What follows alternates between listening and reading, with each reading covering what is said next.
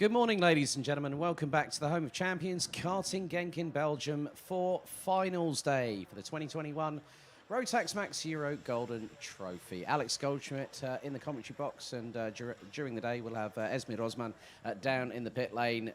But we have a little bit of unfinished business because 36 drivers due to compete in the pre-finals and the finals for this event in both juniors and seniors need to be decided. So we will have 2 second chance heats, or as we say in the UK, the repechage. So 15 looks like we've got 14 drivers that will be going out for the last hurrah. We will have 6 drivers going through, and unfortunately, after that, 8 drivers will be not taking any further participation. The odds are against the senior Rotax drivers a little bit later on for their second chance heat, where 29 drivers will go into battle for the last 6 positions. And that is at 10:50 this morning. The 3-minute board has been shown in the dummy grid, and the horn has been sounded, which has given the signal to the mechanics to now leave the grid.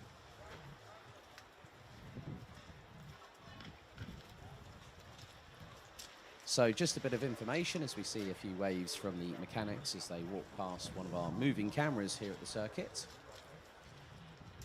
Already, good to see quite a few of you already watching via the official camp company GmbH YouTube channel. And all the races from yesterday have already been posted. So after this event, you will be able to watch every single one of the 38 races from this weekend. Absolutely for absolutely nothing to pay whatsoever, no subscription fee required. We will have them on a playlist for you all to watch. And actually we have another non-starter, so the odds have started moving up in terms of the junior Rotax drivers. Vidmar Aljaz has just been, I've just been informed, has become a non-starter.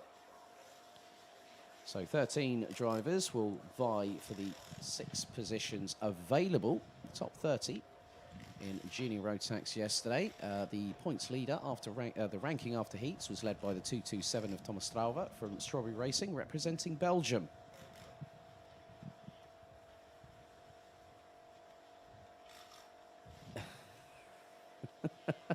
There is an interesting little bet that's been put on. I will enlighten you a little bit later on because I've already spoken to one of the parties with regard to said bet.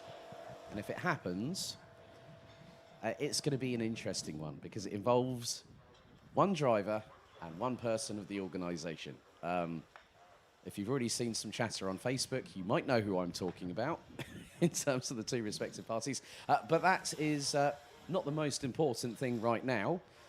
The most important thing is that in just about 45 seconds, the green light will flash at the end of the dummy grid. The drivers will then be released onto the circuit. So any of the 6 drivers that make it through will have had a bit more track time, which could possibly be to their advantage.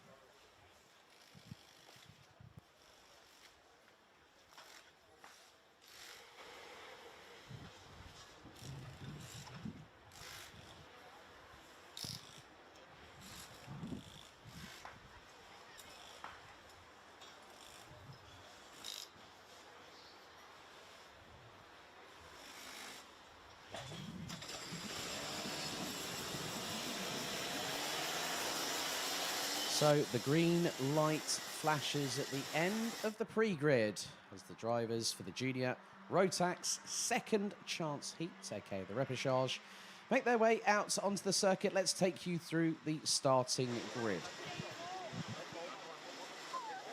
So on the front row, both representing the United Kingdom, it's going to be the 259 of Hunter Motorsports, Gustav Zusakovs on pole position.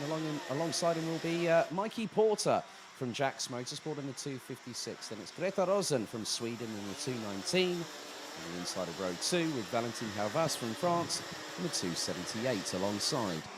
Then row 3, William Heldstrand in the 216 from Denmark. And Daniela Chernega from Belarus in the 202. That's row 3. Row 4, it is the 264 of Lithuania's Adrius Rimkevičius. And Denmark's number 263, Christopher Bays on ball. And rounding out the top 10, it's a pair of Dutch drivers, Devlin Ross in the 298 and Lars Venink in the 246. Jimmy Kokalainen from Finland, Benjamin Van Hees in the 293 from the Netherlands, and Lisa Biard in the 281. Rounds out the 13 that will compete. Vidmar Aljaz in the 212, unfortunately, is a non-starter. So 7 minutes on the clock, plus an additional lap, are set on the timer. And now, for the first time out of 14 races today, goes on to the starting gantry.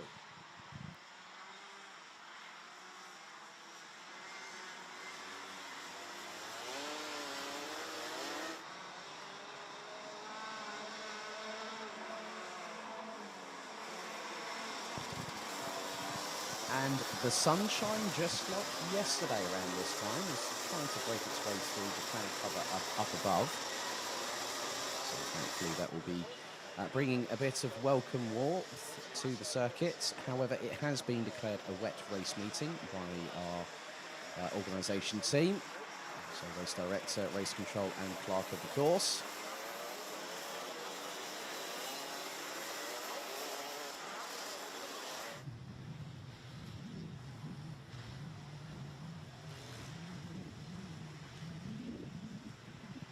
So it's Yusakovs and Porter on the front row of the grid that will control the pace to the rolling start. And we're about to get finals day underway here at the Home of Champions. Right then, out of the final corner, they split. Into the tram lines we go for the first time today. We are lights out and racing. And Yusakovs gets a very good start. Havas trying to go up the inside of Mikey Porter going into turn 2 for the first time. Porter could lose out another position, maybe make that another 2. As the 219 of Greta Rosen gets through. Porter trying to scrabble for traction, as is everyone else. And the 263 of Ornball from Denmark. And the 241 of Kokalainen off on the grass, going through into turn number 5, as they are taking very wide lines. And some of them, like the 264, that is Rimkevicius from Lithuania, using the outer edge of turn 6 onto the Europolan to get the traction down and really get a good purchase. The field makes its way through turn number 8 for the very first time. And leading the way is Gustavs Yusakovs from the United Kingdom. And Yusakovs has already pulled a slight gap in the meantime. Mikey Porter is trying to make a move and goes up the inside of Daniela Chernega. Into turn 10. Chernega uses a wide line to get the traction coming out of the corner. They filter their way through. Greta Rosen running out the top 3 at the moment in the 219, representing Sweden as they come across the line. Usakovs leads after lap 1 and has a gap of 1.1 seconds over Valentin Hervas, Greta Rosen, Christopher Ornball, William Heldstrand and Mikey Porter. Those are the drivers in the top 6 positions. As Lars Venink scrabbling away with regards to the steering wheel, just correcting with millimetres of precision. Just try and make sure that there is traction, and both on front and rear axles of the kart. Mikey Porter trying to get away from Danila Chernega in the meantime, and Mikey Porter is the one in the danger zone at the minute, 6th place. So top 6, once the official results have been ratified and confirmed after judicial and technical checks, we'll proceed to the pre-final a little bit later on. The junior pre-final is at 11:50 this morning. 4 minutes and 45 on the clock. Yusakovs out of turn 11, now making his way through into the final corner.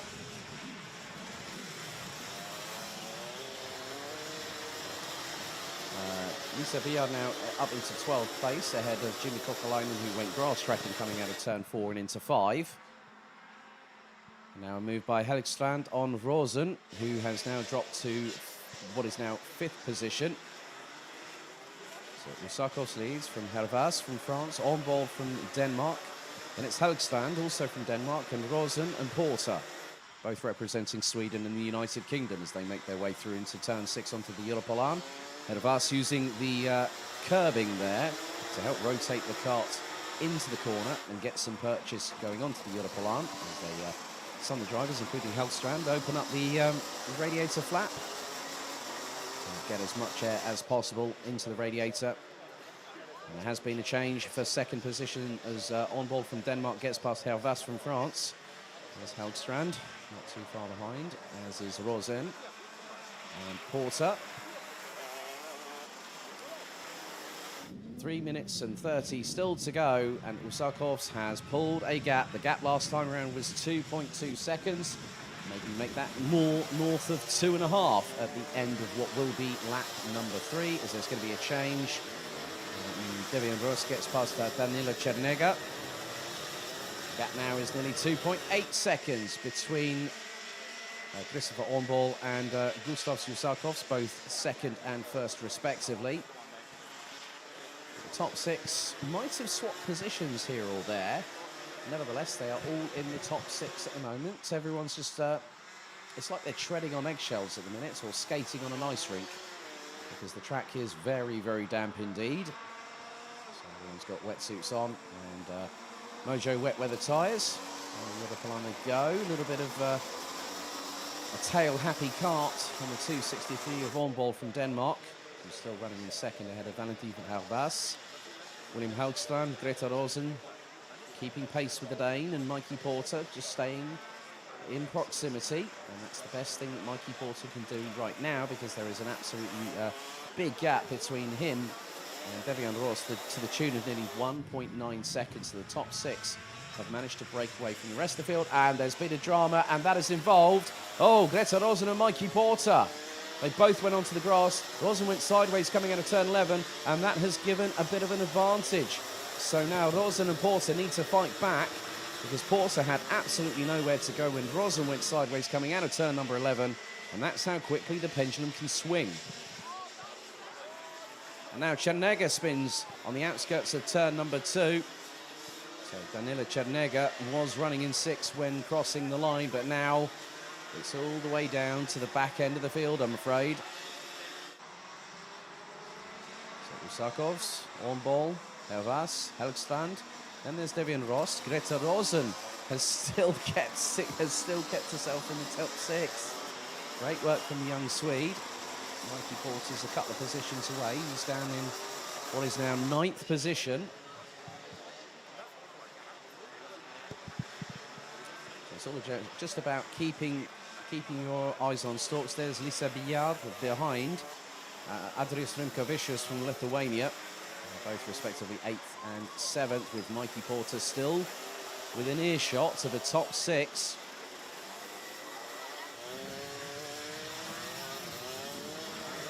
Usakovs now will bring us on to the penultimate lap, lap number 6 out of 7. And Helgstrand in 3rd. Hervas, Rost, Grosen, Greta Rosen. And Danila Chernega's weekend after that has come to, I think, pretty much an abrupt end, having ended up at the back end of the field in 13th place as we are into the last 25 seconds, plus an additional lap. And also the positioning of these drivers in the top 6 will also determine, as Mikey Porter has now got past Lisa Billard and now is going to start chasing down Rimkavicius. So there are 2 carts ahead if Porter wants to get into the top 6. Rosen runs wide. Rimkavicius up the inside through the exit of turn number 8. Mikey Porter just waiting in the wings. The timer has hit 0. So next time around as Rosen and Rimkavicius tangle, and that opens the door for Mikey Porter, who casually drives around the outside of the Lithuanian. So we're going to go on to the final lap of this second chance heat. So Usakovs 1 lap away from qualifying into the top 36 overall out of 45 drivers as Billard gets past Rimkavicius, and then Rimkavicius gets back past. So final lap, and Mikey Porter has got to decide when is he going to pull the pin on the grenade and throw it. And that could determine the opportunity of either being into the pre-final or ending up having an early end to the weekend. There's Devian Rost, as Usakovs is now off of the Europlan through turn number 7. And Porter is in the slipstream. Not close enough quite yet, I think, but maybe might get a good purchase under the brakes. So it's going to be between 5th, 6th and 7th as Rosen runs wide once again. And there goes Mikey Porter, side by side with the Swede, has to avoid contact there and goes back up the inside into 6th position through turn 9. Nicely timed by Mikey Porter. But the checkered flag is being prepared. Oh, and Greta Rosen heads into drama on the final lap, but Gustav Zusakovs books a place into the pre-final later on this morning. As does Christopher Pezonbol, William Helgstrand, Valentin Harvas, Devian Ross and Mikey Porter makes it through provisionally. That is your top 6. And Greta Rosen, having been overtaken by Mikey Porter, well, ended up tagging the back of the 256 going into turn 10, which put the Swede sideways. But Gustav Zusakovs gets, as they say, an extra life if it was a computer game. Takes the win in the Junior Rotax second chance heat here at Karting Genk.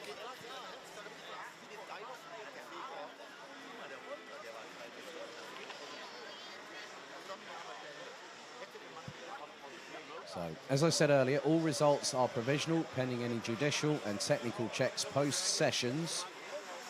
As the driver's now under full course yellows, and there is a cheer from the Hunter Motorsport clan off of the who are at the top of the grandstands.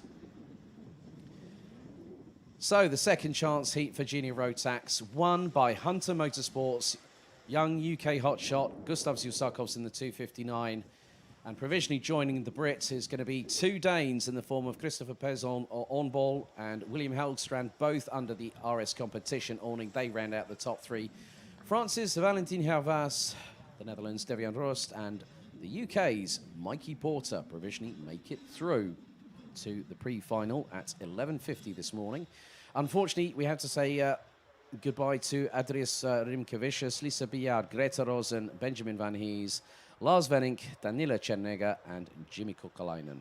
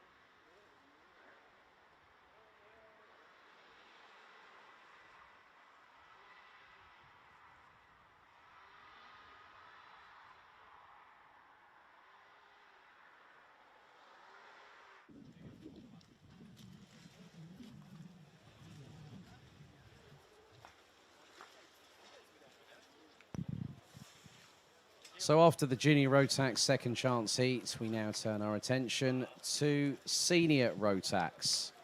And the odds are against them. 29 out of the 59 drivers here this weekend have to battle for the top 6. And there is Arthur Roche in the 337. Just behind Sem van Thiel from the Netherlands in the 656. Looking over to the other side, I can see Vincent Bouteye, of all people, 645. David Lackner, 351 from Austria. Kevin Kramers, Lars van Vark in there as well. Lars van Vark actually said on his social media it was actually a failed chain that caused him to retire on the penultimate lap of the race. So the Dutchman's got a bit of work to do. As you can see, the 304, Beer Dotterstein caught up with him this morning. He's feeling a bit sore, but medically cleared to race, which is a good thing. It was a bit of a hefty whack. He actually got the wind knocked out of him when the cart hit the barrier front bumper first, and it just literally knocked him forward. And when you have a steering wheel hitting you square in the rib cage, that can knock the wind out of anybody's sails. And there's Kevin Kramers in the 393. We've got the 368 Zino Kovac, Jens van der Heyden in the 354 just behind. Quite a few other drivers there too. Mario Sidler from Switzerland, one of a handful of Swiss drivers here this weekend. So we're 60 seconds away from the green light flashing at the end of the pre-grid.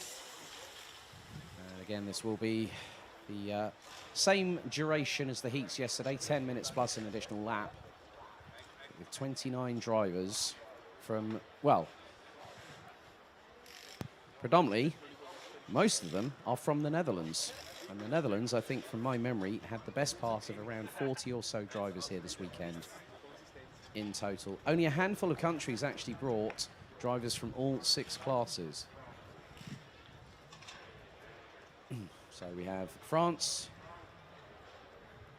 the Netherlands, Hungary, Great Britain, Austria, Switzerland, Belgium, Germany, and Finland, all in the mix here.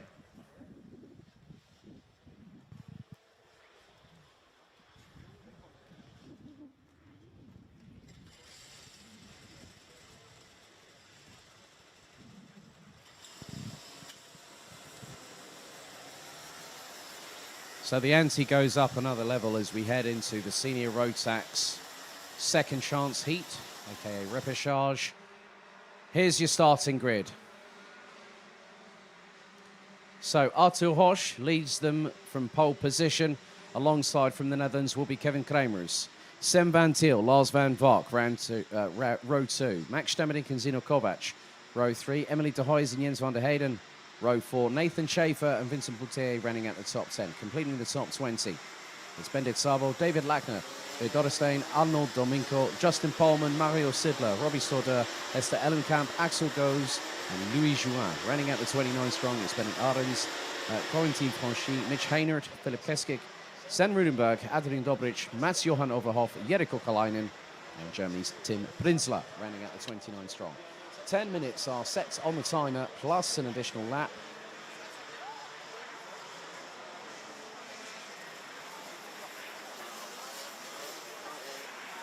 And if the racing yesterday was anything to go by, and there were definitely a lot of smiles on faces, mine included.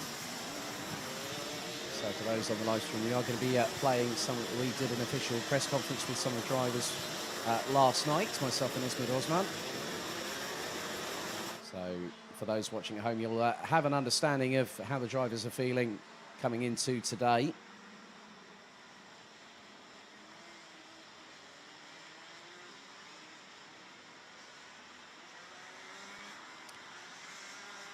So the red lights will very shortly be illuminated on the starting gantry. There's Arthur Roche.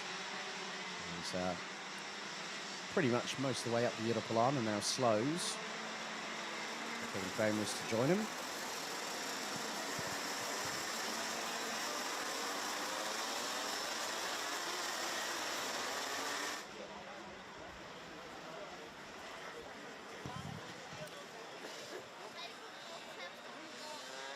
So this is the last chance saloon for these drivers if it was a movie like a Wild Western. Like the old days of when Clint Eastwood used to be one of those tough guys with a cowboy hat, a pancho, and a cigar in his mouth. Well, these drivers are pretty much the modern-day equivalent, albeit without the cigar in the mouth, without the pancho, without the cowboy hat on. It's race suits, race helmets, and carts underneath them, millimetres off of the ground. This is going to be tricky in these difficult conditions. It is still a wet race meeting. So top 10, Arthur Horsch, Kevin Kramer, Sam Van Til, Lars Van Vark, Max Stemmerding, Zino Kovac, Emily de Hoys, Jens van der Heyden, Nathan Schaefer, and Vincent Boutelier as they now round the 12th and final corner. Okay, the drivers split. They head into the tram lines. Revs rise. Are we ready? Second chance heat is off and away. And we are racing as Arthur Horsch gets a bit snaky under braking going into turn number 1. And as a result of that, Sam Van Til gets through. And Jens van der Heyden is round on the outside. He's backwards going through turn number 2. Disaster for the Dutchman. As Nathan Schaefer has literally catapulted his way through the field. I don't think he had a catapult on the back of that CRG, did he? And he's gone very, very wide, around the outside of turn 6. Lots of drivers are doing that, but it's helping with regards to the traction. And Nathan Schaefer fancies an opportunity because in front he's got the 368 of Hungary, Zeno Kovac, as they all filter their way through turn 7 off the beautiful line for the first time. And that was close coming through the exit of turn number 7. A bit of wrestling with the steering wheel, one of which was Emily de Hoys. And currently she sits in what is 6th position. And right up her back bumper, she's got probably the likes of Nathan Schaefer. Well, I think Lars Van Vark is there as well. Lars Van Vark was running P4. But at the moment, the way things stand, who is leading the way? It is the 309 of the Netherlands, Max Stemmerding. Mechanics on the gantry there, just giving the instructions to the drivers. Stemmerding leads. Kramer is in second. Van Til, Van Vark. Then it's also Arthur Horsch, and it's all a bit of scrabbling for traction. Carts left, right, and centre. And Arthur Horsch, hits the curves through turn 3 and spins the cart around. And that has provided disaster for the Frenchman. It's all very much keeping yourselves calm, cool, collected all the way through this race. Beard Dotterstein up the inside of Emily de Hoys. And Zino Kovac trying to get through in the 628. And Nathan Schaefer trying to go around the outside, coming out of turn number 7 and into turn 8. That's not at all surprising. He's trying to go around the outside of Zino Kovac, takes the wide line through turn 9. He's going to boot the throttle any second now and get a good amount of traction. Looks to the inside of turn 10. Well, Zino Kovac and Emily de Hoys have already shut the door firmly. We're turning around now, and Mats-Johan Overhoff. And it seems to be sympathy spinning at the moment. 627, Louis Juin. I think I caught the 620 of Jere Kokalainen also having a little bit of a moment there too. Who is that sideways out of the final corner? That is alongside Arthur Horsch, as now the lead goes to Lars Van Vark from the Netherlands. He's past Max Stemmerding going through turn number 2. Emily de Hoys is in 6th position at the moment, from my recollection, as they all make their way through turns 3, 4 and 5. And it's the battle of the Dutchman at the front of the field. Stemmerding runs a little bit wide. Van Vark looking to go up the inside, but Stemmerding puts the hammer down and the rear tyres bite rather rapidly and catapults him to the end of the Europalan. Drama's there, 656 and 304. That is Sam Van Til and Beard Dotterstein. They all had to go on the runoff area off of turn number 7, and Zino Kovac has just been passed by Nathan Schaefer. Schaefer is fighting for the lifeline right now. That was a bit of a wiggle and a half from Sam Van Til, who's got Zino Kovac to the outside of turn number 10. 6.5 minutes to go, and we have a 3-second time penalty coming through for the 644 of Robbie Stordeur, who broke the formation with 2 wheels out of the tram lines on the race start. 648, Emily de Hoys is actually running without, is actually being timed manually. So at the moment, she is currently in 5th position. Nathan Schaefer, ladies and gentlemen, started in 9th. He's now currently in what is, I think, P6. Vincent Boutelier is trying to close in on them. Beard Dotterstein rounds out the top 4. The top 6 are provisional, pending what happens here As De Hoys goes on the defensive in front of Nathan Schaefer. And the biggest thing with the top 6 is that where you finish in the top 6 is where you end up in the bottom 6 for the pre-final, as Emily De Hoys hanging on to that place with like literally a finger and a thumb on a fine piece of twine, and it's that close to breaking. But at the moment, she's doing a great job fending off Nathan Schaefer as they go through turn 10. Schaefer round to the outside of turn 11.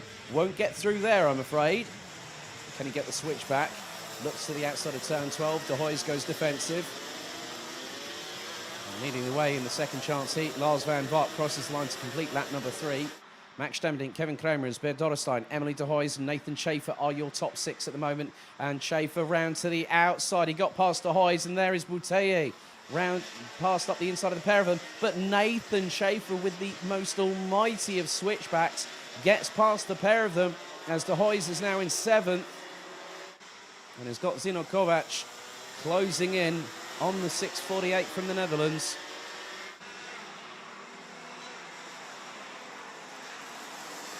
And still, well, the cloud cover has, the breeze has brought the cloud cover again over the circuit. But there is still a little bit of sunlight trying to break through those clouds.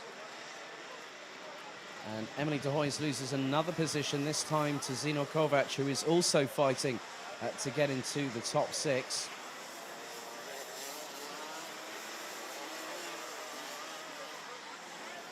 Well, as far as I'm aware, I think all 29 drivers are pretty much running. I think probably apart from Philipp Keskik from Germany, who is showing as a lap down off of the leaders. Van Vaart crosses the line with just under 4 minutes to go, and that's the completion of lap number 5.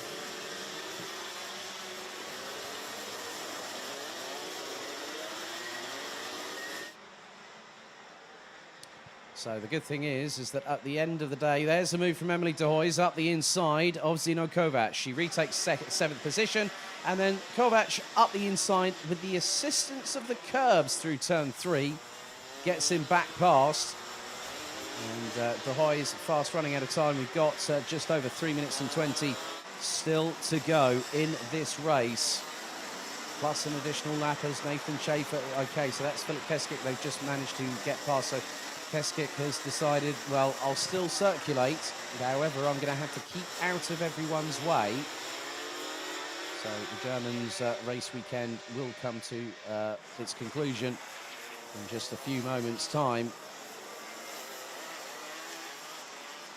But now there is Nathan Schaefer. He's done a very good job as the Brit running on the CRG chassis.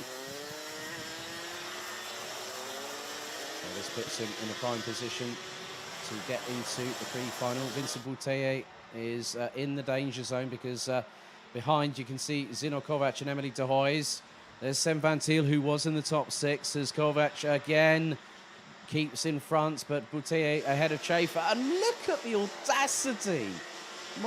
Nathan Schaefer using the divot on the inside of the curb to hook it up through turn 3, rotate the car, and all of a sudden, there he goes. Well, that was through turn 2, but it gave him the run for turn 3 as well. De Hoys now wrestling with the steering wheel. It's over her right shoulder. Kovac still ahead. Just over 2 minutes to go. And the top 6 at the minute, Lars van Vaart leading the way. Kevin Kramers, Max Stemdink, Beer Dorrestein. Top 4 are all Dutch. And then we've got a Brit and a British and a French driver rounding out the top 6. So Van Vaart was at the sharp end of the grid. It was really good to see that Dutchman back here at Karting Genk, as it is side by side a little bit further up the order, and that is between Max Stemdink and Beer Dorrestein. That is for P3 as the sunshine again breaks through the clouds off of turn number 7, and that's going to provide a different visibility issue for these drivers. It's going to be glare as Dorrestein and Stemdink go through into turn 2. Dorrestein gets through, and now Kovac is closing in on Bouteille. That's for 6th position. When he gets through, the Hungarian forces the issue, gets through by turn 3 and then into 4. 60 seconds on the clock. And I think one of the things that Emily De Hoys can do is just keep herself within proximity. So if the 2 in front tangle, then she's got a lifeline going into the pre-final, but Buteye now loses out to Kovac, who now is in 6th place. 40 seconds on the clock remains.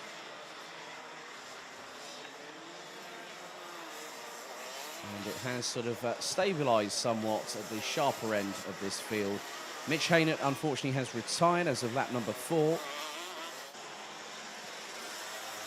There is Beer Dorrestein and Max Demerdink running at the top 4 positions.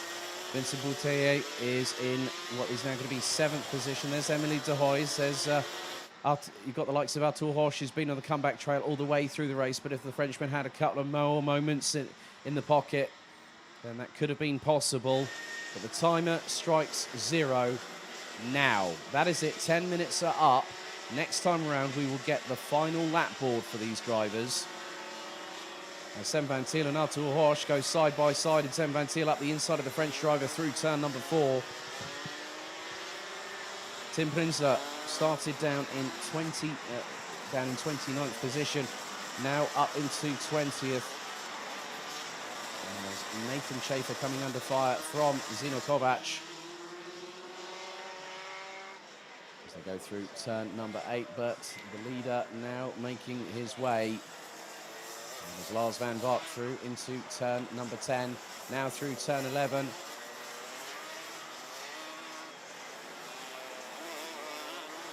So the last lap board is being shown to Lars van Vaart. So last lap board is out. Van Vaart leads by 3.9 seconds.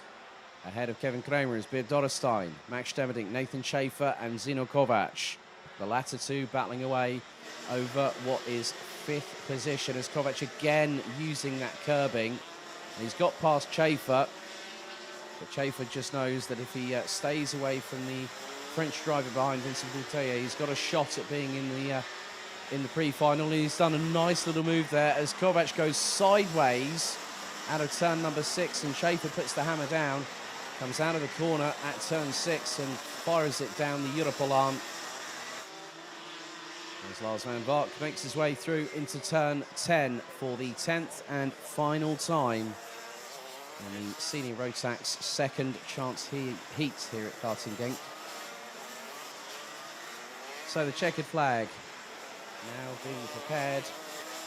And it will wave as Lars van Vaart from the Netherlands in the 6:29 takes the checkered and wins the second chance heat, progressing to the final stages of the Golden Trophy. Kevin Kramer's second, Beer Dorrestein in 3rd, Max Demerdink 4th, Nathan Schaefer from the United Kingdom takes P5 ahead of Zino Kovac.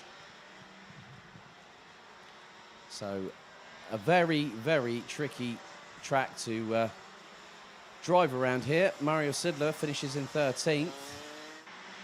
I did notice that his front bumper was flailing a little bit, so it hasn't been easy for these drivers, especially when things got rather up close, personal, and there was incidents and accidents in the first opening minute or so of the race.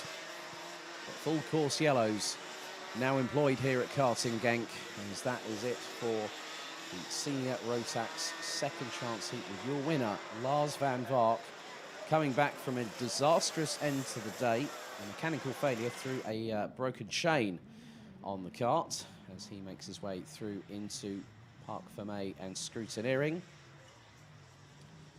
So Lars van Vaart takes the win ahead of Kevin Kramer's Beer Dorrestein and Max Demerdink. Top 4 in that were from the Netherlands. Nathan Schaefer from the United Kingdom progresses onto the pre-final and final stages of this event ahead of Hungary's Zino Kovac. So unfortunately at the moment, provisionally speaking, we have to say goodbye to Vincent Buteye, Emily de Hoys, Bennett Szabo, Artur Horsch, Sam Van Thiel, Justin Pohlmann, Mario Sidler, Arnold Domingo, Bennett Arends, who rounds out the top 15, ahead of Corentin Franchi, Zen Rudenberg, Axel Goes, Jens van der Heyden, Tim Prinzler, Lester Ellenkamp, David Lackner, Louis Juin, Mats Johan Overhoff, Jericho Kalainen, Adrien Dobrich, Robbie Stoddard, Philip Keskik, and Mitch Haynett.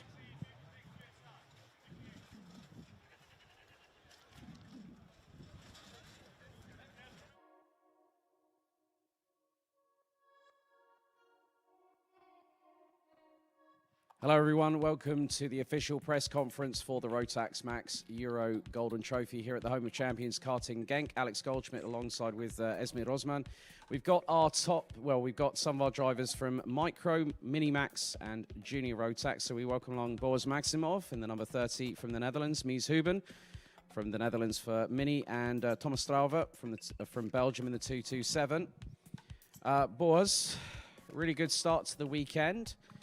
How are you feeling going into tomorrow? Nou, Boas, goede start van het weekend. Hoe sta je erin ten opzichte van morgen?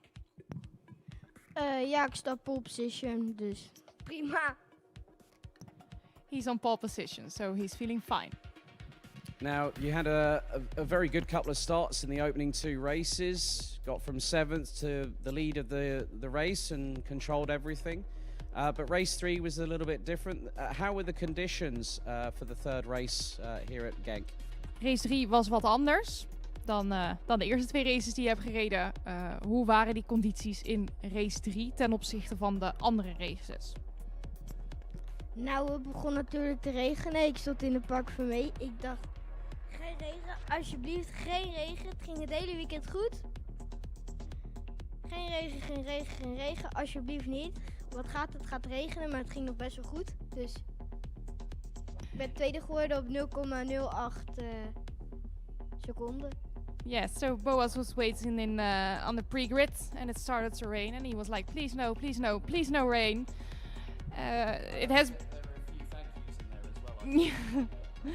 Yeah, and he all weekend it was really good, and then it started to rain, so he was a little bit nervous, but he became second, so really close to first place. So it's all good in the end. Now I understand that someone said in a post-race interview that you were asked, what do you want to do tomorrow? Of course, you want to win, don't you? You want to go to Bahrain for Team Netherlands, am I right? Ja, dus er werd in een interview na de race gevraagd, wat wil je? Jij zei, ik wil winnen, alles wat ik kan winnen, want je wil heel graag naar Bahrein, neem hem aan. Ik ga al naar Bahrein. He's already going to Bahrain. It's all right for some. Thank you to Boz Maximov. You can switch the microphone off now. Next up, Mies Huben. Mies, firstly, a very challenging day behind the wheel. You know, you started from pole position for all 3 races, and how did you think the day went?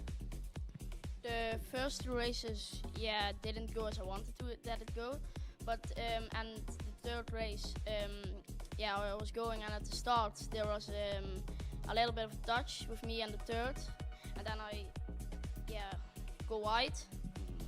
And then I lost a few positions, but came back. And at the end, it was getting dry, and I already found the lines, and so I was closing really fast up to him, the first one, and I was a little bit too late with the lines. Coming on to the third heat. We saw that really great battle up ahead of you, and it gave you the opportunity to finish in second for the third race. It's always about holding back a little bit, keeping a bit in reserve. Did you feel you were confident, just waiting? Yep, I can bide my time, wait, and then if something happens, and it did happen, you ended up second. Was that a pretty good feeling to end the day in the right way? I wanted to end first, but I made a few mistakes at the end of the Europa lane and slipped wide. So I lost again a few positions. And I know that you've been running on a different chassis throughout this year. How's the Paralin chassis been here at Genk for you? It's good. I feel confident with it. So when I steer, it's just more softly, and it's not that I go to the turns and go hobbling. And with Falcon chassis it goes better than with the X-Pre, I think. Well, Mies Huben, good luck for tomorrow in the finals. Next up, Thomas.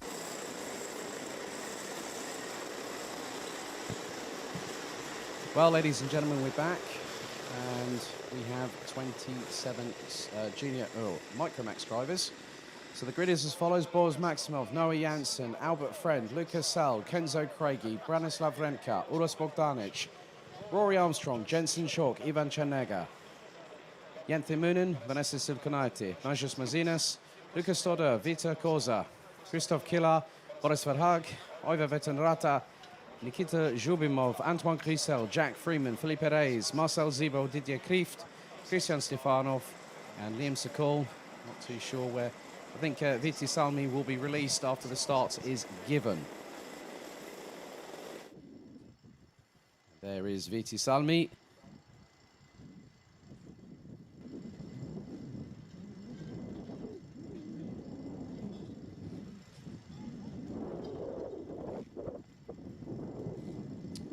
So we up things a little bit in terms of the times on the races. 11 minutes plus an additional lap for Micro, Mini and Junior. 14 for the remaining categories. Maximov on pole, Janssen alongside. Into the tram lines we go. Revs rise. Are we ready? We are off and away and racing. There's a bit of a tussle just behind the front row as they hurtle their way. Albert Friend up the inside in the number 90 to take the lead through turn 2. They can use the runoff area. Boris Maximov in second. Noah Janssen in third, as I think I've just spotted. Kenzo Craigie trying to get through for positioning into turn 3, but gets compromised by another driver firing their way through. There's Lucas Sell.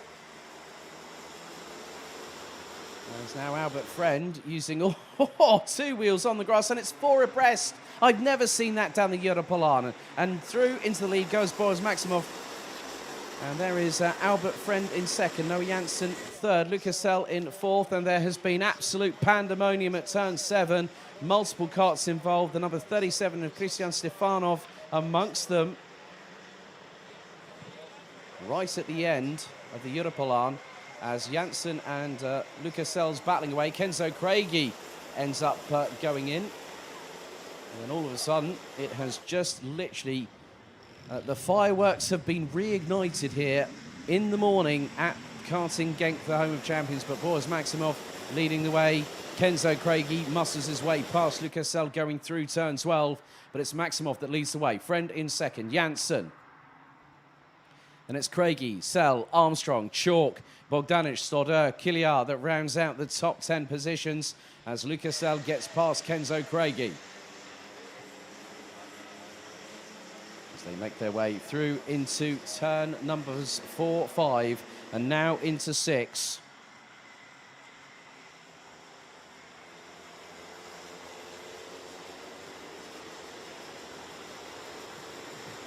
As a pretty good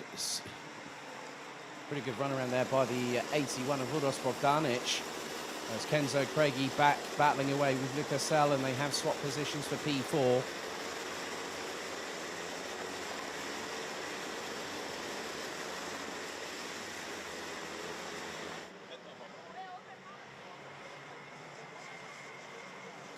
There's still plenty of racing happening at the moment because the number 77 of Majas Mazinas going up the inside of Uros Bogdanic, and there is Jensen Chalk just behind them as they head their way through into turns 11 and 12 here at the track.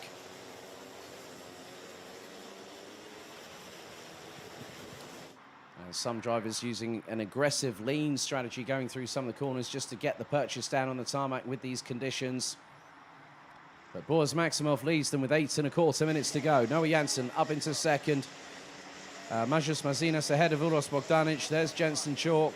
There's also the 41 of Christoph Killer from the Czech Republic, who's now got Jente Moonen up the inside. The Belgian in the number 20 through on turn number 4 and gets the job done. Nice work by Jente Moonen up into 11th. Kenzo Craigie back up ahead of Lucas Sell from France, as Boris Maximov has Noah Janssen closing in hand over fist.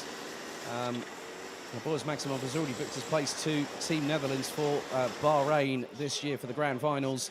Noah Janssen yet to qualify for the Grand Finals. Kenzo Craigie has already done so. Lucas Sell, I'm not too sure. I think probably hasn't done so. Albert Friend at the sharp end of it has also qualified. But this is still a pretty good tune-up race for these drivers ahead of Bahrain.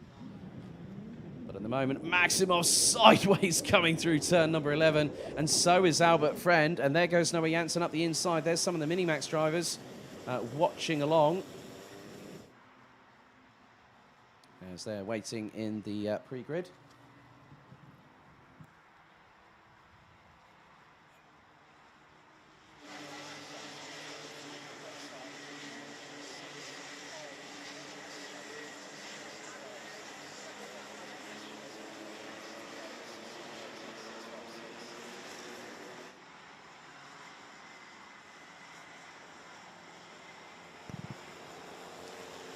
Lucas L keeping ahead of Kenzo Craigie, but trying to... Oh, there's been a little bit of a touch between a couple of drivers, and oh no, Kenzo Craigie breaks down coming out of turn number 6. And the frustration is clear to see. There's Rory Armstrong in the number 68, had a lovely catch-up with his mum over the last couple of days. And Kenzo Craigie out of the pre-final after what was a fantastic win in the third and final heats yesterday afternoon, winning ahead of Boris Maximov by 18 thousandths of a second. Kenzo Craigie is going to have a severe mountain to climb here at the home of champions. Drivers making their way through into turns 11 and 12. Noah Janssen leads the way. Boris Maximov completes the top 2, and they are covered by less than 6 tenths. Albert Friend from the UK in third. Lucas L in 4th, and now that promotes Majus Mazinas up to P5, as Kenzo Craigie now unfortunately having to watch by the sidelines, the number 44 from the United Kingdom. Jensen Chalk battling away for position, and this is with Branislav Renka, and that's for 8th place. Good astute awareness there by Chalk going through turn number 4, gets through and stays ahead thus far.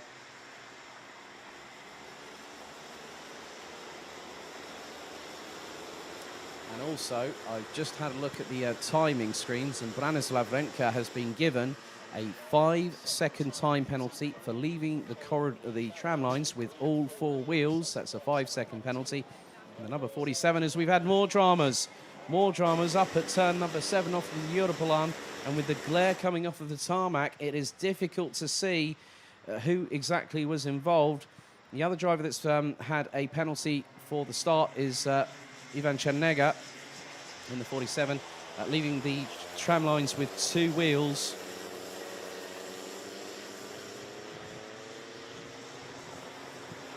But nevertheless, there is still plenty of this race to go. 4.5 minutes plus an additional lap. Janssen still continuing to lead, but Boris Maximov has absolutely sliced into some part of the lead from it. It was about 9 cents. It's now 7 cents, as here are the pair of Majus Mazinas and Uras Bogdanic, and the Lithuanian comes out on top in the 77 going through turn number 3. As more dramas, there's the number 5, Antoine Grissel from France. So a lot of drivers having a bit of a difficult time behind the wheel here. And when the track is very, very damp and slick here at Karting Genk, it can be difficult to get your to keep yourselves calm and composed. But some of the drivers that are doing it are Noah Janssen, Boris Maximov. Kenzo Craigie was doing ever so well until that mechanical retirement. But Rory Armstrong giving good as he can in the number 68, battling away. And there is the number 12 off on the part of the Europolan, and that's Nikita Zhubimov from Estonia out of the kart. And Marshall's on the scene to pull the kart and the driver away to safety. Now Boris Maximov, the gap was 7 tenths of a second. It's now just under 3. So Boris Maximov said in the official press conference that we hosted last night that he was looking to win, even though he has booked his place at Bahrain. But Rory Armstrong having a great battle here with Branislav Renka. And a bit sideways for Armstrong. Renka up the inside through turn 3. Armstrong quickly gets behind in the number 68. And now up the inside through into turn number 6. onto the Europlan. A little bit of Tokyo drift going through turn 6 onto the Europlan. Loses the 68 momentum. And Branislav Rentka able to go up the inside to retake the position, but Rory Armstrong back on the counter-offensive through turn 7. Gets through, Rentka round towards the outside. Armstrong using the curves. It pushes the cart slightly wide. Jensen Chalk trying to chase them down in the number 18 representing the United Kingdom. And again, these two are swapping positions like it's Minimax musical chairs. And Armstrong is towards the outside of the racing line, but still pulls ahead of Rentka. That's a great move from the number 68, but runs wide coming out of turn 10. Rentka's going to get the run on him going through into turn 11. It will be on the outside of the racing line unless he gets ahead. And Armstrong, nevertheless, switches positions again. Great racecraft from these two. Great spatial awareness. So 2 retirements. Kenzo Craigie and Nikita Zhubimov, both representing the United Kingdom and Estonia. And down to 25 drivers still running. We have had a few moments through turn 7 and turn 2, especially during this race thus far.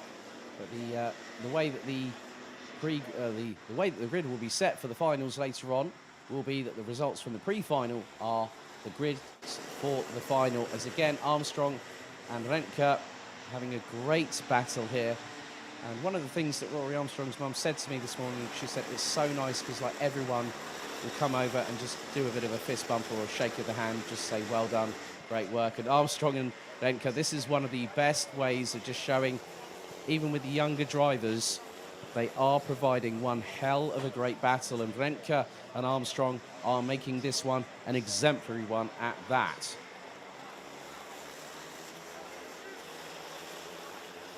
So 35 seconds to go. Rentka back up the inside of Armstrong going through turn number 11 and gets the move done. That is still for P7, but Armstrong could have another go up the inside of turn 12. And the 68 goes through once again. But the leaders now are within a kart length of each other. Lucas Seller's not too far behind. Albert Friend rounds out the top 4. But Noah Janssen leading the way. Goes a little bit wider than Boris Maximov going through into turn 5, but they start both using the same sort of line, but Boris Maximov gets a little bit tighter in towards the apex of turn 6, looking for the inside through into the Europlan, switches through onto the outside of turn 7 to get a real good run of momentum into turn 8. And Lucas L is now with them. Timer has struck 0 here in Micromax for the pre-final. And next time around they will get the last lap board, and that will give Boris Maximov the opportunity he needs. So the point system will work on 25 points for a win. As Lucas L looking up the inside of Boris Maximov, and Sellers goes sideways. Maximov manages to get past and stay ahead at this moment. The top 15 do score points, but on to the final lap. Noah Janssen leads the way. Boris Maximov, Lucas L, Albert Friend. That's your top 4 positions. It's a lengthy wait until 5th comes around, and who's going to be leading that one? It is Majos Mazinas ahead of Uros Bogdanic and Branislav Rentka. Rory Armstrong in 8th. Ivo Vetenrata in 9th. Jensen Chalk representing the United Kingdom completes the top 10. Vanessa Silconati, Marcel Zibo, Lucas Soda, and Felipe Reyes with Vito Cosa running at the 15 that will score points. And what can happen is that if you win in the pre-final and you finish 2nd in the final, and the other driver that finishes 2nd in the pre-final but wins the final is declared the winner, because it's the most recent highest result that is taken into consideration on countback.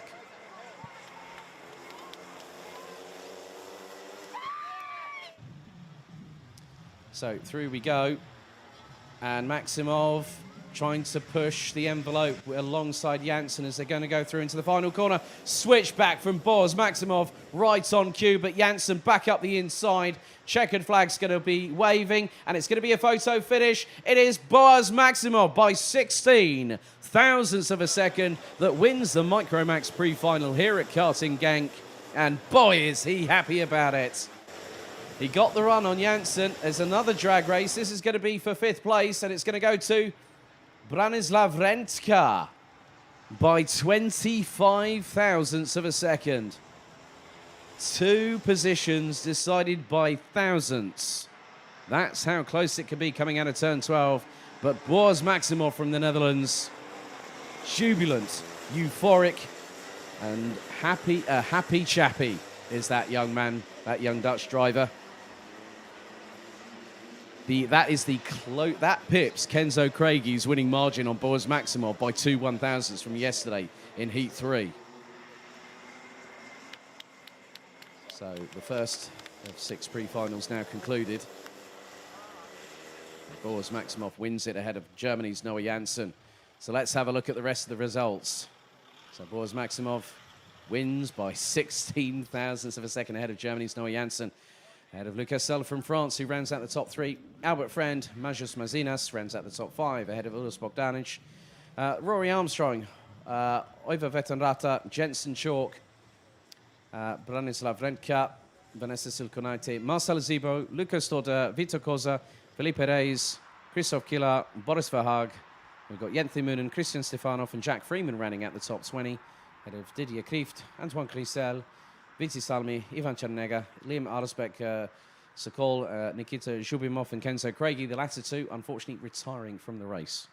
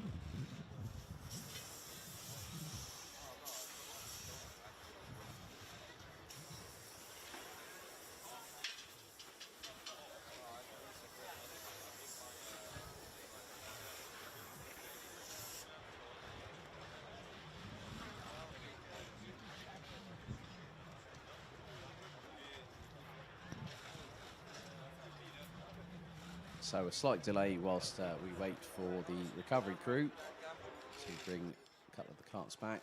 So Kenzo Craigie and Nikita Zhubimov from the UK and Estonia now safely back in the pre-grid. Okay, next up it's Minimax. They make their way out onto the circuit. 19 drivers. That's 9.5 rows. Let's have a look at the starting grid.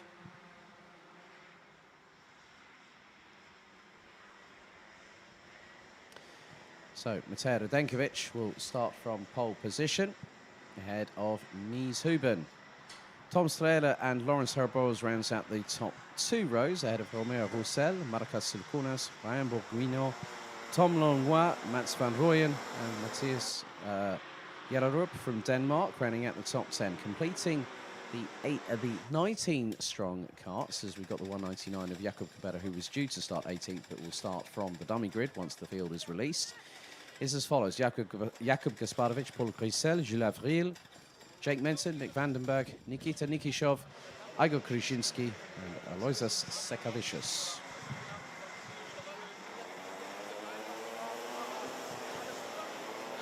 So once again, their races are extended in terms of time duration, which is 11 minutes plus an additional lap.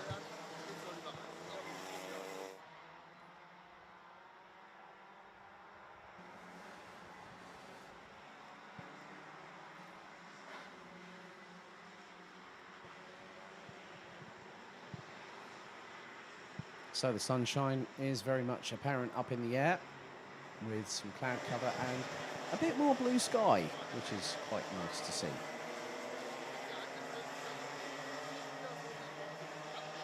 So when we spoke to Mies Houben last night, he said that the chassis that was on, the Parolin chassis, a lot's happier, a bit more compliant, a bit softer, able to compensate and complement his driving style. So for Mies Houben. But it's Mateo Radenkovic, the points leader after the rankings yesterday, that will start them from pole position. Red lights are ignited on the starting gantry. And this is where the hard work really begins. They got through the stages yesterday, 3 heats, but now a pre-final and a final would determine the 2021 Rotax Max Euro Golden Trophy here at the home of champions Karting Genk in Belgium. Fantastic 1,360 metre circuit. It's been around for quite a few years.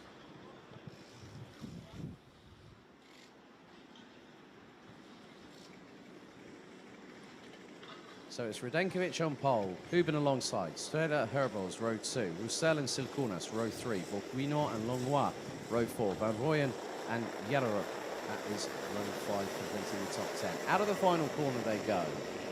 They split, head into the tram lines, revs rise. Are we ready? We are, lights out and racing. And Radenkovic gets a good start. Strehler looking to the inside already of Mies Houben as they head into turn 2 for the first time of asking. But Houben uses the runoff error. They're allowed to do that on the first lap. Lawrence Herboz gets past the Latvian as well. This is nearly 2x2 hurrah, heading up into turn 4 for the first time of asking. As Gasparovic was battling away for position.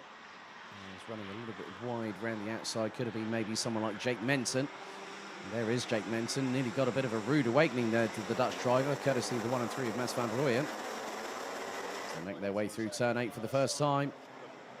And it is currently Mateo Radenkovic leading, but Mies Houben looking to get past quickly, because the minute he does that, he can maybe try and get a bit of a gap ahead of those behind. The likes of Romeo Roussel, Lawrence Herboz, and the 123 of Tom Strehler from Latvia. Through turn 11 for the first time, as they're about to come through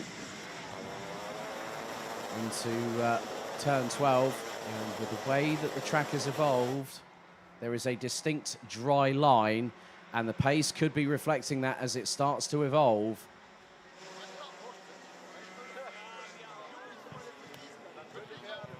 So into turns 3 and 4, now 5, as Houben looking up the inside, through on the inside of Radenkovic goes the Dutchman and takes the lead on lap number 2 through turn 5. Nicely timed there by Mies Houben, waited for his chance. And Radenkovic now in second place. We've got a fight on our hands as Lawrence Herboz has Tom Strehler going up the inside through turn 7. The Latvian gets through. So great move there by Tom Strehler, pushing the limits of adhesion through turn number 7 off of the Europolan and gets the job done. But Mies Houben hits the front and he's pulled a gap. Oh, it's a considerable one. Mies Houben is away and flying. He hasn't got wings on the side pods of that kart, but at the rate he's going, he might need them if he wants to fly somewhere in a minute. And that's with 1 minute and 10 completed. So Huben crosses the line. The gap is astronomical right now. And it is, get this, 1.7 seconds. Mies Huben was looking for an opportunity, and it's presented itself in the pre-final. As we've got a great battle between Laurens Herboz and also Romeo Roussel and Mats van Rooyen from the Netherlands. So 2 Dutch drivers and a French driver, and the French one is Piggy in the middle. 8 minutes and a quarter still to go, but the track is evolving. There is a dry line showing on the circuit, but it is still at that point where the track still is not at that window, that crossover point between having wet and dry conditions. This is very much still a wet race situation here. So with 7 3/4 minutes still to go. And Radenkovic has lost out. Radenkovic down in 3rd place in the meantime. Tom Strehler now up into P2. And the gap between Huben and Strehler is now nearly 3 seconds after 3 laps. Sound familiar with a particular 4-time Formula 1 world champion, Mr. Sebastian Vettel? Literally, the minute Huben hit the front and got past, Radenkovic has pulled that gap incredibly quickly. And Tom Strehler has managed to get through. So when it's in these kind of conditions, it's always about having to make a compromise. And will that work? Will that pay off? Could that, or could you make one slight adjustment that doesn't really give you the setup that you need? But at the moment, Mats van Rooyen really hustling. Laurens Herboz up the inside, goes the Dutch driver through out of turn number 8 and gets the job done. That is for what is now 4th place, but all of a sudden through turn 9, Van Rooyen runs wide. Herboz to the outside, going through into turn 10. There's Romeo Roussel. There's also the 120 of Nikita Nikishov. That's just, well, Nikishov has just got past. That was a very quickly timed manoeuvre there. Nikishov past one of the drivers through turn number 10 as they go across the line. Mies Huben now has nearly a 3.5 second advantage over Tom Strehler. Radenkovic 3rd, Van Rooyen, Roussel, there's been a touch, and that's Herboz and Roussel that have come together as Nikishov went through. Oh, again, as I've said, when you've got these kind of conditions, it is so difficult to really gauge them correctly, and the drivers are the ones that are really having to be, they're the ones that are really getting an idea. The mechanics can do all the work with the setup of the karts. It's always about what the driver feels underneath. As David Coulthard always said, underneath the seat of your pants. There was a German term that I will not repeat that was very, very reminiscent of that. But we've got a move going on here, and that is the 110. Jarlerud from Denmark getting past the now recovering Romeo Roussel, but Roussel counter-attacks through turn 9. Gets back down into there. Oh, very neatly shutting the door there, did the French driver. Going through as Huben is continuing to put in the hot laps. 1 minute 6.112 for the Dutch driver. And there has been, well, Romeo Roussel unfortunately did drop all the way down to about 15th position after that incident earlier on with Laurens Herboz, and Herboz at the minute has recovered into 9th place at the moment. He's battling away with the 191 of Jakub Gasparovic.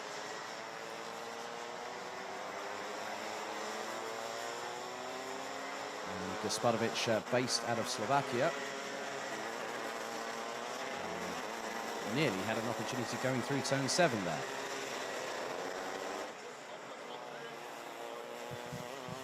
Four and a half minutes to go in this this Minimax pre-final.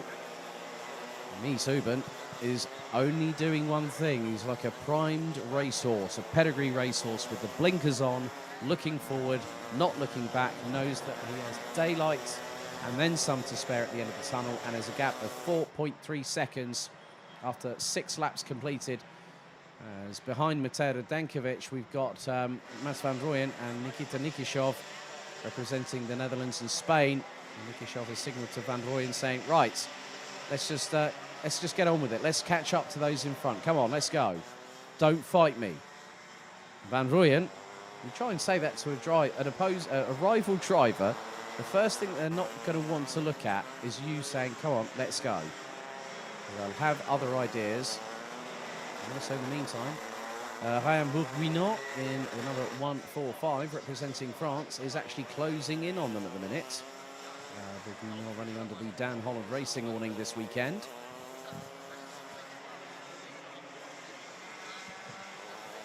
So 3 minutes, or just over 3 minutes to go.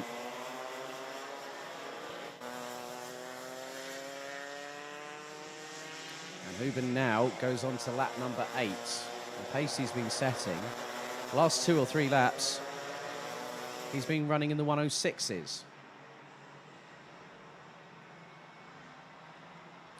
The low 106s, I might add. Last lap from him was a 1 minute 6.201.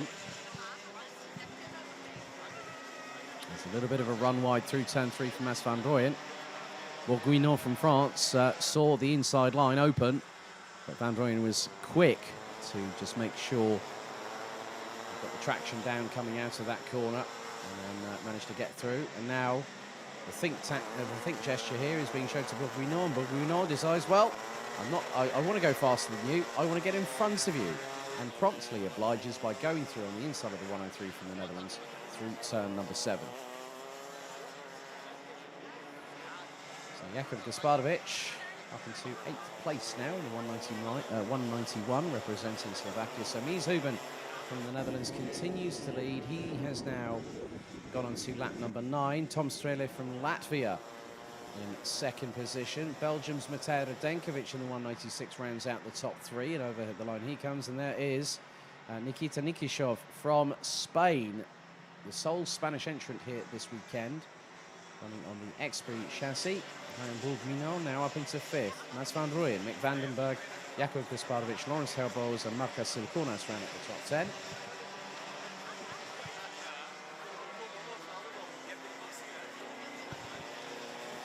Jake Menton looking to make some progress and is trying to close in on the 110 of Denmark's Matthias Jellerup and France's 105, Omer Roussel, also who is quite a few drivers, quite a few variety of chassis, Paralin, Tony Kart, EOS, Croc Promotion, Kart Republic and Evo and Sodi as well. Even a couple of Pragas. So into the last 60 seconds of this race. Mies Huben now goes on to the 10th lap. That's going to be the penultimate lap, so lap 10 out of 11. He's got a gap of 4.661 seconds ahead of Tom Strele, Matej Radenkovic in 3rd, Nikita Nikishov, Ryan Bourguignon, Mas van Rooyen, Mick Vandenberg still rounding out the top 7 positions. Gasparovic still in 8th.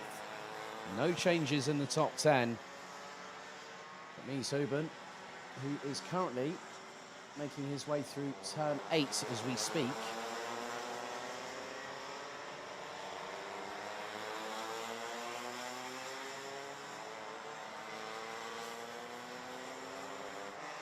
Is one step away from having a good starting position for this afternoon's pre-final.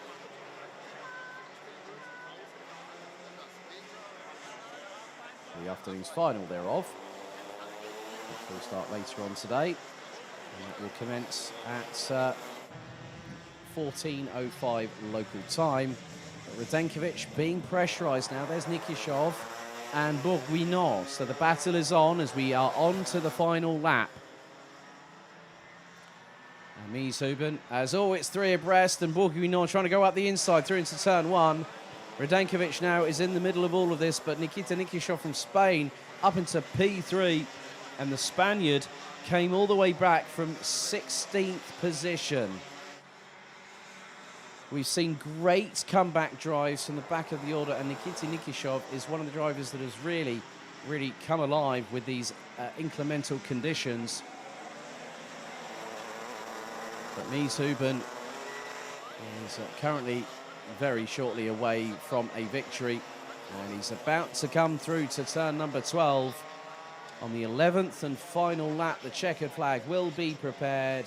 Here he comes, the 108 from the Netherlands, Mies Huben takes the Minimax pre-final, as there's been a bit of a drama from Mateo Radenkovic on the final lap going through turn 10. Tom Strela rounds out the top two, less than 4 seconds behind. Third place, it's not going to be Mateo Radenkovic, but Nikita Nikishov from Spain. Fourth is going to be Juan Bourguignon. Nick Vandenberg takes fifth ahead of Mats van Rooyen, Jakub Gasparovic, and the now trackside Mateo Radenkovic, having had that moment going through turn number 10 on the last lap, with Lawrence Herbols and Marcas Silkunas completing the top 10. But the minute that Mateo Radenkovic was passed by Mies Huben did not look back, and I'm sure his dad Nico is going to be very, very happy with that. Mies' elder brother Thaman is also competing here this weekend, funnily enough. Managed to scrape through into the top 30 in junior Rotax by the skin of his Nomex. But let's have a look at the results. Mies Huben takes the victory by nearly 4 seconds ahead of Tom Strela from Latvia, winning the pre-final for Minimax. Nikita Nikishov, 16th to third place at the end of that. Ryan Bourguignon started 7th, finished in 4th. Mick Vandenberg, 15th to 5th place. Mats van Rooyen in 6th, ahead of Jakub Gasparovic, Mateo Radenkovic, Lawrence Herbols, Marcas Silkunas, Matthias Yelarup, Romeo Roussel, Jake Menton, Tom Longlois, Jules Avril, Igor Krzyzynski, Paul Grisel, Aloysius Sekavicius, and Jakub Kubera from the Czech Republic.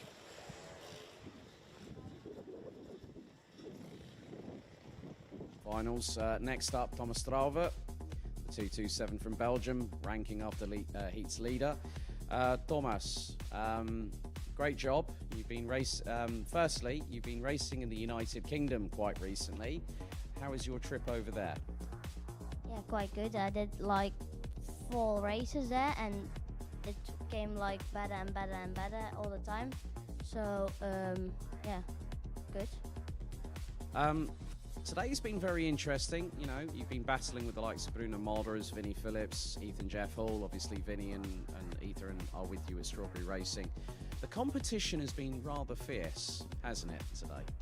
Yeah, like everyone did like pretty much the same lap times, and then everyone stay with each other, and then yeah, you race with each other. That's the nice thing.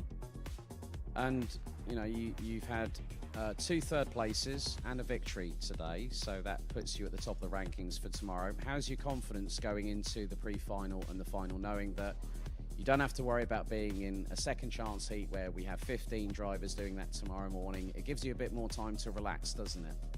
Yeah, like now it says it's gonna rain, so that's also good for me, and we will see tomorrow. Well, Thomas, good luck tomorrow.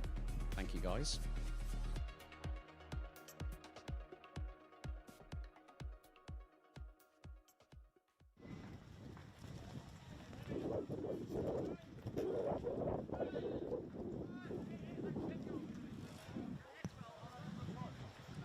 Okay, 2 pre-finals down.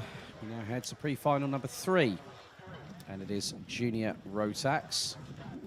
We have had a slight delay to the timetable, mainly because of the 2 recoveries for Micromax earlier on today. But as always, Team MKG providing a very, very reliable, efficient, effective service as always here at the Home of Champions. And a big thank you to the crews, the men and women of the Orange marshalling team here at MKG. Good people in this paddock. It's good to see that they have we've had makeshift pogo sticks, we've had somersaults off of the marshal post, foam barriers as well, and they have a big. This is what I like about this this atmosphere here at Karting Gang. Everyone is part of the family. No one is, irrespective of who they are, they're all part of the same family, and we thank every single person behind the scenes that have made this event, including everyone from Karting Gang, the marshalling crews, the ambulance crew that are on site with us, the teams, the mechanics, the drivers, the families that are here in support of the drivers that they're coming along with, everyone behind the organisation, timekeeping, race control, scrutineering, race office, info unit, everybody. Without everyone here, this event would not be what it is right now. It's now the... sorry, I didn't mean to giggle just then, but basically the mechanics have been told, right, you need to move out of the way. And one of the things we need to imply here is safety is paramount.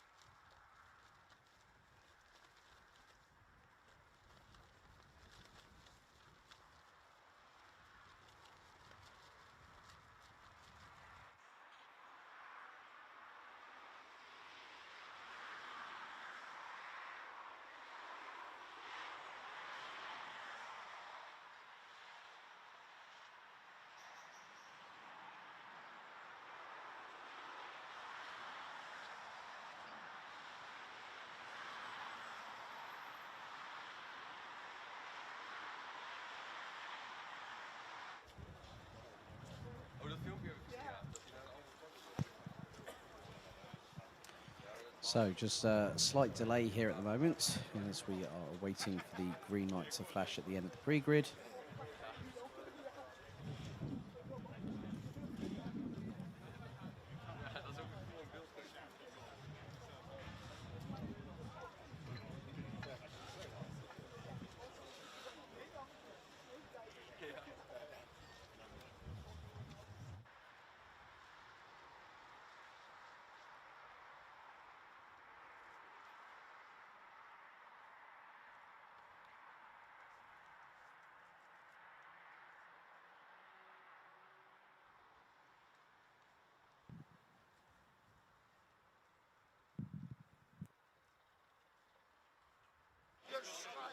Und dann hat er wieder Schalter mit drauf gelassen, ein Schalter rechts, einer links, an dem vorher natürlich gezuckt. Diese, hol den raus, ihr dürft hier am Wochenende nicht mehr fahren. So, weißt du was, ach, jetzt ist tot.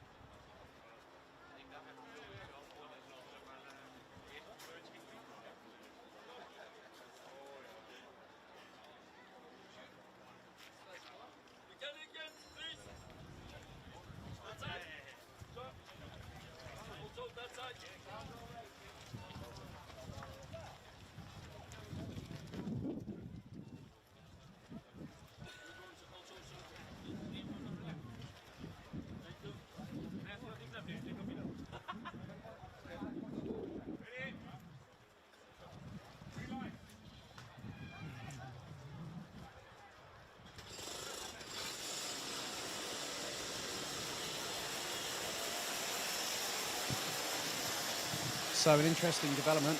We have several drivers who are going to be starting from the dummy grid, but here is what the grid is going to be. Well, this is what it was. Thomas Strauver will start from pole position alongside will be Bruno Mollers. It was Vinnie Phillips and Ethan Jeff Hall, but they're going to be starting from the pre-grid. Mikkel Pedersen and Tommy van der Stroys. Row number 3. It's going to change to row 2. Janis Stiek and Job Riedveld. Jaden Thien and Luke Neeson. Rafael Renhofer and Tom Bracken. Boluet and Austin Lee. Farin Mega Charlie Hart. Colin Vajny and Enzo Bol. Ralph van der Peveren and Casper Schomans, followed by Frederick Zebis, Montego Masson, Balas Lantos, William Christensen, Milo Kaskinen, Leon Zelenko, Julian Klausman, Thomas Kans, Aaron Krepsik, Thaman Huben, Gustav Yusakovs, Christopher Ornball, William Helgstrand, Valentin Harvas, Devian Rost and Mikey Porter with the 6 drivers that qualified through the second chance heat earlier on this morning. This has quite literally opened the floodgates.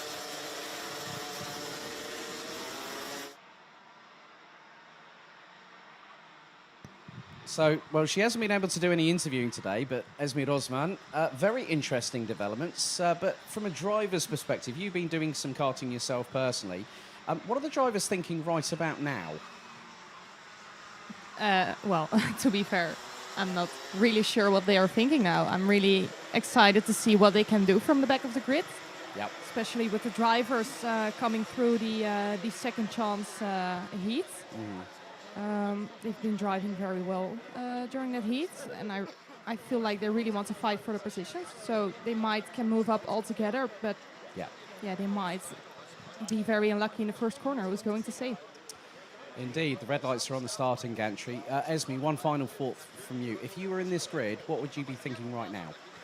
Well, if I went from the first row to starting from the dummy grid, I would be like, ooh, yes. That's not very nice. No, I would be bummed. But yeah, there's only one thing they can do right now, and that's look ahead, give everything they have. Yep. And that's it for now. In other words, push the tempo, and that's what we're going to do right now, ladies and gentlemen, because we're under starters' orders.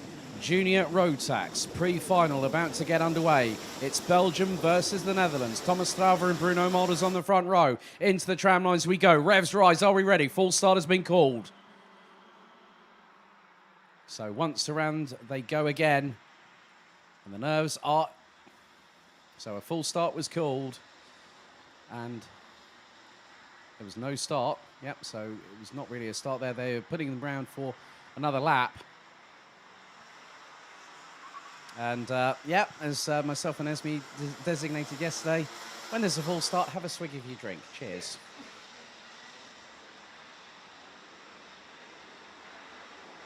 So the driver's getting some well-needed warmth into those tyres. And the biggest thing here, Esme, look at the dry line on the track. It is quite dry. Yeah. So that means we're going to be in for some fantastic racing over the next few hours. We are running a little bit behind schedule. However, we will be pushing the tempo. We'll be up to full speed. In the words of Fatboy Slim, it's right here, right now, where these drivers, some of which who have not qualified for the grand finals, have their opportunity. And there is a window of opportunity. It's about who's going to be the one that goes for broke, goes for gold, puts it all on the line as we wait with bated breath. Local time has just gone quarter past 12 here in Central Europe, as the drivers now line up once again for the second time of asking. The Junior Rotax pre-final for the Rotax Max Challenge Euro Golden Trophy. They head into the tram lines once again. The revs start to build. We accelerate. We go this time, lights out. Strauver and Mulders side by side going in, and Mulders round the outside of Strauver heading into turn 2. Tommy van der Stroy trying to go for the lead. He's up to second already, as we've had a massive turnaround, and that is William Helgstrand from Denmark. But leading the race, it is Bruno Mulders with Tommy van der Stroy hot on the heels in the 2:54 as they head to the Europlan for the first time. Strauver in third place, and van der Stroy is looking to try and get an opportunity to get past. As up the inside of Thomas Strauver goes Denmark's Mikkel Pedersen, but Strauver blocks him. And Pedersen up the inside through turn number 8. Now retakes third position.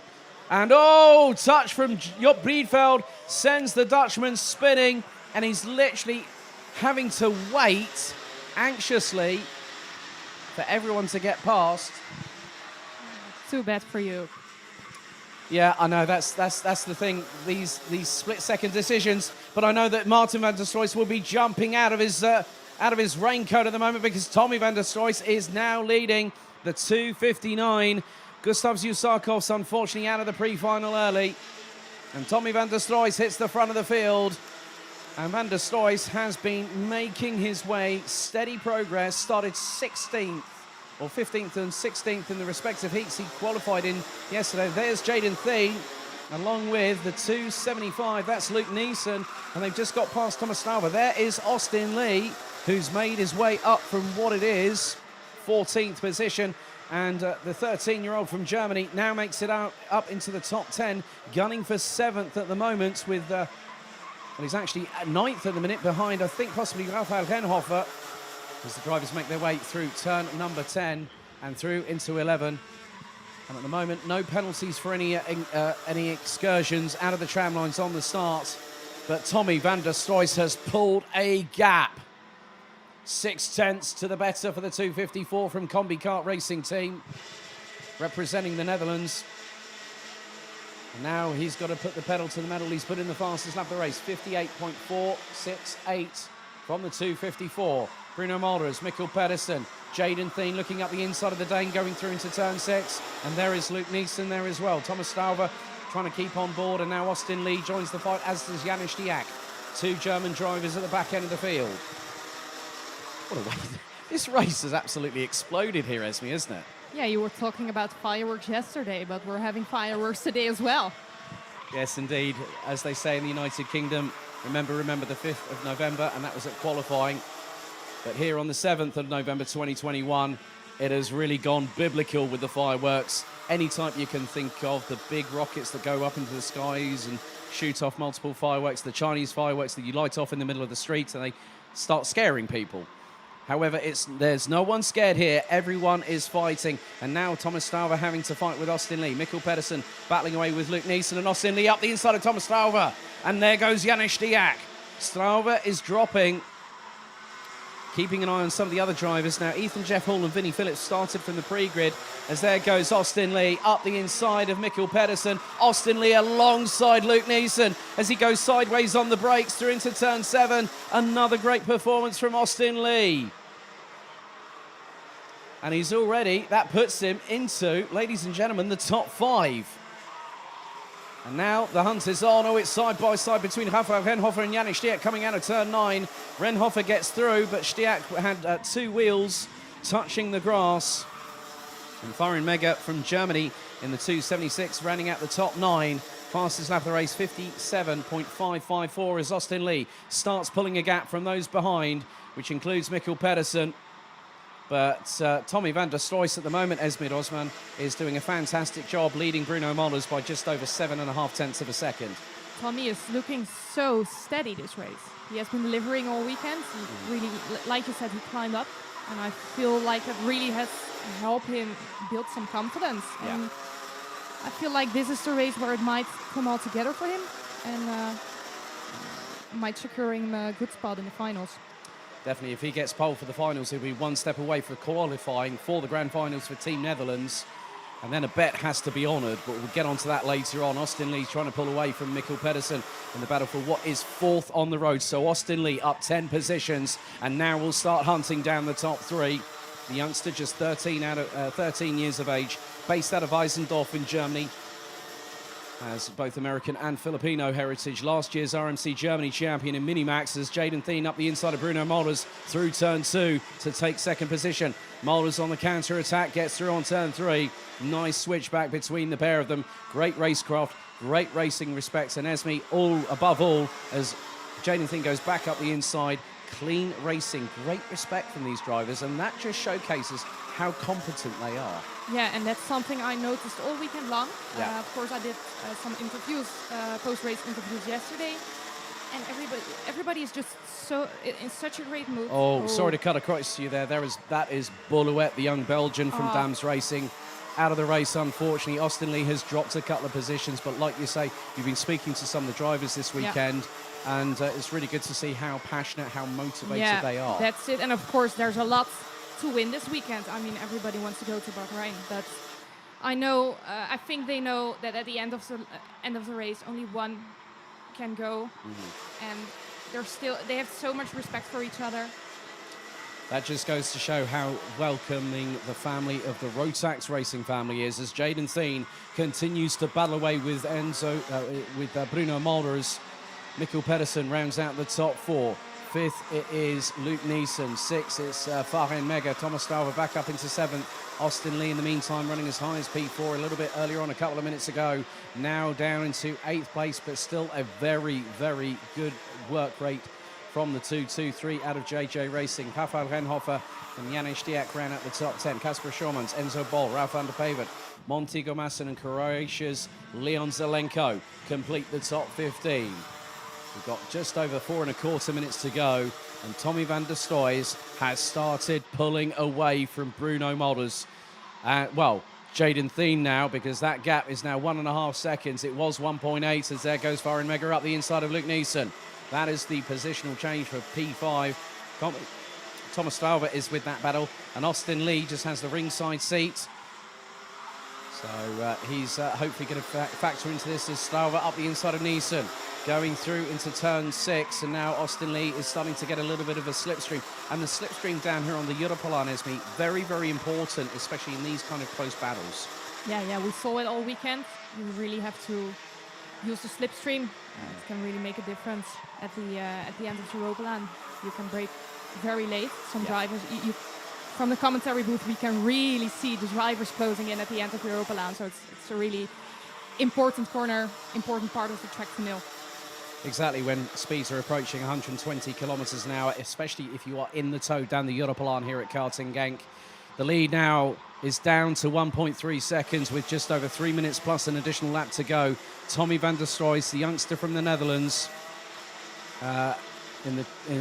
having first encountered him when he was a Micromax driver, and that was on the same year that Tim Gerhards, who now recently signed for CBP Sport for Sodi Cup for KZ, if memory serves me correctly. If Peter Gerhards, you send me a message and need to correct me, feel free to do so, my friend, but congratulations to him.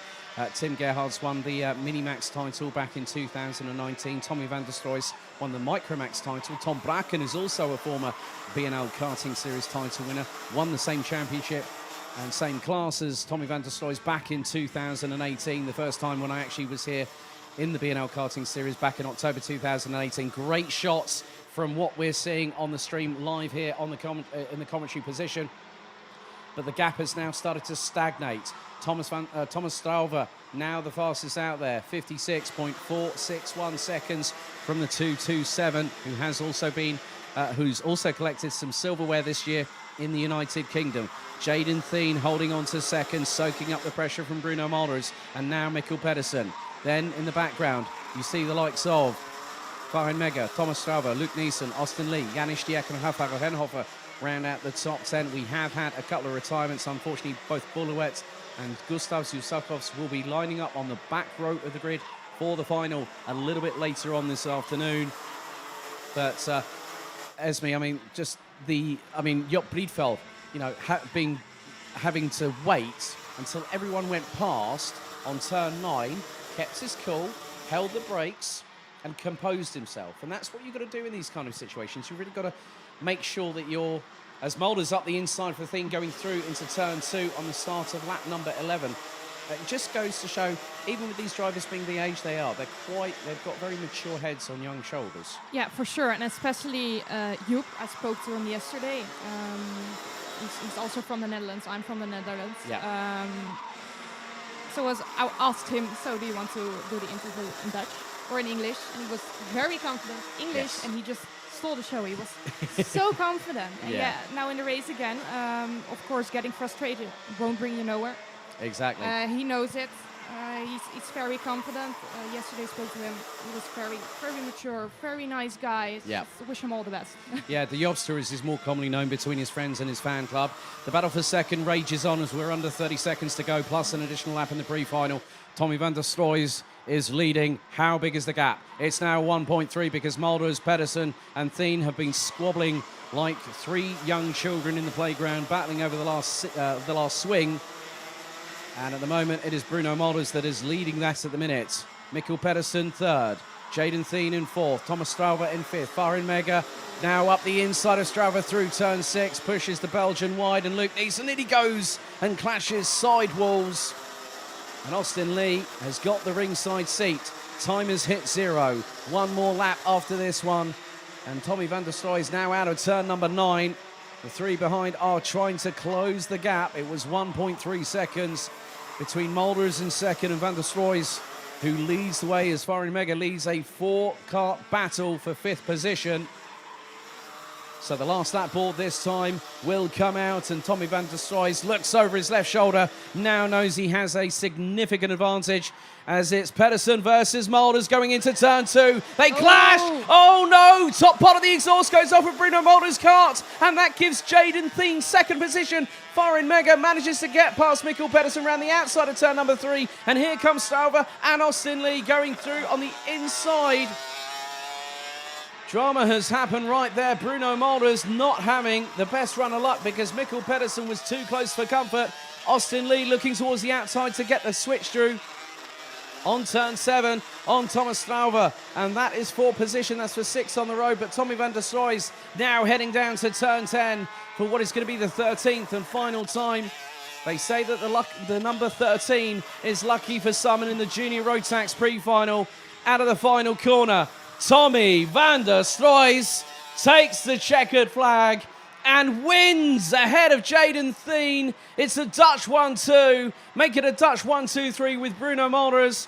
Farin Mega in 4th ahead of Thomas Strauver. Austin Lee in 6th. Mikkel Pedersen dropped to 7th as a result of that exchange with Janis Diak, Rafael Henhofer, Kasper Schulmans rounding out the top 10. Esme, that was one way to finish a race, wasn't it? That was a clash, yeah. That was a classic and a clash all at the same time. Yeah. But, I mean, that just shows how hard these drivers are pushing, aren't they? Yeah, that's true. Tommy did a great job. Like I said, I really feel like this race, it came all together for him. He was really steady. He had a comfortable lead, and he managed to hold that. So well done by Tommy. Of course, the other drivers, second, third, and fourth position, putting on some great battles. Very entertaining for us. I think also very entertaining for Tommy because he managed to get the lead, to keep the lead because of that. Great race.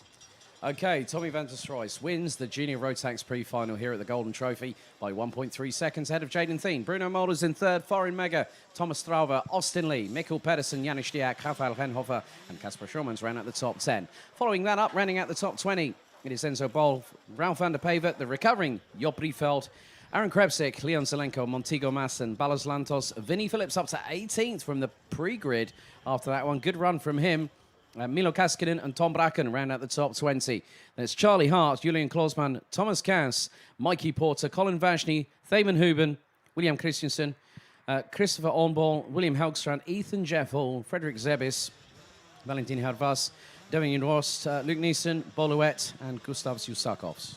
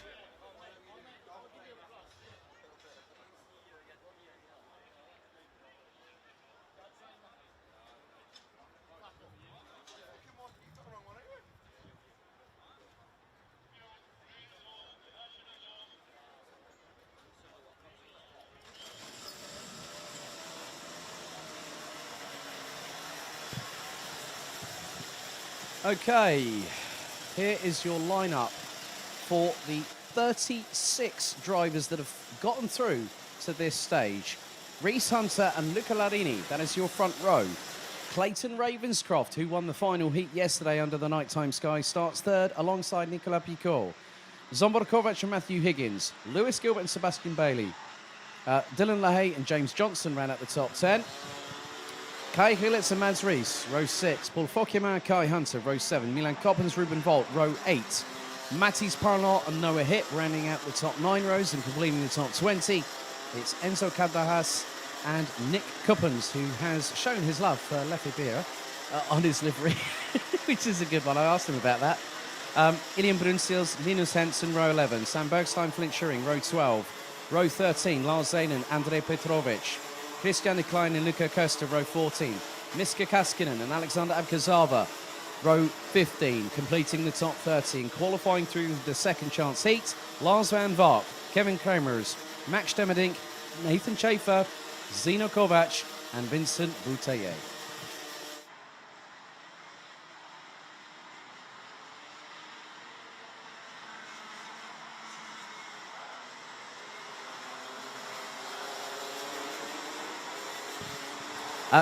And an interesting statistic about this one, this story, referenced Nick Coppens. He said, yeah, I tried the beer, I left a beer a couple of years ago and yeah, I liked it. And so he thought he'd do a bit of a Leffe-style beer tribute this weekend, Esme. I mean, that just shows the characters in karting, doesn't it? If I show my boyfriend, I know for sure he's going to have the same livery next year. Well, you know what they say, everyone to each their own. But we have 36 senior Rotax drivers, so we have said, unfortunately, goodbye to quite a few. That was 23 drivers not able to make it through to these stages. But there are a few drivers in this grid that have already qualified for the grand finals. Reese Hunter, Kai Hunter, Lewis Gilbert. Kai Hilitz has qualified as a junior, amongst others. Linus Hensen has qualified as being a two-time RMC Germany champion in successive seasons. 36 drivers, 18 rows, 14 minutes on the clock, plus an additional lap. Into the tram lines we go. Revs rise. Are we ready? We are lights out and racing. And who's going to get to the first corner first? It's going to be Reese Hunter, Clayton Ravenscroft trying to go up the inside of Luca Larini, going through into turn 2 for the first time, but loses out, and he's going around the outside. This is shades of old with Ravenscroft, but we've got massive dramas off of turn number 3. The 651 has gone off, and that was Paul Fokema all the way down in row 7. And now the battle lines are going to be clearly drawn as the 379, that is Zsombor Kovac, makes his way through and gets the position through turn number 7 off of the Europlan. But leading the way, it is Reese Hunter, it's Reese Hunter, Luca Larini, Clayton Ravenscroft, Zsombor Kovac, Lewis Gilbert up the inside. That looks to be Nicolas Picot as they filter their way through into turn number 12 to complete lap number 1. And already some drivers making lots of gains in terms of positions. And look at the gaggle. Oh, there's a bit of a tussle. Dylan LaHaye was in the thick of all of that. So Reese Hunter leads by just over 0.6 of a second from Luca Larini. Clayton Ravenscroft, Zsombor Kovac, Lewis Gilbert, Nicolas Picot, Sebastian Bailey. There's the 3-2-0. That is Andrei Petrovic from Serbia, wrestling with the Sodi cut and also wrestling against the other drivers there. And Kai Hilitz on his senior Rotax debut this weekend, now up into 9th, ahead of Mads Rees. Mads Rees, I remember when he was racing as a junior alongside Mike van Vugt, when Mike took 2 successive Euro Trophy crowns in the first 2 years of the Euro Trophy in 2018 and 2019. That feat was repeated by Kai Hilitz in this field over the last 2 seasons. As now Kovac up the inside of Ravenscroft, Gilbert looking for the opening, and he's got through. So changes now for 3rd, 4th and 5th. So it's Kovac, Gilbert and Ravenscroft. That's the amended order. And Gilbert and Ravenscroft trying to give Kovac a bit of a scare. Gilbert nearly got that done. And it's Ravenscroft up the inside of the Scotsman. And here comes Sebastian Bailey up to the inside of Lewis Gilbert to now take the place. Matthew Higgins is there. Kai Hilitz is there. Nicolas Picot is there. And Kai Hilitz is getting a first-hand education as Sebastian Bailey just cuts across the front of him and slots in behind Matthew Higgins. 11.5 minutes to go, so 2.5 minutes down. 11.5 to go, plus an additional lap. Reese Hunter's lead over Luca Larini is about half a second, but Larini is going to be trying to catch him over the next few moments of this race. And the minute that Larini spots an opportunity, he will go for it, guaranteed. Already, Esme, I don't think I've drawn breath for about nearly the last 3 minutes, but wow, what a start for the senior Rotax pre-final. Yeah, it's an action-packed race so far, for sure. So at the moment, Reese Hunter is leading. There are changes of position. Nicolas Picot, one of the senior, and I mean elder statesmen of senior Rotax driving, also sometimes races in DD2, just got past 15-year-old Kai Gilets. I mean, to see someone like Kai Gilets, who's won everything in junior Rotax competition, international trophy, BNL, Euro trophy, BMC this year, to see him jump up into seniors and instantly fight at the sharp end, that's quite refreshing, isn't it? It is refreshing, but not that surprising. Yeah. Because Kai, of course, really good driver, has proven that he is a really good driver and he's showing it again. So, yeah, kind of what everybody, of course, you always have to deliver, and he does. Indeed. And he always knows how to put up a show, but... Yeah, and as you just said that, he just went up the inside of Nicolas Picot through turn 12. Knows this circuit here at Karting Genk like the back of his hand. Still remember when he was a Micromax driver in the BNL karting series a few years ago. But now, having seen him and quite a few other drivers move up the ranks through Rotax, as now Clayton Ravenscroft is ahead of Zsombor Kovac and rounds out the top 3 positions. And there is Dylan LaHaye, also another well-versed exponent here at Karting Genk, and also the 325 is now getting involved. That's Noah Hip from France, as the drivers filter their way through. Going into turn number 8. Ravenscroft still holding into 3rd position, ahead of Zsombor Kovac and Lewis Gilbert. They've slightly dropped Matthew Higgins, the young Welshman based out of Trafalgar, who also has Manx heritage. If anyone's seen his race overalls, he has the Welsh flag and also the Isle of Man flag. And here comes the... now, who's that getting stuck in there? There's definitely another driver. That's James Johnson from the United Kingdom, who's brought his other half and the 2 kids along. So it's been like a family adventure. So...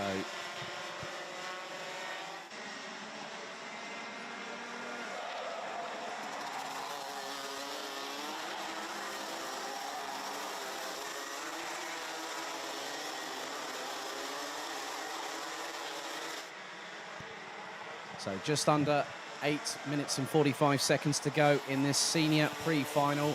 Reese Hunter is being caught, but an old face back here at Karting Genk. What a move there on Kai Gilets by James Johnson. Now we've noticed that his side pod is looking a little bit higher than the rest. It's not flush with the side of the kart, as there is Ilian Brunseels getting stuck in, amongst others. Lars Zanen, Milan Koppens, Linus Hensen.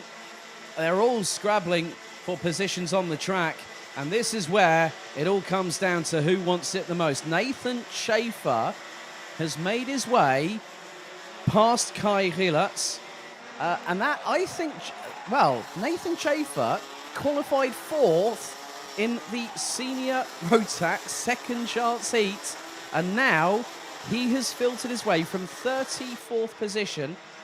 And at the moment, the live timing, oh, a little bit of a clash there, and that was between Ilian Brunseels and Nicolas Picot, and there was a bit of a, oh, sorry about that, from Ilian, and there's James Johnson.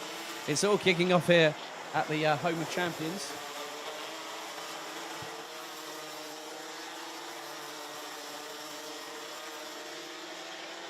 Oh no, we've had a massive turnaround. Someone's gone off into the barriers. That looks to be Ilian Brunseels, I believe. There was a slight touch. And all of a sudden, that has changed one driver's weekend. No, that's Milan Koppens. Milan Koppens, the recently crowned Senior Rotax Belgium Max Challenge champion, now out of the pre-final. Turned around, backwards into the barriers, and he's out of the race. You know what I was saying about Nathan Schaefer, Esme? 17 positions he's just gained, 34th to 15th, and he's still climbing. That's massive. That's... he deserves a big round of applause. It's a really great job.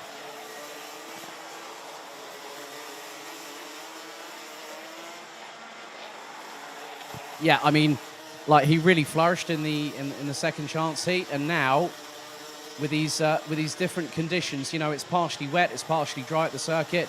He's really flown up the order. Reese Hunter still leads as we've got the Leffe tribute band, courtesy of Nick Cuppens. Kai Hilitz is in there. We've also got Alexander Abkazava, and it's 2x2 hurrah. Oh no, Relitz gets compromised and mounts the back bumper of Nick Cuppens, battling for position. And Nathan Schaefer now up into 14th position. Flint Schuring out, Ruben Volt out, Milan Coppens out. I think we could see Mathis Parlon and Christian Decline other casualties as well. That just shows how competitive this class is in terms of senior Rotax. And Esme, there's yellow flags waving in turn 10. As no, Sebastian Bailey, that was not on, I'm afraid. It was yellow flags. He was not allowed to overtake. I think that could be a slap on the wrist from race control there. Esme's speechless. Esme's absolutely speechless. But it took the front bumper off of one of the carts, and I think that was James Johnson. So James Johnson's race will be mechanically compromised.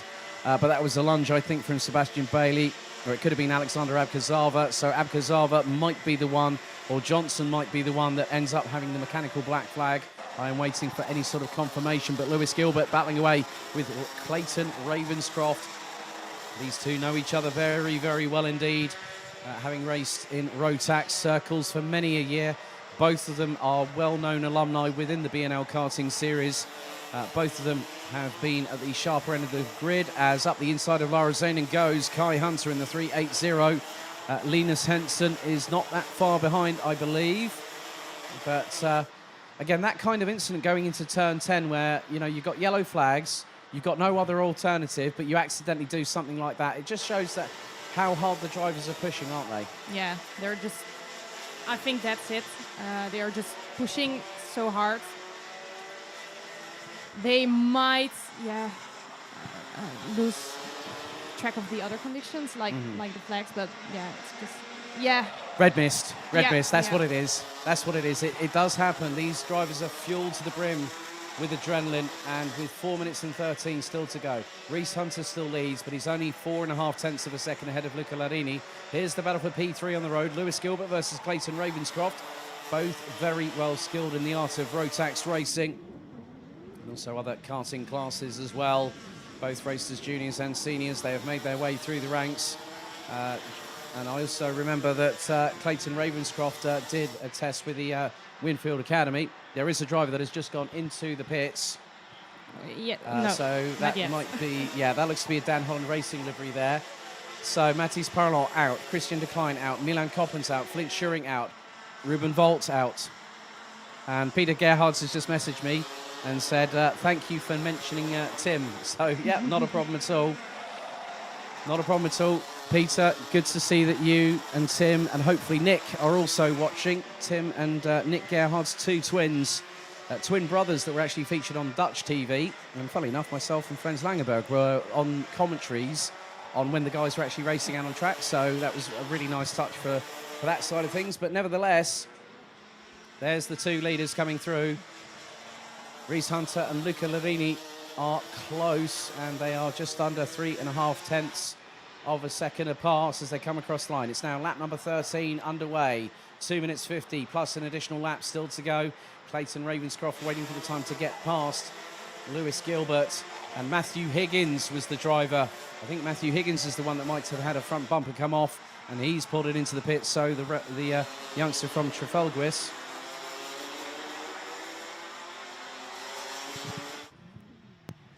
And now we've got another driver going in, and that is Mads Ries. The Dane now pulls into the into Parc Fermé.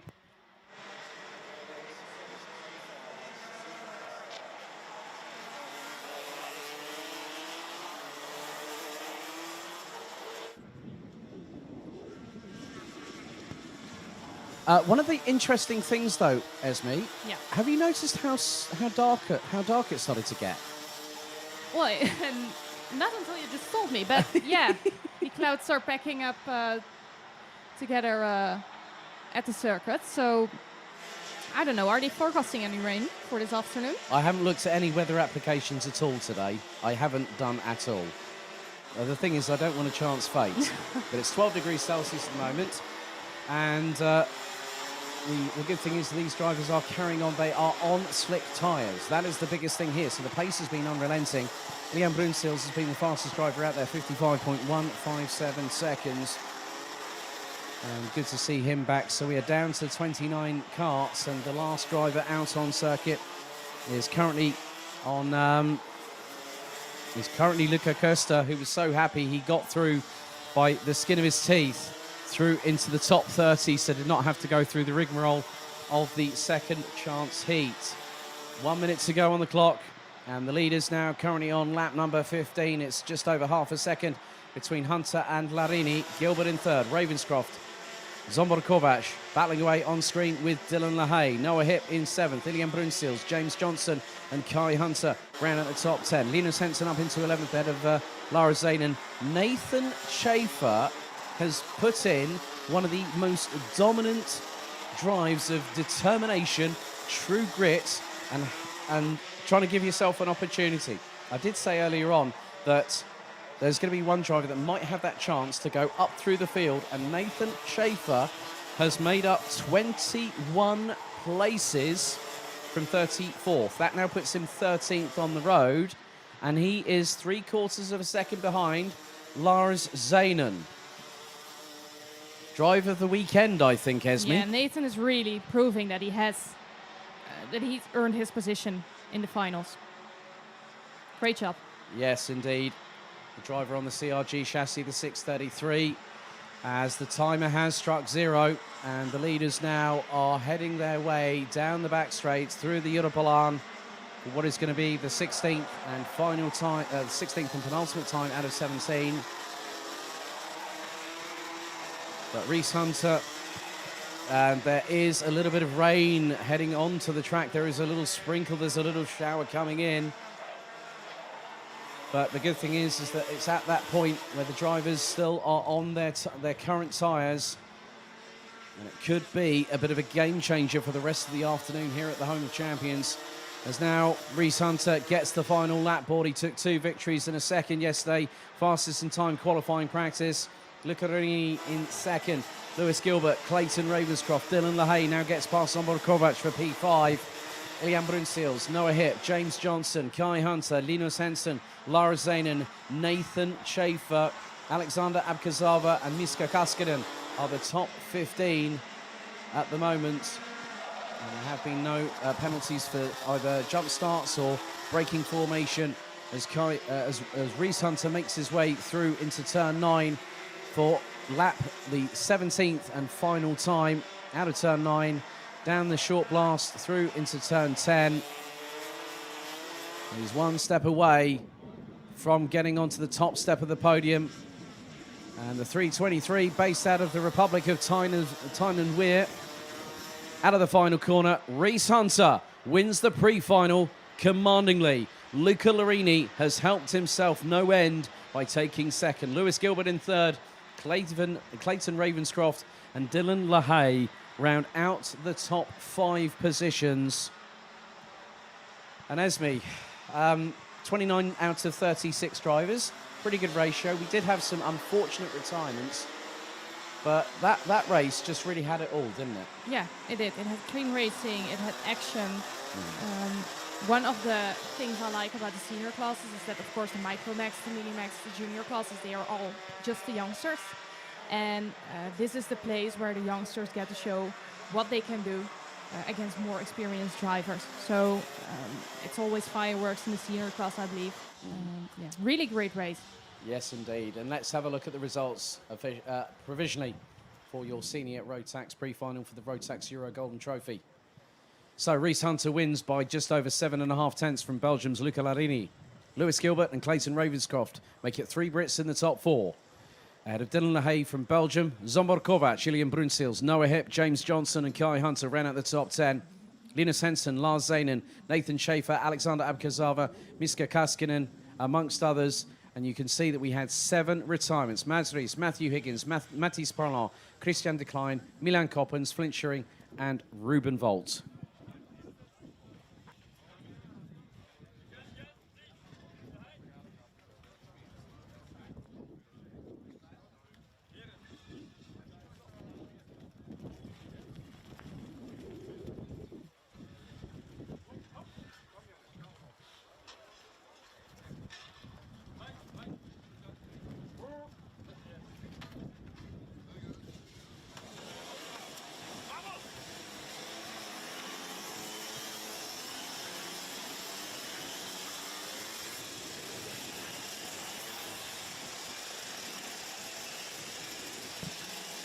Okay, next up, DD2 pre-final. We're going to have a look at the starting grid. Your ranking after heats leader now is on pole position. Glenn Van Parijs, a 3-time BNL Karting Series title winner. The last 2 seasons has been in DD2. Kasper Bielecki from Poland alongside Zana Schriblak and Mika Metz down at the top 2 rows. Lasse Andreasen and Josh Price from Denmark and the United Kingdom, row 3. Patrick Snolls, Locke Mellis and Lucas Thompson, row 4. Kilian Gerhardt and Maxim Dirix ran at the top 10. Another Jordi Klebold, Max Fleischmann. We've then got Karl Borgard, David Maslakovic, Lawrence Seyfried, Matthias Lund, Martin van Leuven, Fabian Bock, Andreas Birkbach and Robert Chopian winning the top 20.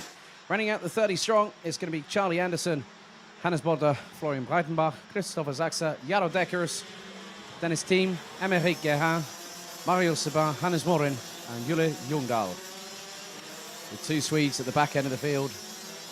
We've seen one of the things I liked about the nighttime racing, Esme, was under the floodlights, you know, deep into the real darkness, and you know, the floodlights. We had like sparks flying from underneath the chassis going through the curves. I mean, Glenn Van Parijs was a perfect exponent of that, going through turn 3 and going out of turn 6. It just really added that dynamic that I think the event needed. And then and of course, all the drivers we spoke to yesterday, being it at the press conference or well, just meeting them and talking to them, they all love it driving under the lights. Same for everybody who is attending here. Dave posted a post on Facebook this morning or yesterday evening about how happy he was, how it went. Yeah. And everybody just seems to love it. It's just such an extra to already a really great event. Also, Dave Ritson, one of the organising committee behind us and also track manager here at Karting Genk. Very, very happy. We did run the BNL Rotax Golden Trophy 2 years ago, but unfortunately before qualifying, we did have a problem with the power outage. But 2 years on, it came to prominence that we raced under the nighttime sky and also qualified under the nighttime sky. Right, 30 drivers, 15 rows, DD2 about to get underway for their pre-final. Into the tram lines we go. Revs start to rise. Are we ready? Yeah. We are. Lights out Good. and off and away. And a great start from Glenn Van Parijs. Oh. As Schriblak round the outside. Oh, and a cut across and he tangles and we've already got one off. And that is the 486 Josh Price from KR Sport.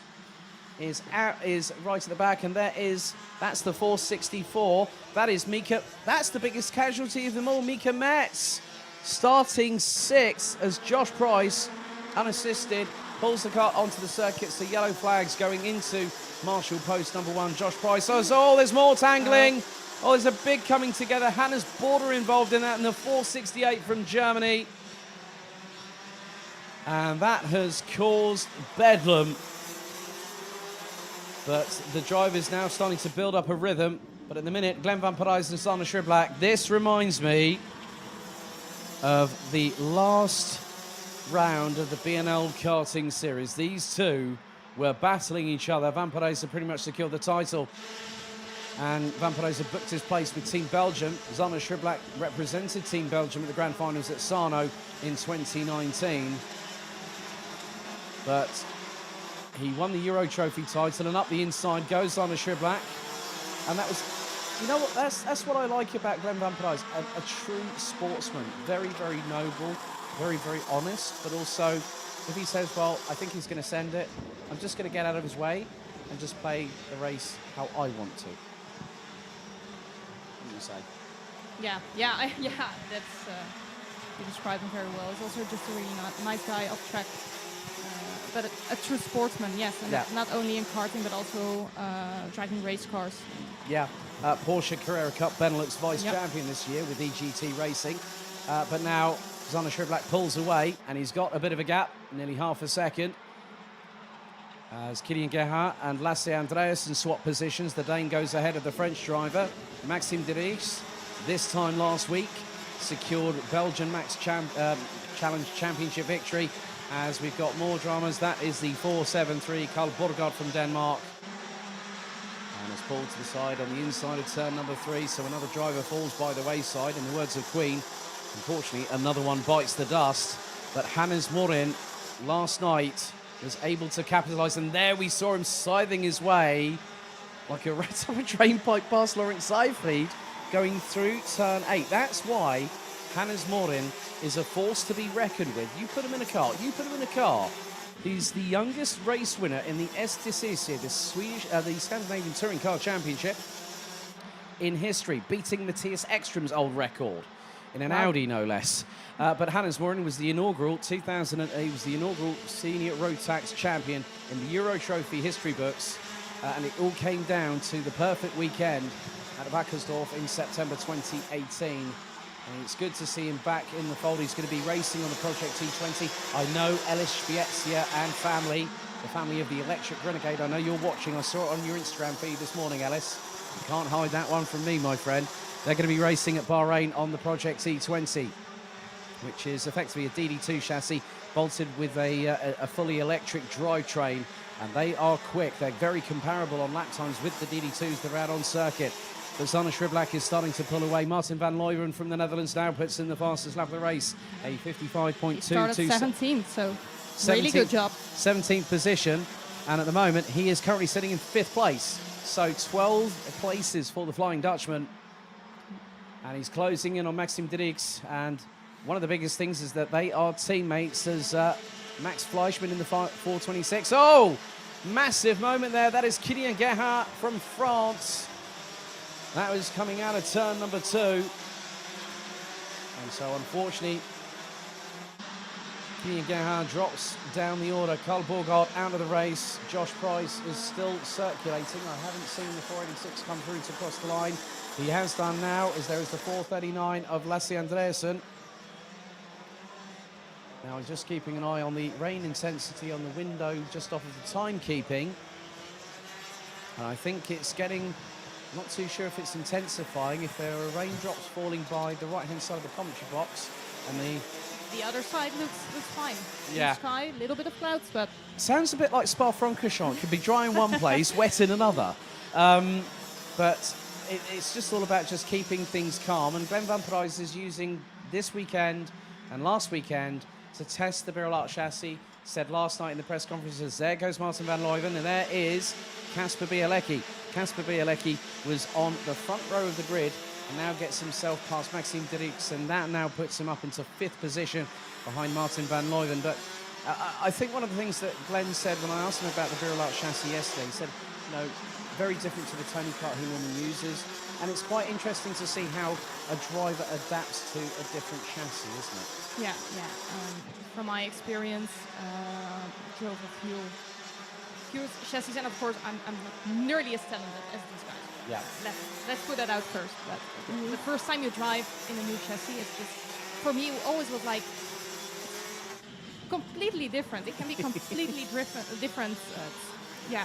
So I have huge respect for drivers who only have driven with a certain chassis a few times and then already put up so great with it. So yeah. I think that shows talent in a different way than just being fast, having overtaking others, but it's also adapting. Yeah, exactly. I completely understand what you say there. That it's quite alien going into a new chassis for the first time. But we've got oh no! Who on earth is that? That is the 460 Jordi Klebold, son of Carl Klebold, who's running in 510. Having an absolute mare. The back end stepped out coming out of turn 5. He tried to he tried to stop it, and the back end went down. Hang on, did I just see Lawrence Seyfried? Seyfried just going down the Europlan. I don't know if he had a slight slowdown or something. Lawrence Seyfried from Germany in the 420 entry. He's not having a good one at the moment. But Zana Schriblak continues to lead. We're on to lap number 8 of this race. Glenn Van Prijs sets a personal best. Martin van Leeuwen is trying to close in on Lasse Andreasen, and the gap between the Dane and the Dutchman is about 4 tenths or so, 4-5 tenths, as Patrick Knowles Lockmellis is being hustled, of all people, by Max Fleischmann. I haven't seen that man out on a racetrack. He's normally been spannering or been helping to organise FM racing with their drivers running on either an EOS, a Tony Kart or a Comp Kart chassis. So The crew at FM Racing starting to believe in the fluoro, as Comcart actually say. Used in a lot of different championships across the globe. And also Comcart with the providers of the chassis for the 2019 Rotax Max Challenge Grand Finals, when I was alongside my my good buddy in the Isle of Barry in South Wales. Good afternoon, Mr. Henry Baudet. And that is the 409. Is that the 409? I think that's the 499. Maxim Didix and Kasper Bielecki having a fantastic duel there, swapping positions between turns 3 and 4. And that is for effectively 5th place on the road. But Martin van Leuven has started catching Lasse Andreasen. Didix up the inside of Bielecki through turn 7 off of the Europlan with just under 5 minutes and 50 still to go. Again, another example, Esme, of just how close the racing is, and full respect from all the drivers for saying, right, I'm going to race you hard, but I'm going to do it fairly. Definitely, yeah. And of course, they're very skilled drivers. If I'm not mistaken, Maxime is already qualified for the grand finals. So, yeah, great driver. But yeah, that's something we see all weekend. Just so much respect for each other. Great battles, but always fair, always clean. Yes, indeed. So we carry on with the battle regardless here at Karting Genk, the home of champions. Glenn van Parijs being chased down by both Lasse Andreasen and Martin van Leuven from Denmark and the Netherlands, respectively. Maxim Didix and Kasper Bielecki swapping positions like musical chairs at the minute. So Didix ahead of Bielecki, Patrick Knowles, Loch Mellis, Max Fleischmann, Lucas Thompson and Robert Chopion round out the top 10 positions. Hannes Morin from 29th has now made it up into P11, and he is closing on the German in the 477 from FM Racing. So Hannes Morin looking to move up into the top 10. There he is, and he's got past Hannes Morin into P10 from 29th. A gain of 19 positions over the course of 9.5 minutes of racing. A very talented Swede, and that just shows his credentials, Esme. Yeah, I was looking at Martijn van Leeuwen. He's just having a really good race. So he started P17. Yeah, P17. He's now on P4, but I think he can keep us can keep his pace up like this. There might be more for him. Indeed, indeed, because the battle still rages on regardless. 10 minutes down, 4 to go plus an additional lap. The battle for second position very much clearly on. Xander Schriblak has gotten away into the tumbleweeds, and the 401 from Belgium with the SP Motorsport leads the way, and he's making his way through to complete lap number 11. The gap last time around was 2.6 seconds. It now extends to 2.7, so he's pushed the tempo. Martin van Leuven, in the meantime, has put in the fastest lap of anybody on the previous tour on the completion of lap number 10, and that was a 54.385 second lap time from the Dutchman. And Hannes Morin is trying to close in. Had a real good chat with Lucas Thompson, and I said, oh, you're not so bored now because you're getting a bit of a test in DD2, aren't you? And he said, yeah, I start P8 in the final. Well, he's P9 at the pre-final. He's P9 at the moment, so good showcase from the young German. And effectively, that could be... He's made the transfer a bit like Fabian Bock. Fabian Bock, very, very quick. Had flashes of brilliance as a senior Rotax driver, but you put them in a shifter car, you put them in a DD2, a gearbox car, and they suddenly come alive. Other drivers like that, David Remy is one of them from Sweden. He was a senior Rotax driver for many a year and went to DD2, and instantly it all changed. Hannes Morin, as I said earlier, you stick him in anything, he's good to go, he's ready to rock and roll. But this battle here, this stalemate, Esme, between Glenn van Parijs, Lasse Andreasen and Martin van Leuven, it's at that point where you don't know who's going to be the one that's going to bet on red or black in the casino. No, everything is still possible, and with 2 minutes to go, yeah, it's a really exciting race again. That's the thing. She's it's really good to have Esme up here, as well as providing some insight with the drivers over the course of the interviews yesterday, because Esme has raced previously, not to this standard, but a bit. But you've had some successes, I would imagine, when you've had the opportunity to go racing, and you know your father got you into karting as well. And that's right. And and now you've been working here as, what is it, events manager at Karting Genk for the last year and a half, and it's a real pleasure to have you alongside us here on the broadcast team. But, Thank you. oh, you're welcome. But we still have a minute and a half to go. Kasper Bielecki is still ahead of Patrick Snolls-Lockmelis. That is the battle for P6 on the road, but closing in on them. I think I just saw maybe Max Fleischmann might be closing in. I'm not 100% sure, but I'll just wait to see as they come through turn number 8. So the battle for second being led by Van Perez. Yeah, Max Fleischmann is a little bit further back. I'm just seeing there have been no penalties issued for starts at all this in this race, because we up here in the commentary tower we get a direct feed of the live timing, which you can find on motorsport-events.se/Rotax Euro Trophy. So with 40 seconds to go on the clock.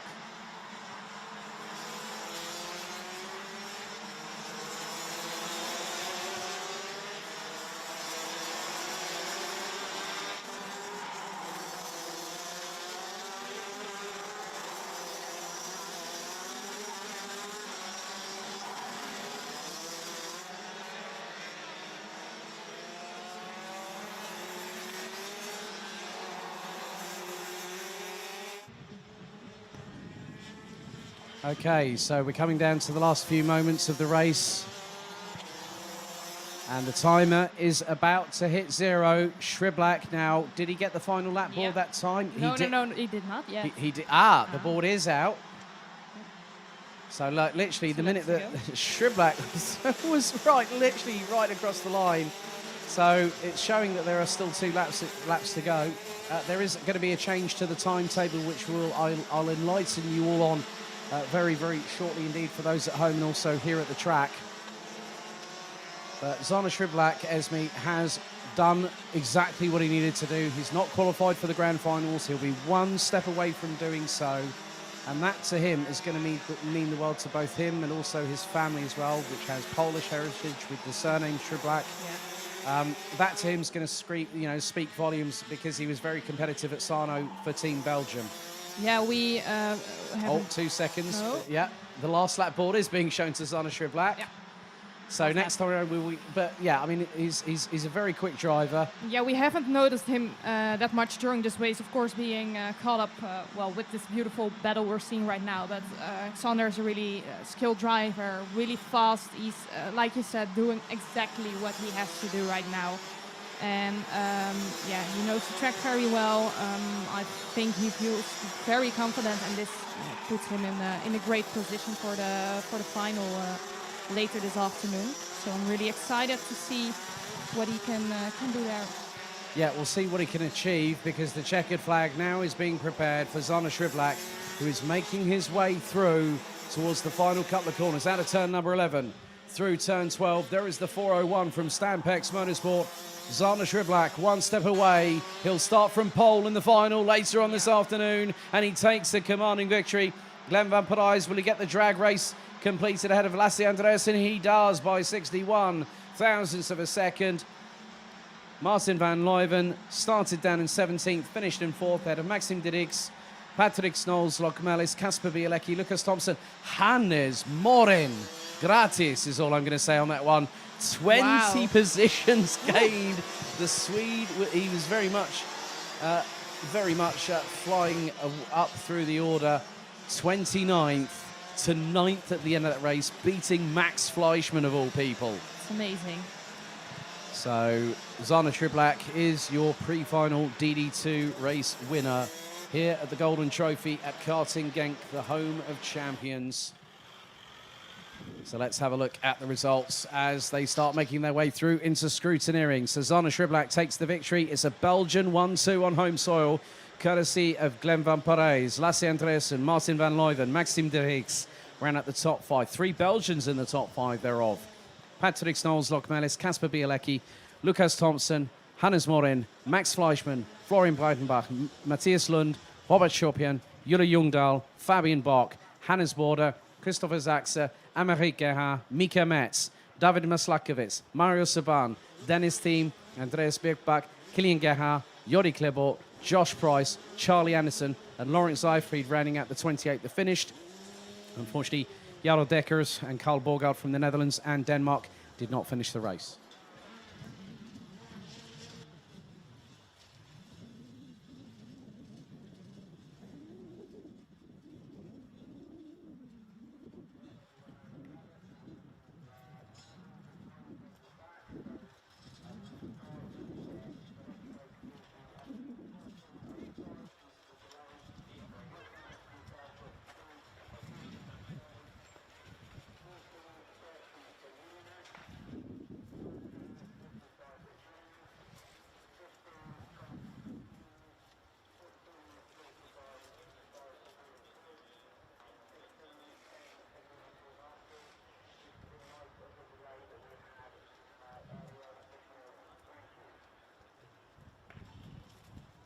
So for those on the stream, we just made an announcement to the paddock, but we will be having a slightly different timetable this afternoon because we have Micromax. Their final will start at 14:05, then 14:30 will be Minimax, 14:55 to Junior Rotax, 15:20 to Senior Rotax, DD2 at 15:45, and DD2 Masters at 16:10.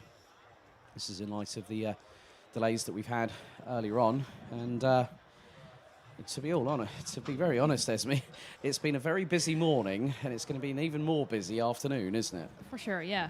But yeah, we were saying to each other that we were planning on leaving early today. Yes. After the long day we had yesterday, but That never happened.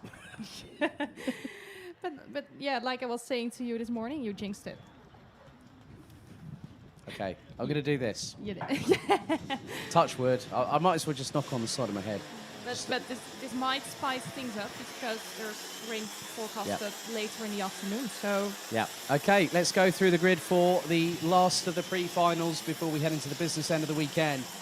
DD2 Masters pre-final. Here's your grid. Morgan Riche was the man on the mission yesterday and took free from free in the 5:15 starts on pole position ahead of Alessandro Glauser from Switzerland. Sebastian Humpelhardt and James Beecroft ran out the top two rows representing Germany and the United Kingdom. Dennis Valentin Sturm, Cyprus by weight of Germany because he's originally from Germany but now resides in Cyprus ahead of Sławomir Manansky from Poland. Thomas Piert in seventh will have fellow countryman from Germany, Michael Beckett, alongside. Robert Schlunzen. People might say, where's the surname from? It's German.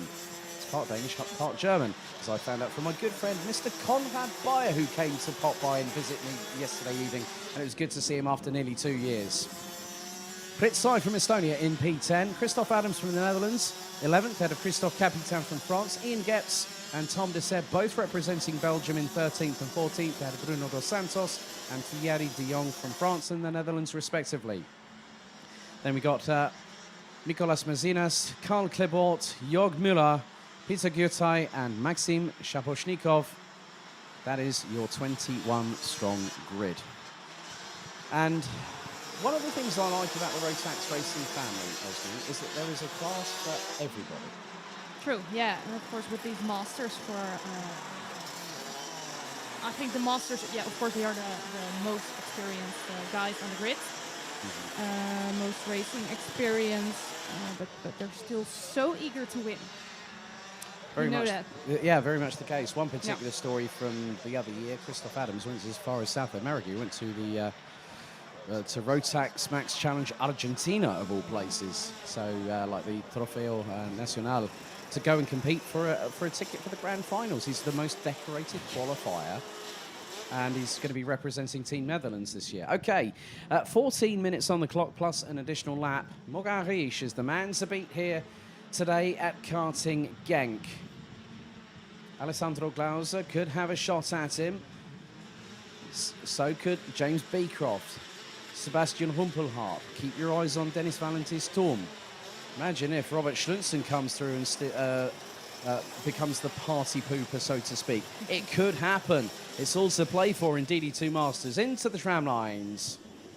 Revs rise. Are we ready? We are. Lights out and off and away in racing. And into the first corner, it is Morgan Riesch that leads as Sebastian Humpelhardt tries to go up the inside of Alessandro Glauser through into turn 2 for the first time as Beecroft has lost out. As Jörg Müller has just literally managed to circumnavigate his way, threaded the eye of the needle through several drivers up in front, which included Tom Dessert, Nicolas Mazinas, Thierry de Jong, I think, was in there as well. So Jörg Müller got a bit of a wake-up call. We had a bit of a conversation when Conrad had a chat with him, and he said, Jörg Müller said, I was only here to have a bit of fun karting, and I'm expected to race. Well, Jörg, with your experience, I would expect nothing less. Robert Schlunzen's got the right mindset for that one. But we are into the first 45 seconds completed, and Morgan Riesch leads the way. And Alessandro Glauser is now in third behind Sebastian Humpelhardt. Thomas Piet rounds out the top 4 initially, but now drops to 5th as Robert Schlunzen up from 9th to 6th position. James Beecroft has dropped to 7th ahead of Slavomir Moransky. And there is Moransky battling away with the 5:02 of Christophe Capitan. Michael Becker is there. Christoph Adams is there as well. Good to catch up with him this morning as Jörg Müller has just sent it up the inside of Tom Dessert to retake back 15th position. As Moransky, oh, that was a brave move from the driver from 46 team, based out of Wrocław in Poland. The 2018 Rotax Max Euro Trophy DD2 Masters champion. And here comes Christophe Capitan. Looks like James Beecroft is starting to struggle a little bit, but the Brit's always going to have that stiff upper lip and keep on battling away. And already Morgan Riesch has pulled out a gap. It's going to be probably the best part of just over half a second. Yes, yeah, he has been flying all weekend long. I wanted to do an interview yesterday with him, but he speaks French. Being from France, of course, and I don't speak any French, so unfortunately I couldn't do an interview with him. But he has shown us that he is in a really great form this weekend. Yeah, someone on form who's had the wake-up call yesterday, now has decided to bring the fireworks as well. Jörg Müller has just gotten past Pritzai for position, and that looks to be around about 13th place. So Dennis Valentis Turm is trying to battle away with the likes of Alessandro Glauser, who is in front, the Swiss driver, the 507 from FM Racing, and who's got behind him Thomas Piet and Robert Schlunzen. And I know, Conrad Bayer, you're watching with great abandon this race as Carl Klibor up the inside of the 588 of Thierry de Jong. That's for 18th position. So 3 minutes down, 11 to go, plus an additional lap, and Morgan Riesch has got a lead of 1.1 seconds. Sebastian Humpelhardt in second. Alessandro Glauser. Thomas Piet sends it up the inside through turn 6 on Dennis Valentis Turm, and Turm runs wide as a result. And there is Robert Schlunzen. Schlunzen waiting to pick up the pieces as Michael Becker going side by side with Slavomir Moransky going through into turn number 7, and Becker's made it through. That was a great move. It was caught off camera, but I saw it happen. The Becker just threaded the eye of the needle, had enough room to make the move work, and he did pull it off. So well done to him as, Schlunzen, I think might have just gotten a bit caught out there. Going into turn 10, and he's battling away for 4th on the road. And now that's, look at the rest of the field. They're closing in on him. So Schlunzen lost out big time. Michael Becker's now capitalised and I think has gotten past. And that is the case, as has Slavomir Moransky. So whether that misstep from Robert Schlunzen has cost the 522 representing Denmark big time. And Glauser still keeping Sebastian Humpelhardt very, very honest for second position on the road. Morgan Riesch nearly 1.3 seconds up the road thus far. And Esme, again, we have had no shortage of action, and even with the fact that any driver that's in DD2 Masters is over the age of 34, we've got drivers in their 50s competing in this class. They still have that passion, that joie de vivre, as the French would say, yeah. that fulfillment of life. Going, yeah, I like karting. Yeah. I don't care. I'm going to do it as long as I can. Yeah, and that's. I spoke to some of the guys yesterday with the interview, and you just notice these guys. They just absolutely love racing. They love the battles they have, and again, yeah, we said it many times, but there's great respect between the drivers. It's just, yeah, it's so great. I think you had a chat with James Beecroft yesterday Yeah. as well, didn't you? Yeah. So I think it just goes to show that drivers in karting, you know, you can go into multiple different categories.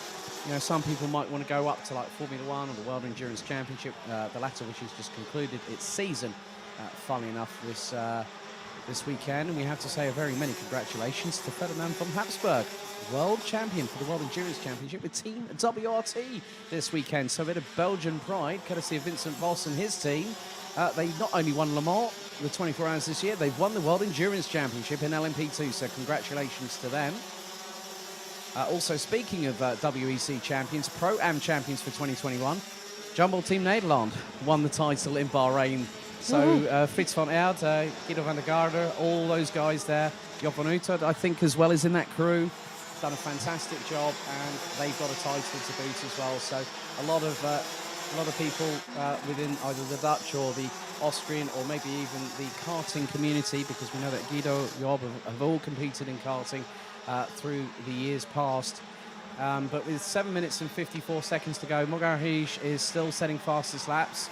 Well, he's setting personal best, but Michael Becker, the 5:26 from Germany, is the fastest one out there, Esme, 54.817. Yeah, that was your cue. Don't worry, this is the first time we've worked together in the commentary box. But Yeah, and this is, of course, not my job. no, as this is many will not know. your job, but you're learning, you're understanding, and that's the main thing above all. And you're having a lot of fun doing it. Yeah, but definitely. Michael Becker's the fastest one out there. He's now got about, what is it, the best part of 2.1 seconds to close on Thomas Pitt for fourth position. Michael Becker has still got plenty of time though, hasn't he? Yeah, for sure. 7 minutes to go plus one additional lap. It's still very close. Anything can happen. Really. Yeah, and the sunshine again comes out onto the circuit as Robert Schlunsen is trying to go for another bite of the cake. Figuratively speaking, not literally, but he's got Slavomir Baransky ahead of him. A big thank you to the fact that we've got nearly 600 people watching the stream at the moment. Thank you very much for tuning in. It's greatly appreciated. We know it's been shared far and wide as Dennis Thum gets past Michael Becker. So Becker's on the back foot once again, and that is the battle for 5th place. So both have competed against each other in German Rotax Championships. And now they're doing it on one of a big stage, a big international platform in the form of the Golden Trophy here at Karting Genk. So local time fast approaching 1:30 in the afternoon. And now with the sunshine ablaze, I think everyone's going to be very happy to get a bit of vitamin D rather than having a bit of vitamin wet with regards to the weather that we've been having quite recently here at Karting Genk. The microclimate, the weather as we discussed earlier here, Esme, it can be dry in one place, it can be wet in another, like I said, at Spa-Francorchamps, but also Zolder, another well-known track here in Belgium. You know, even in the Netherlands, like Lansard at Eindhoven, another circuit that we all know of, and Zandvoort, Assen. You know, there's so many tracks here that they are surrounded by the same sort of microclimate because they're in very close proximity, aren't they? Yeah, and especially with the weather in the Netherlands, Belgium, you never know what you're gonna get. They forecasted a lot of rain for today, but ever since we started, we haven't seen any rain yet. Of course, rain over the night, so that's why we had 2 wet races this morning. But now it's looking quite well. But yeah, still some clouds far away. They might pick up above the circuit. So yeah, you don't know. You never know. We'll wait and see what happens. Jörg Müller embroiled in a battle with Carl Klibel and Bruno dos Santos. So Jörg Müller currently sitting in around about 12th or 13th position by my count as they head down into turn number 10. Just under 5 minutes to go on the clock. And Dennis Valentis-Thum still leading this battle for what is now 5th on the road ahead of Michael Becker. Robert Schlunsen is trying to catch up to them. And Robert Schlunsen on the last lap was pretty much comparable on time, so he's not making any inroads.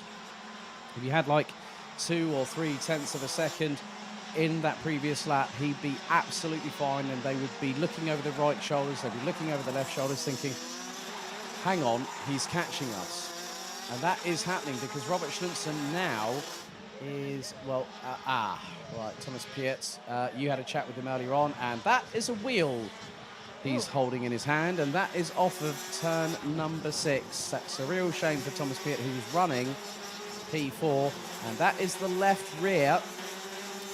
Oh, that just goes to show that you have to have a bit of mechanical sympathy, Yeah. and especially, Esme, when you're going over these curbs here at Genk, some of them are quite high up, and what that does is always puts through the vibrations through the back axle.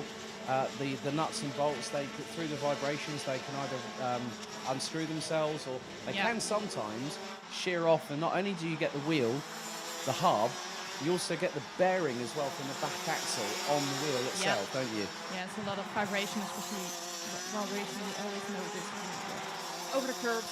Yeah. It's very physical, not only for you, of course, because you're in the kart, but also for the kart itself.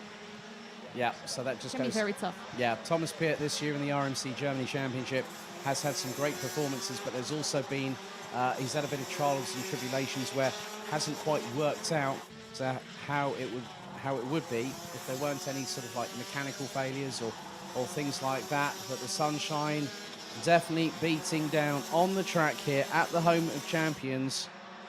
And the air temperature currently 11 degrees Celsius. Sunshine, I think everyone who has got their sunglasses with them.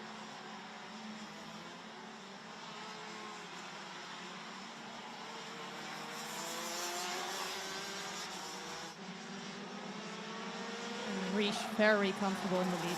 Yeah, indeed. He's not Morgan giving Riesch. it away this weekend.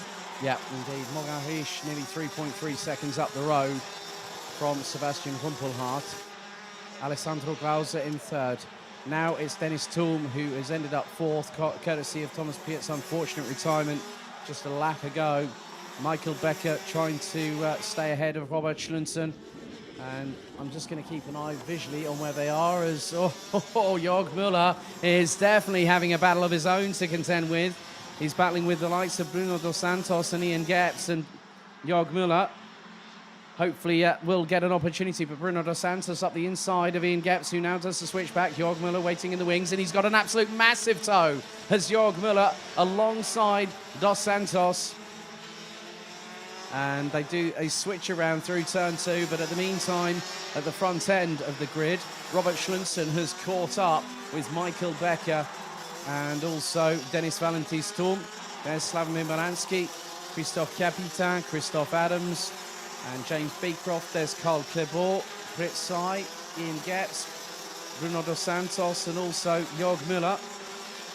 As we're into the last minute and a bit, plus an additional lap of this race.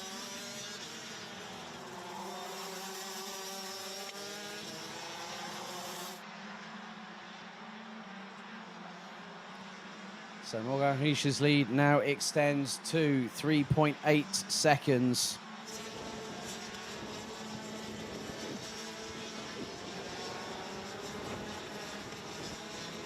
Alessandro Glauser a further 0.3 behind Sebastian Rumpelhardt, and Alessandro Glauser is still in third. Dennis Thulm battling away. Here goes Michael Becker up the inside. Well, he tried to go up the inside, thought better of it that particular occasion. And Robert Schlunsen is catching them, so Robert Schlunsen could be putting himself, if he can, try and get up to row 2 of the final.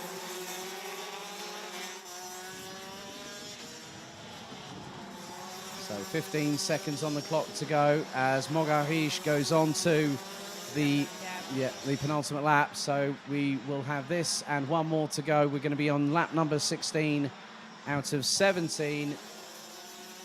As Jörg Müller still battling away. Tom Dessert a little bit lonely at the back end of the field, where he's been battling away with Nicolas Mezinas as Morgan Riesch down the Europalan once again. But Morgan Riesch, you said that he's been on fire all day long yesterday, and today he's just carried that form in. He's got complete confidence in the equipment so underneath easy it. with him.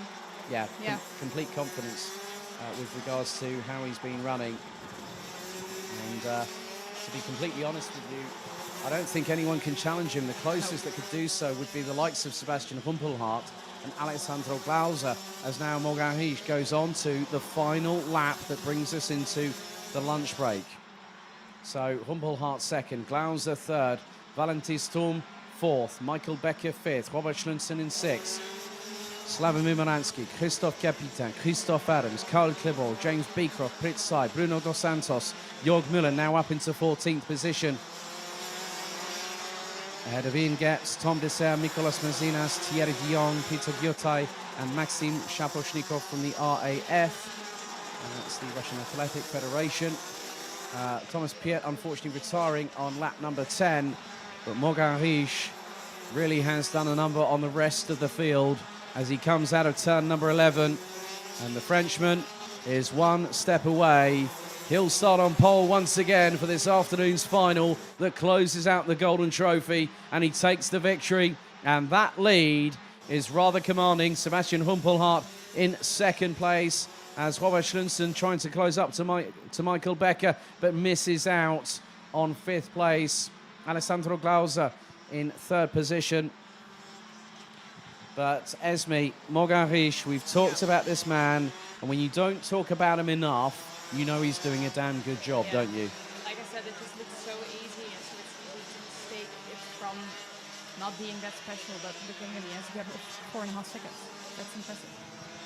It's just really good, and he has been really good the whole weekend, and I'm nearly as confident as he is that he will put up a great show for the finals. Yeah, definitely. Well, let's see if we can have a look at our results from the DD2 Masters pre-final as they make their way into Parc Fermé. It's Morgan Riche and Sebastian Humpelhardt that are your top two. Morgan Riche winning by 4.5 seconds. Alessandro Glauser in 3rd, ahead of Dennis Valentin-Sturm, Michael Becker, Robert Schlunsen, Slavomir Moransky, Christophe Capitan, Carl Klibor, Christophe Adams, James Beecroft, Prit Sai, Bruno Dos Santos, Jörg Müller, Ian Getz, Tom Dessert, and Nicolas Mazinas being running at the top 17, ahead of Thierry Dion, Peter Gyotai, and Maxim Shaposhnikov, with Thomas Piet unfortunately retiring on lap number 10.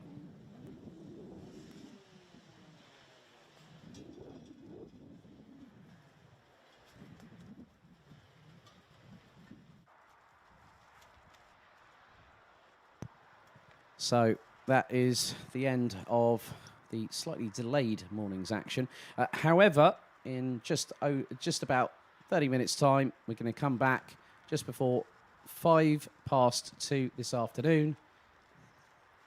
As I've seen some pyrotechnics over the other side. Yes, they are testing away, because when we go into the last 6 races, every single driver that crosses the finish line first, and a big thank you to Ella Burgess for reminding me of this, the winner of the final is the winner of the event. That means we will have fire alongside some pyrotechnics along the start-finish straight. So join myself, Alex Goldschmidt, and Esmir Osman just before 2:05 this afternoon, as we now officially head to the lunch break, and we'll see you very soon.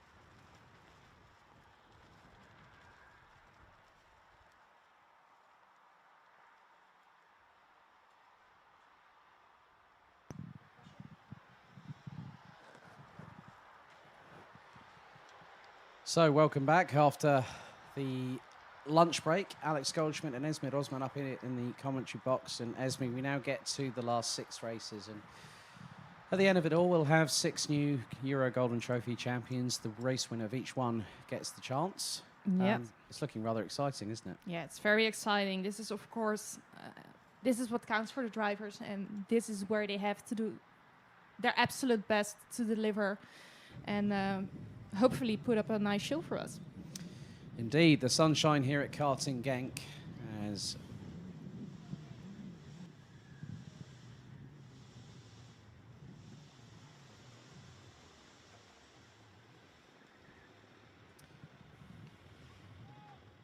Looks so exciting, standing all on the grid there.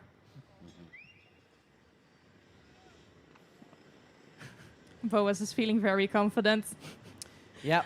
Boaz Maximoff leads the field here for Micromax for the final, and one driver, Albert Friend, trying to press the throttle.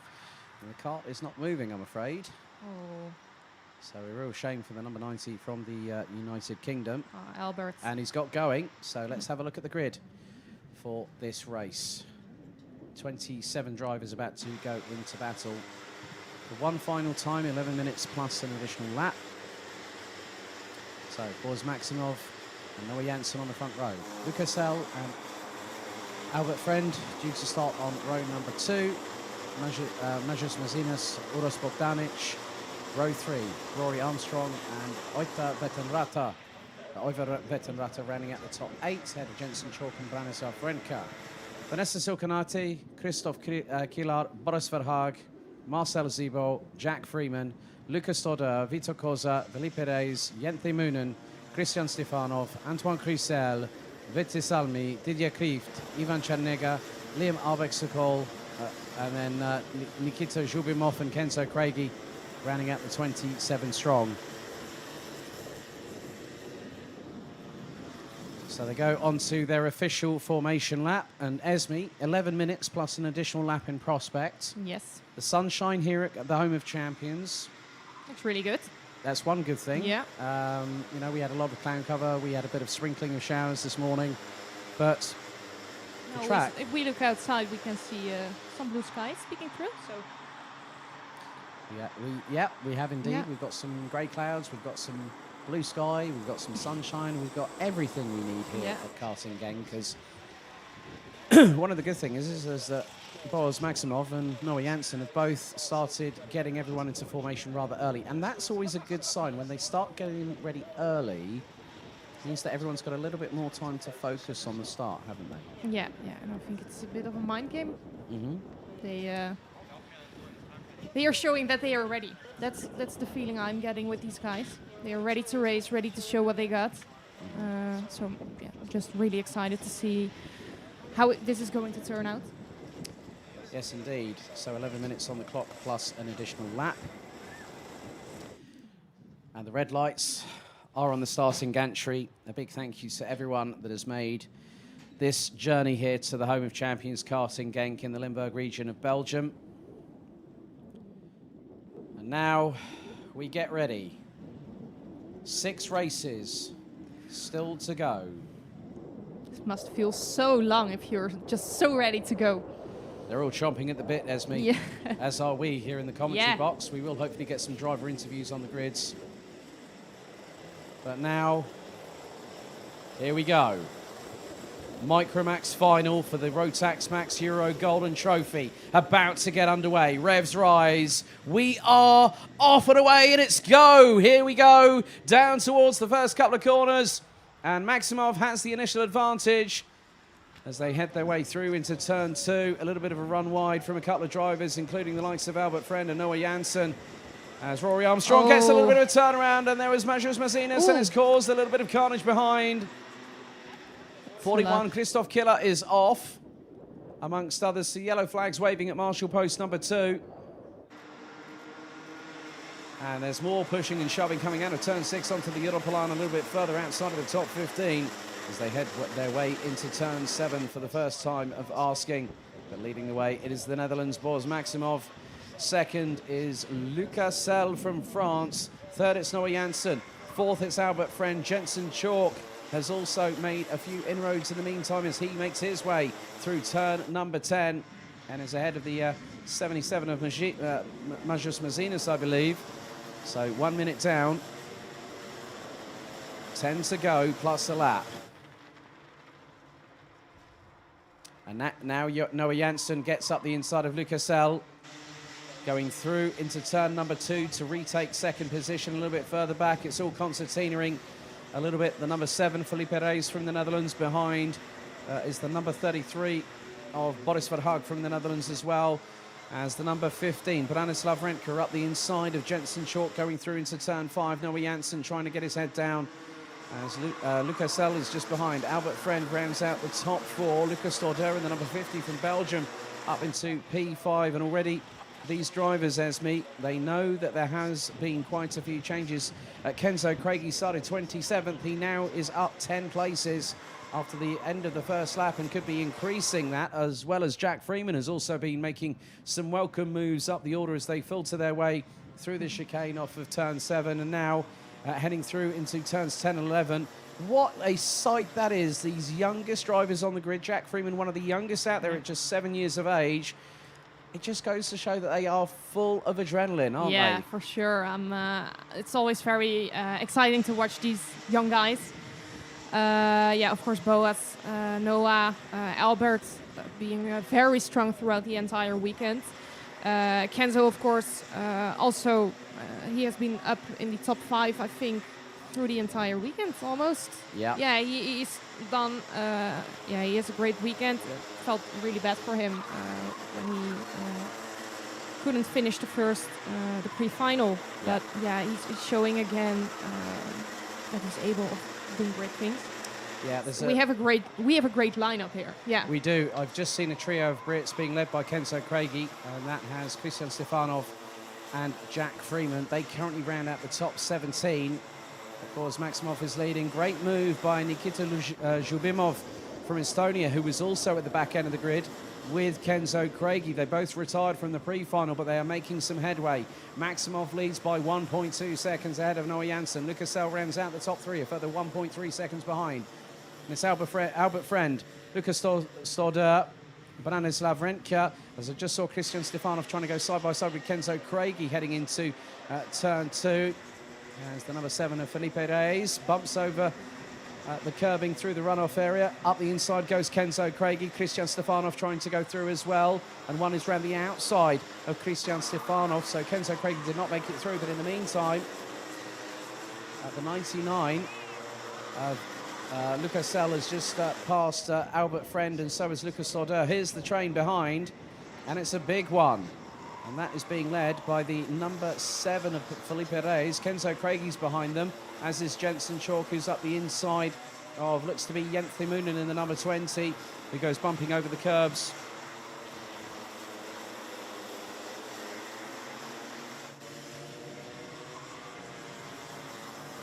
So 6 3/4 minutes to go. Maximov's lead now stretches to just under 1.5 seconds. And is going up, Christian Stefanov. Oh, there was a bit of a sideways moment for one of the drivers coming out of turn 12. It was nearly 3 abreast.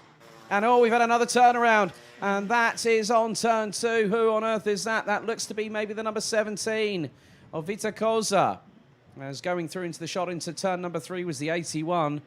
And that was of Uros Bogdanic, who's been battling away with Rory Armstrong. They're both trying to come back through the field. But just over 6 minutes and 10 still to go. And there's an absolute dogfight at this part of the circuit. And up the inside was Felipe Reyes, Antoine Grisel, and Kenzo Craigie was around the outside going through into turn 7 off the Europolon, who has made it through on that one first. Jensen Chalk has a slight clash with Majus Mazinas, and Jenthe Moonen is waiting in the wings. Drivers jumping up and down in the kart to get some sort of momentum carry as Rory Armstrong makes a nice pass up the inside of Christian Stefanov through turn number 10. Look at Boas, already a 2-second gap. That's incredible as it's side by side going out of turn 12, and that involves Kenzo Craigie from the United Kingdom. And they flood across the start-finish line. And it's all getting a bit too close for comfort. Felipe Reyes and Majus Mazinas come together through turn number 2. And they both get compromised. It's opened up the floodgates for the likes of not just Christian Stefanov, who was down in 18th position ahead of Iva Veterata from Finland. But we've got 5 minutes to go. Another driver runs wide. That was Ivan Chernega from Belarus going through turn number 6 as Christian Stefanov gets passed by the 66 of Iva Veterata from Finland. And still with 4 minutes and 50 to go, plus an additional lap, Esme, there is still plenty of tales to be told, isn't there? Still plenty of chapters to be written. Yeah, for sure, and it's still so close. Of course, there are some groups forming, but yeah, it's very close racing. It's so exciting to watch. Boas extending his lead with another half second. That's impressive. Nikita Zhubimov has put in the fastest lap of 1 minute 2.282, but Boris Maximov on course to become the first Golden Trophy champion of the weekend. But this battle here between the likes of the 66 Iva Veterata, Christian Stefanov is in the middle of that. We've also got Vanessa Silkunaite from Lithuania. But at the front of the field, Boris Maximov is stretching that advantage as it's now an even bigger dogfight. They're squeezing each other down the Europolan. Jensen Chalk waiting to pick up the pieces. Up the inside he goes on Yenthemunen. Did Jensen Chalk make it through going into turn number 8? I'm pretty much, I think he might have done, as Kenzo Craigie having Rory Armstrong up the inside going through into turn number 9. And there is the number 77 again of Majas Mazinas. Rory Armstrong a little bit wide coming out of turn 10. Has got Kenzo Craigie to his immediate right, but Craigie powers past on the right-hand side coming out of turn number 11. And Armstrong losing another place. That could be to maybe Jensen Chalk. So a lot of drivers still having to fight their way through the field. There are battles up and down the order. 27 Micromax drivers as there is still a little bit of pushing and shoving. The elbows very clearly out as we have just over 180 seconds on the clock. But Boris Maximov, Esme, has done the job that he's needed to do. He said, I want to win. I'm already going to Bahrain, but I want to be the Rotax Max Challenge Euro Golden Trophy champion. Yeah, and it looks like he has it in his pocket. He's as Tom Coronel would always say, hey, it's in the pocket. Yeah, no, he's been very strong throughout the entire weekend, very confident. Of course, he's already going to Bahrain, but yeah, he's showing great form, and I'm really excited to see what he will do in Bahrain. Exactly. He'll be representing Team Netherlands amongst a whole host of other drivers that have qualified through maybe, say, the BNL Karting Series and also the Chrono Karting Dutch Championship.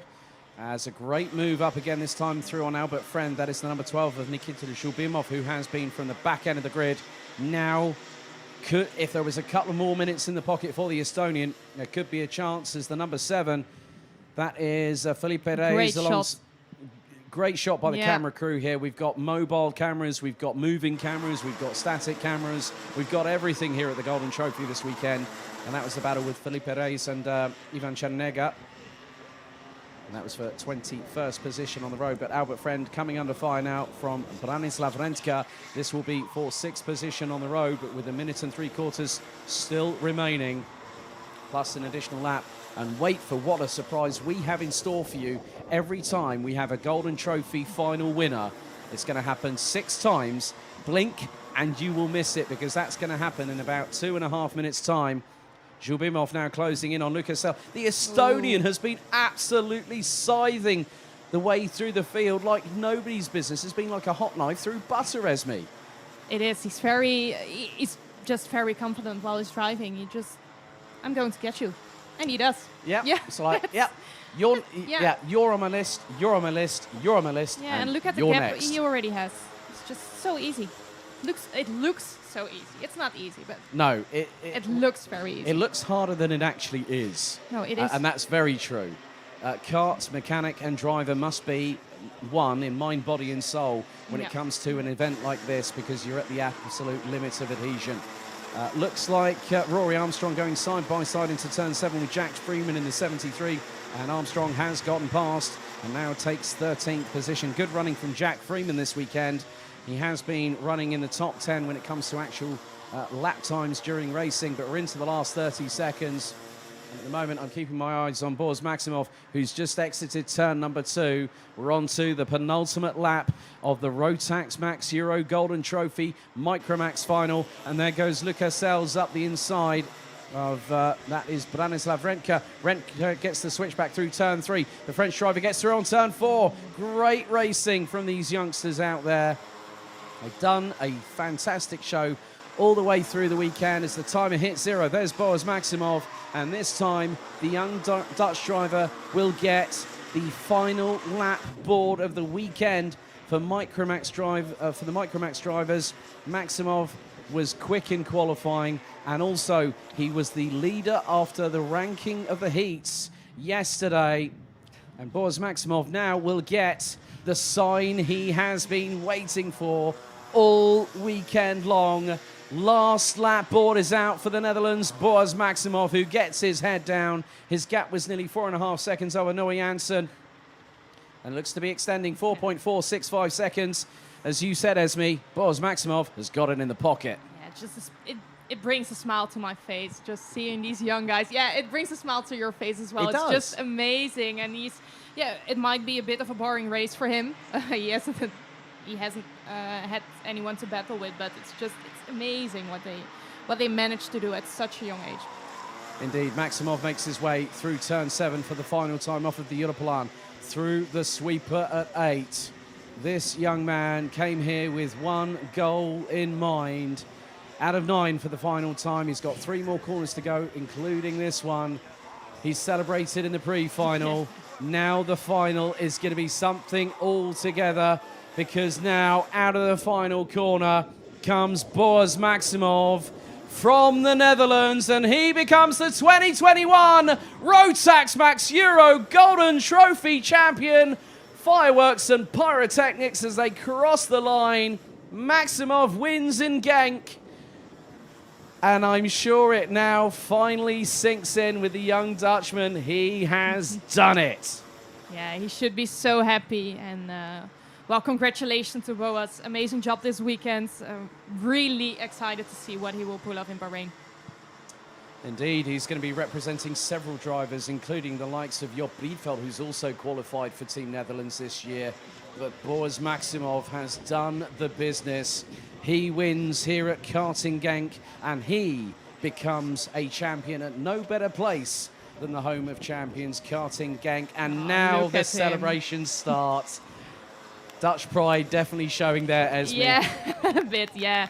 No, it's just, yeah, I just love seeing drivers like this.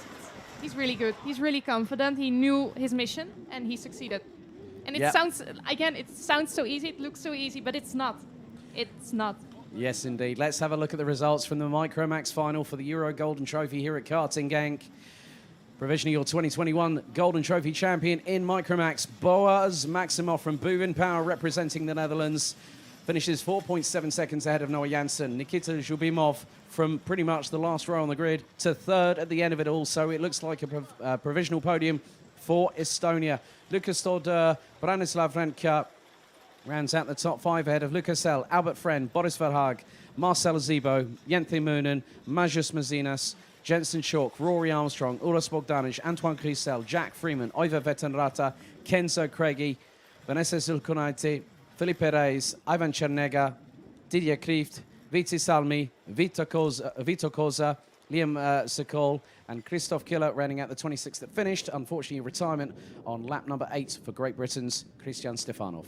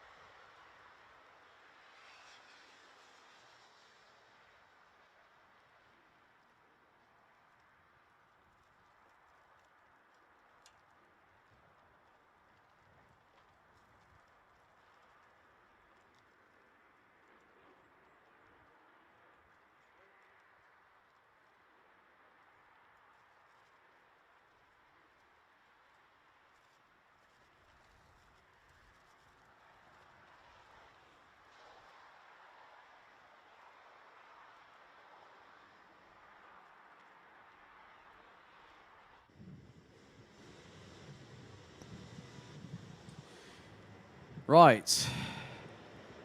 The second final getting underway as the Minimax drivers are sent on their way around this circuit. So let's have a look at the starting grid for the Rotax Max Euro Golden Trophy final for Minimax here at Karting Genk. On the front row, it's Latvia's Tom Strela from pole position ahead of Mies Huben from the Netherlands on the 108. Nikita Nikishov from Spain on the 120 ahead of Bayern Burgino on the 145 chassis. Mick van den Berg in the 129. We'll have Mats van Rooyen alongside, so it's an all-Dutch row number 3. We've already had someone go off the circuit. Looks to be the 159, and that is Marcus Silkunas, who is due to line up alongside Lawrence Herboz on row number 5. Matthias Jellerup from Denmark and Jake Menton, row 6. Tom Langlois and Gilles Avril, row 7. Igor Kaczynski and Romain Roussel, row number 8. Row 9, it's Paul Grisel and Aloysius Sekavicius with Jakub Kubera from the Czech Republic in 19th position.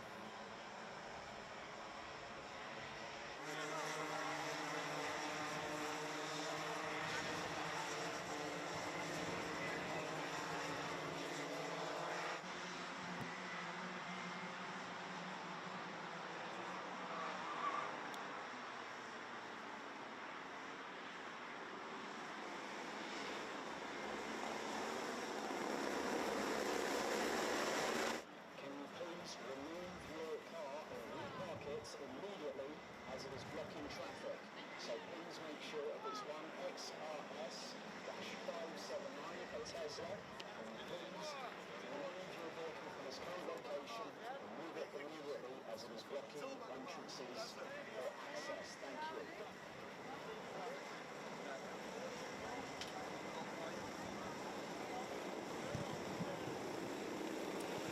I know that the Stout family are watching and they're going to be cheering on Mies Huben. So, Carol, Koen and Katrien, thank you for tuning in. And good to see a lot of people actually watching along at the moment. We still have 5 more Golden Trophy champions to crown. And there are nearly 700 people watching on the YouTube stream. That is absolutely brilliant. Thank you very much to everyone that has stayed with us over the course of the last couple of days. Right then, 11 minutes on the clock. Red lights on the starting gantry. The Rotax Max Euro Golden Trophy Mini-Max final is off and away. We are lights out, and it's the run down to turn 2. And Nikishov gets ahead of Mies Huben as they head through into turn 2 and 3 for the first time.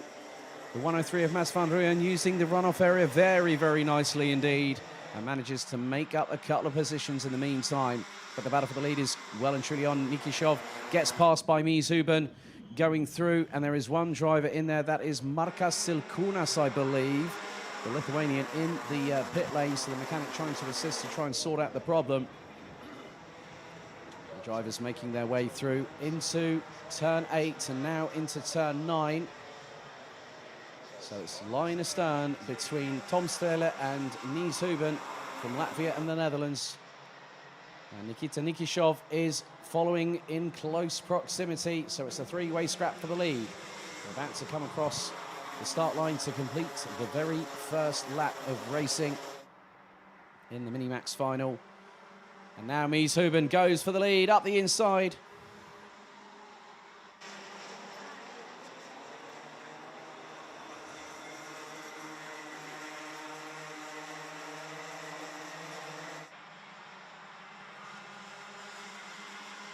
Mies Huben hits the front of the field. And now the charge begins to become a Golden Trophy champion this weekend at Karting Genk. Bayern Burgino battling away with Romain Roussel.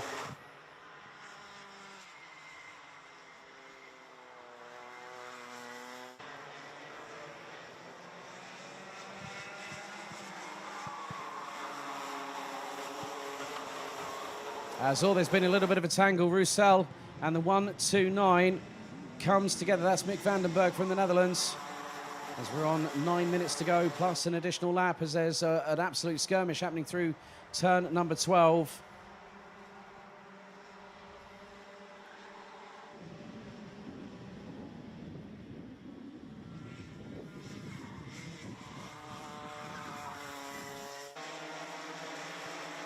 So the drivers making their way through into turns 3, 4 and 5, and the 110 of Matthias Jellerup battling away. That was the 129 of Mick Vandenberg. That is a bit outside of the top 10. For the top 3 on their way down through into turn number 7. Mies Huben leading the way. Tom Strehler ahead of Nikita Nikishov. That's the top 3. So Netherlands, Latvia and Spain are leading.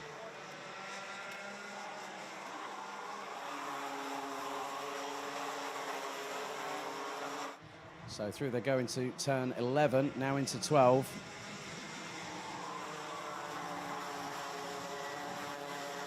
And we've got 3 minutes completed, 8 to go. Langlois has moved up to 11th, ahead of, behind Gasparovic. But Huben's lead over Tom Strehler now extends to 0.3 of a second. Matej Radenkovic, who started down in 8th position, now up into P7, sets the fastest lap of the race. 59.988 seconds from the young Belgian from Bouvin Power. But Huben and Strehler have started pulling away from Nikishov and Van Rooyen, and how Balls are trying to chase down the Spaniard in 3rd place. Bourguignon in 6th. Radenkovic ahead of Roussel, Gilles Avril and Tom Langlois, making a trio of French drivers that round out the top 10.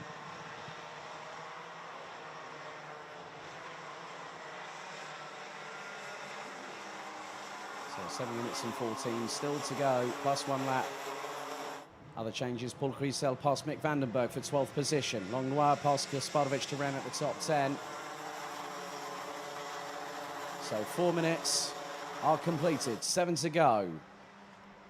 Huben trying to stride away from the Latvian of Tom Strehler in the 1-2-3. Drivers coming across the start-finish line at full speed, some using the momentum, the slipstream going through into turns 1 and 2.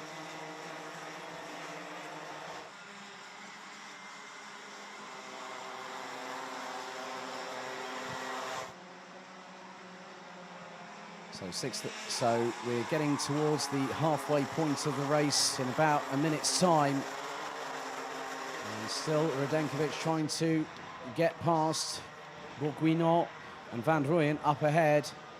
But Huben has started to pull a little bit of a lead. It's about 4 kart lengths between him and Tom Strehler from Latvia. Radenkovic, nice sweeping move up the inside through turn 10.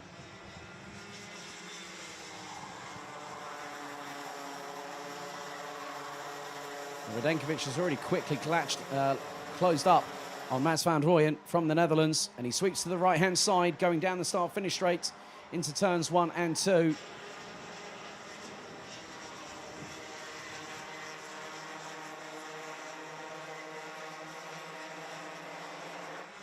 Five minutes and 40 still to go. And there's plenty of drivers trying to do their best as Bourguignon goes up the inside of Van Rooyen through turn 6.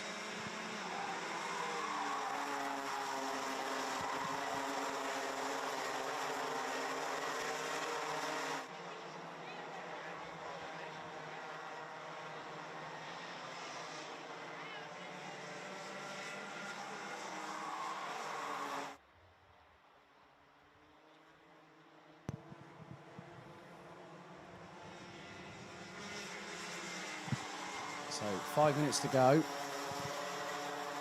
And Jake Menton and Marcus Sulkunas down at the bottom end of the grid. So still all 19 drivers are being still circulating. Paul Crisel has dropped down to 13th position as Jellerup from Denmark has managed to get past for 12th position. Mick Vandenberg past Sekavicius for 16th place.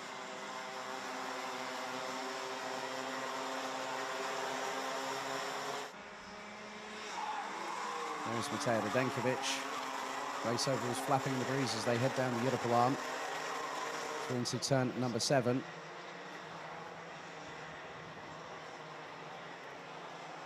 The wind has suddenly picked up because I've just seen some leaves bouncing up off of the grass and bounding along, going through on the outside of turn number 8 and through the inside of turn, well, outside of turn 9 through turn 8.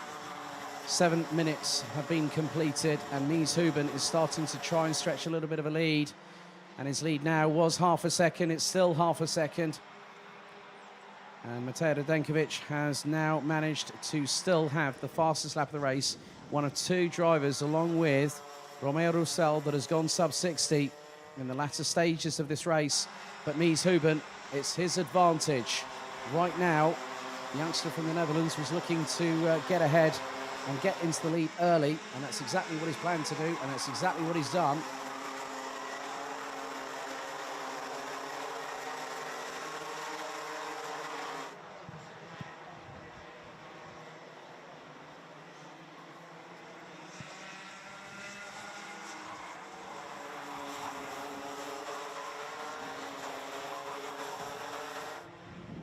Three minutes and 8 seconds still to go. And Mies Huben is trying to pull away from Tom Strehler. However, is that going to happen? Because Matej Radenkovic is closing. Radenkovic has picked up the pace and is looking up the inside of Nikita Nikishov, and the Belgian gets through on the approach into turn 1. Neatly done through turn 2 and makes the move stick. Tom Strehler was 0.3 of a second behind Mies Huben. And now the battle for the lead well and truly on. We're getting into the bottom of the 9th. As they would say in terms of a baseball reference. And Huben just keeping himself focused on what is happening up ahead of him. He's got clean air. He's just got to concentrate on his own race. And Tom Strehler is trying to close in, but Matej Radenkovic has decided to bring along his own dance moves to the floor, and up the inside of the Latvian goes the Belgian. There's a little bit of a clash between them, but that's given Mies Huben a bit more of an advantage. The gap has now expanded once again. So 2 minutes to go. And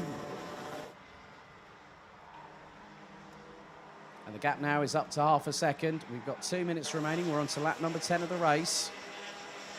And Mies Huben is going to have to keep his eyes on behind him very, very soon if Matej Radenkovic keeps up this electrifying pace. And Radenkovic in the last 3 laps alone has been hitting the 59-second bracket, a 59.8 last time around, a 59.4 the lap before.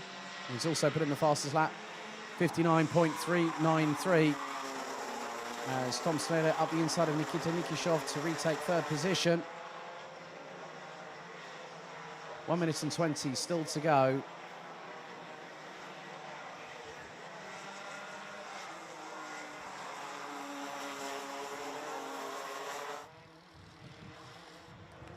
As Huben now coming under pressure from Radenkovic. They come out of the final corner. It's going to be close. I think we're going to go on to the penultimate lap. And Huben now has Radenkovic to his inside. The Dutchman looks to the left and sees Radenkovic, who gets through to go through to the lead of the race on lap number 11 out of 12. So I think we are on the penultimate lap of racing for Minimax. Onto the Europolan for the final time, or the penultimate time, and Radenkovic has already started pulling a gap.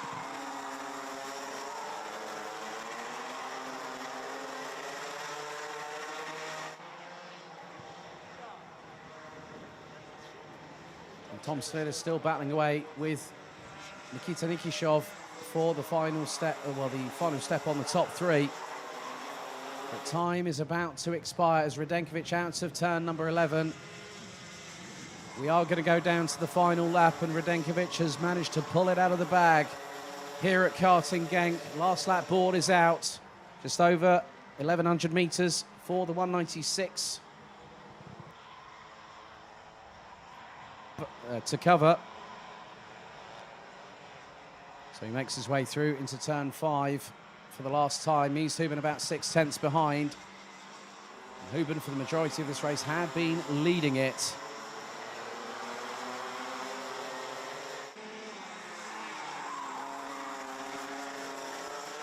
Radenkovic, this year's B&L Karting Series Minimax champion. Mies Huben was the runner-up. And Radenkovic, out of turn 9, looks over the right shoulder, gets the head down.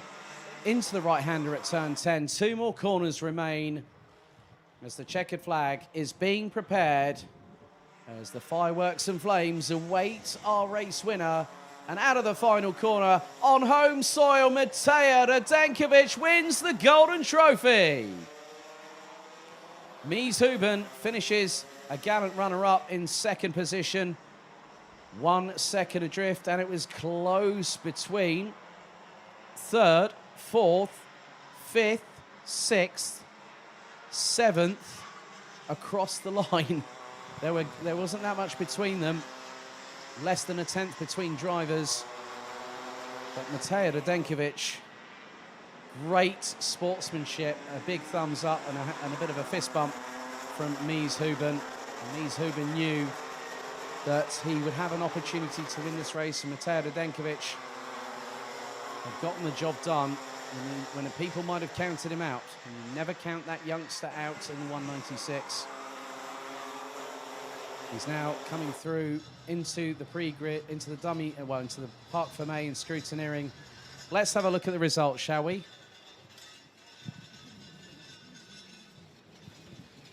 So Matej Radenkovic wins in Minimax, ahead of Mies Huben by just over a second. Nikita Nikishov in third for Spain. Tom Strehler in fourth, ahead of Romeo Roussel. Laurence Herboz, Tom Langlois, Ryan Bourguignon, Mats van Rooyen, Matthias Jellerup, Jules Avril, Paul Grisel, Jakub Gasparovic, Jakub Cabrera, Aloysius Sekovicius, Mick Vandenberg, Jake Menton, Igor Kaczynski, Marcus Silkunas, rounding out the 19 strong after 12 laps of racing.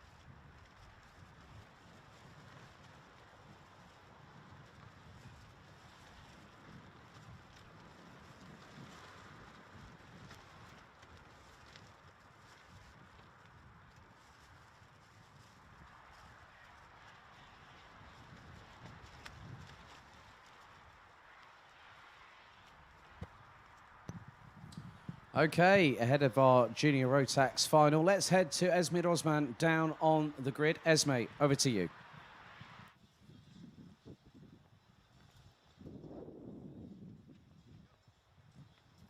Hello, everybody. I'm standing next to our pole sitter, Bruno. Bruno Molders from the Netherlands. Bruno, pole position. Are you feeling confident right now?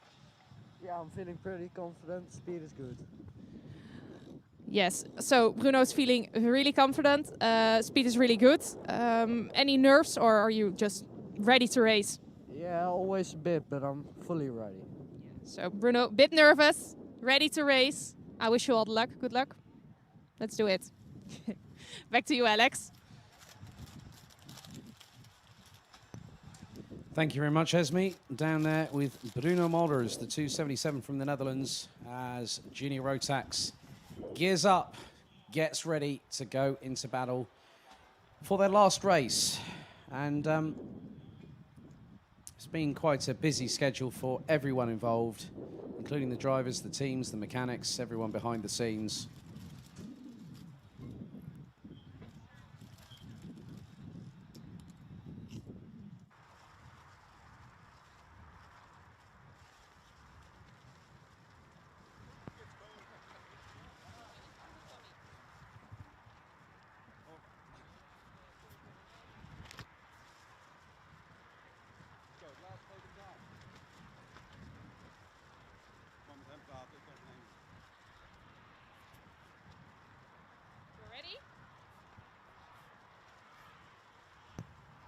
And also, we've got another driver waiting to speak to Esme Rosman. Esme, I understand you're down there with a certain number driver by the number of 254, Tommy van der Stroys.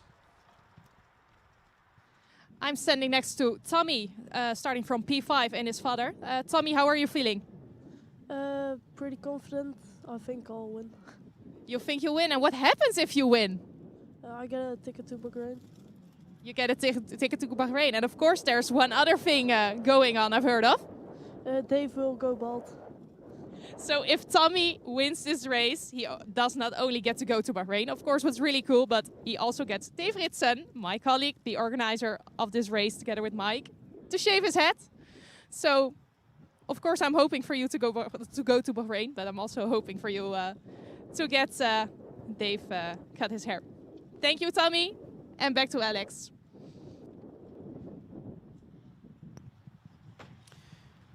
Thank you very much, Esme. Speaking to Tommy van der Stroys with Father Martin alongside. As the 3-minute signal, the horn is blown. That means that the mechanics need to leave the grid.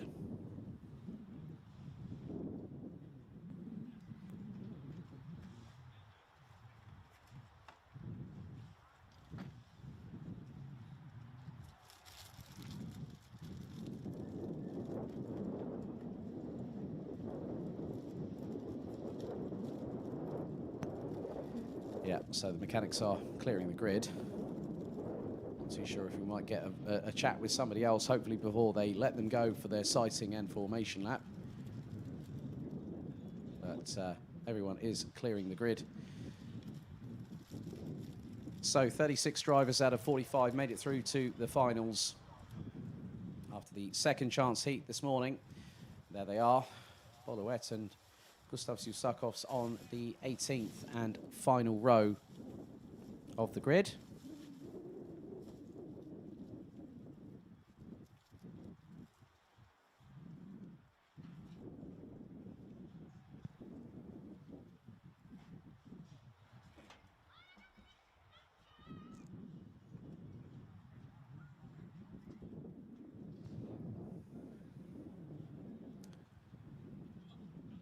So the sunshine beats down on Sunday afternoon here at Karting Genk in the Limburg region of Belgium. We have this plus 3 other races to conclude what has been an action-packed, very compacted schedule. Total of what has been 38 races this weekend, totaling nearly 7 hours of racing action for those watching at home. And a big thank you to you all for joining us, whether it's been at the circuit, whether it's been on the live stream.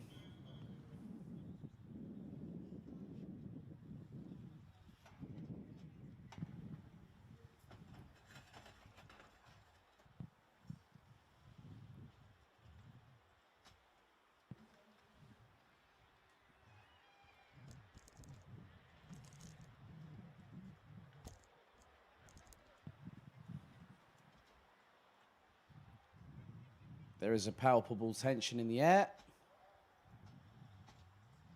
And anticipation is the biggest thing that we're having right now, because no one knows how this race is going to unfold over a duration of 11 minutes plus an additional lap.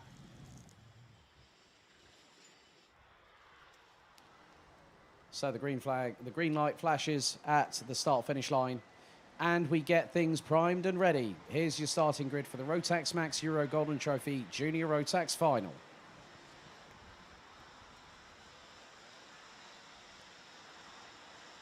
On pole position, it's Bruno Modders in the 277 alongside his Farin Mega. Thomas Strauver and Austin Lee, row 2. Tommy van der Sloys and Mikkel Pedersen, row 3. Janis Diak and Jaden Thien, row 4. Rafael Renhofer and Kasper Schormans, row 5. Enzo Bol and Ralph van der Pavert ran out the top 12 ahead of Leon Zelenko, Montego Masson, Ballas Lantos, Vinnie Phillips, Job Rietveld, Tom Bracken, Adam Krepsik, Charlie Hart, Thomas Kans, Milo Kaskinen, Julian Klausman, Mikey Porter, Colin Vajny, Bayman Huden, William Christensen, William Hoogstrand, Ethan Jeff Hall, Frederick Zevis, Valentin Hervas, Christopher Pez Ornball from Denmark, Devian Ross, Luke Neeson, Boluet, and from the United Kingdom, Gustav Zusakovs.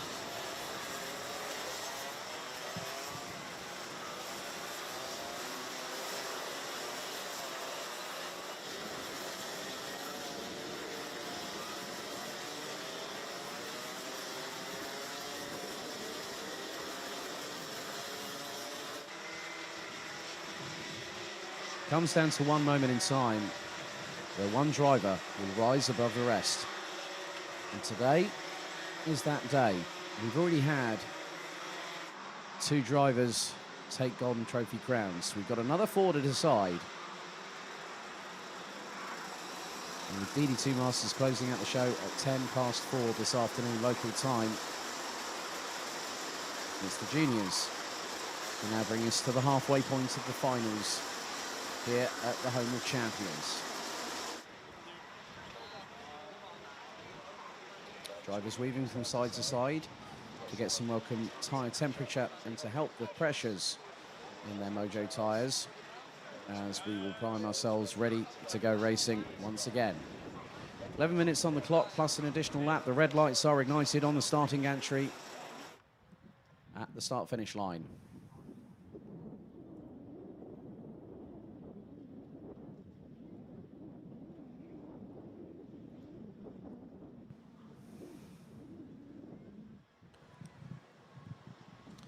We've had battles up and down the orders in every single class, and here is going to be no exception.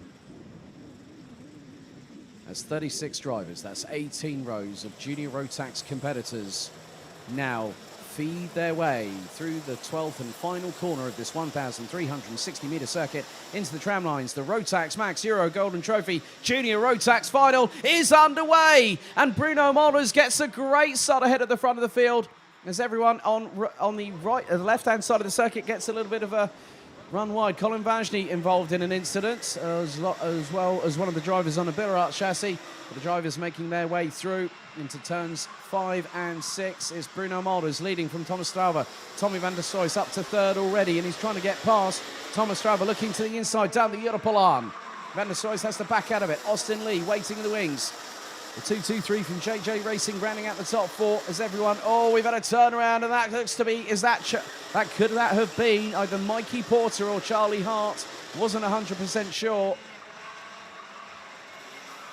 As the field now making, the majority of the field now making its way through turn 9 and into 10. But leading is Bruno Molders. Thomas Strauber has got pressure from behind, but now it's no longer pressure, but it's Tommy van der Sloys who got at the inside, and then the cutback comes through from Strauber. Van der Sloys in the slipstream. Looks to the inside of the 227 from Belgium and gets through. Austin Lee also trying to get through, and Strauben has to fight for it. Austin Lee up into 3rd place, and Foreign Mega comes through as well up into 4th. Great work by the 2 JJ Racing drivers. Austin Lee opened the door, and Foreign Mega was just given the invitation. Ralph van der Pavert, unfortunately, his race has ended suddenly on the very first lap. Cart not going anywhere, I'm afraid, and Marshall's quickly on the scene to the yellow flags at turn number 12. But Bruno Molders has pulled away into the distance, and there is still just 9 minutes and 20 seconds plus an additional lap of this final race for the Junior Rotax contingent, as now Jaden Thien is past Thomas Strauber. Strauber is dropping down the order. And now the hunt begins, because Tommy van der Sloys will lead the likes of Austin Lee and Foreign Mega to chase down Bruno Molders.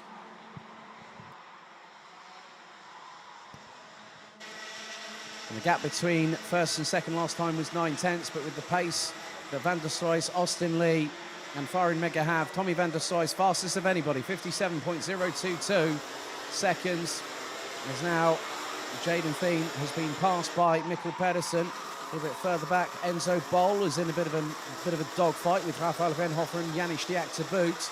Slauva gets past Thien and manages to get back up a little bit further up the road, but Mikkel Pedersen is not making it easy for the 257 based out of System in the Netherlands.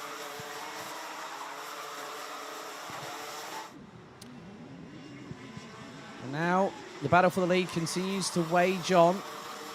Gustav Zusakov's past Milo Kaskinen for 34th. Julian Klosman 28th. William Holdstrand 29th. Devian Ross rounds out the top 30. As it's side by side, Montego Masson and Balazs Lantos were side by side going across the start-finish line. But the gap was 9/10. Tommy van der Stoys has dropped it by 3. And Austin Lee and Farin Mega both setting personal bests. Farin Mega has set the fastest lap of the race. He's right at the wheel tracks of teammate Austin Lee in the number 223, who completes the top 3 positions. Thomas Slauva, Jaden Thien ran out the top 6 at the moment. But Van der Stoys is closing. He was pretty much 1/1000th off of exactly being 0.3 of a second quicker than Bruno Molders. Now, the biggest thing is that Bruno Molders is punching through his own air, whereas Van der Stoys has a target to aim for. As Farin Mega pulls to the inside of Austin Lee to try and go up the inside through turn 2. Austin Lee has to give him room.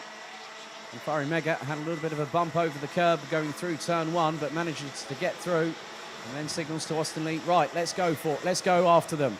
But Tommy van der Stoys is right on the back bumper of Enzo Bol. It's less than half a kart length. The gap is closing. Van der Stoys has to back out of the manoeuvre going down the Europolaan and hold station in second. The wind picking up the autumnal leaves once again off of turn number 7 off of the Europolaan. Colin Ważny looks also to be a retirement as well, the number 262 representing Poland. As yellow flags off of Marshall Post 4 off of turn 7, so someone's had a bit of a moment. Tommy van der Stoys now has the slipstream. Across the start-finish line goes the 254. He pulls to the inside and takes the lead on lap number 6. So van der Stoys, the 254, provisionally won the pre-final, but ended up having a post-race penalty, so dropping him down to 5th, but he has made it count. And Bruno Molders now swaps places. Cut back, switch back of perfection there from Tommy van der Stoys on Bruno Molders. Farin Mega now comes into the fray. Jaden Thien ahead as van der Stoys has to use the runoff area. That's compromised his run, and now he's been passed by Jaden Thien. Well, the dramas keep unfolding, folks. And with that, Job Briefeld sets the fastest lap of the race of 55.813, as now it's a bit of a race for survival. Because now it is a JJ Racing 1-2. Bruno Molders and Farin Mega leading the way. 3rd place is Jaden Thien. 4th it's Tommy van der Stoys.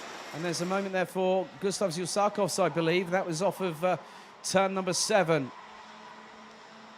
Mega now closing in on Molders for what is the lead of the race. And we are 5 minutes to go, plus an additional lap.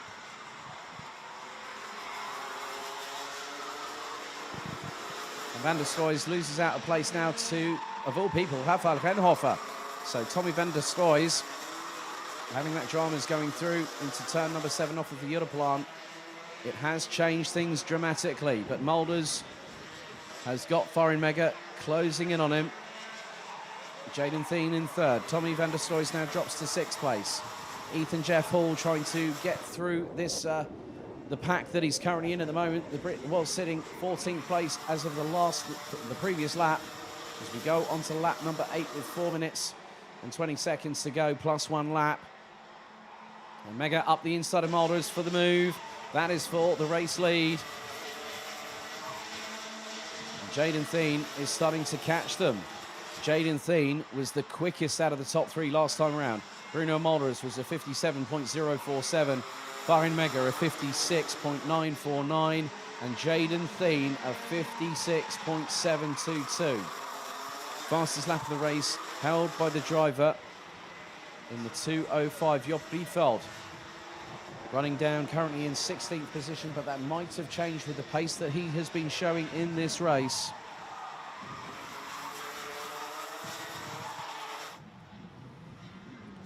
So 3 minutes and 30 to go. And Jaden Thien is closing. The gap between the top three last time around was 8/10. What is it going to be now as Mega crosses the line to lead them onto lap number 9? Gap between first and second, 0.27. Now it's 0.72 between the top three. Mikkel Pedersen, Rafael Henhofer, Tommy van der Stroys, Thomas Strauver and Austin Lee round out the top 8. Tom Bracken, Enzo Bol complete the top 10. Boluet and Thamen Huben have made it a few places up the order, and there is Boluet, who's got Thamen Huben just behind in the 2.32, but up the inside, 2.63. Christopher Ornbol manages, there was a big divot there on the outside of turn number 5, caught up with Bo Louet in the meantime, and Louet also had ended up off track as a result of it. William Christensen in the 2.70 has unfortunately retired from the race, so that's 3 drivers out of the 36. The battle for the lead is fast heating up. With 2.5 minutes to go, it's anyone's guess who's going to take this crown. Farin Mega leads the way by just over 3/10. It's still 0.7 between the top 3 with Jaden Thien. They're still the quickest by a fraction on that previous lap of 56.325. As the leaders now make their way through down the Europalan, we've got just over 120 seconds as Jaden Thien is doing his utmost to try and catch the 2 in front. The wind again is still picking up.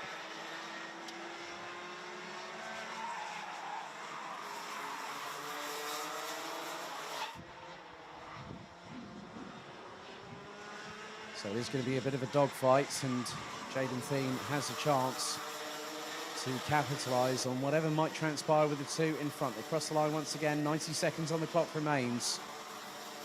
As they head into turns 1 and into 2, and it's pretty much nip and tuck. The gap is less than half a second, as there is Tom Bracken getting past Tommy van der Stroys. That is for 7th on the road now. Tommy van der Stroys' opportunity of winning the Golden Trophy was taken away just a few moments ago. As through into turn 7, Bruno Mollers retakes the lead from Farin Mega, but coming right with them is Jaden Thien.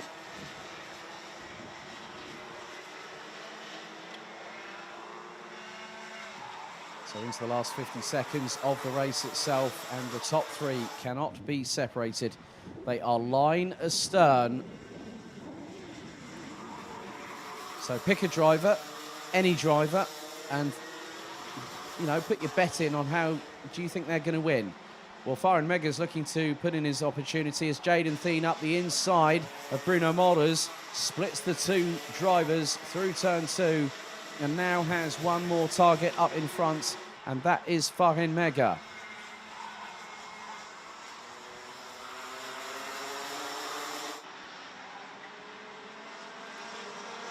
So they're going to go through turn 8 by the time the timer hits 0, as Farin Mega now holding on to the lead, but Jaden Thien in very, very hot pursuit right now.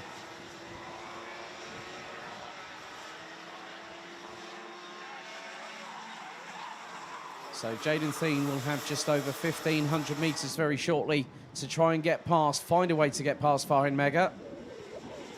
As through into turn 12 for what is going to be the penultimate time. We're about to go on to lap number 13, the 13th and final lap. As Jaden Thien is looking to strike at the moment's notice, was in the tow, nearly had a chance through turn 2.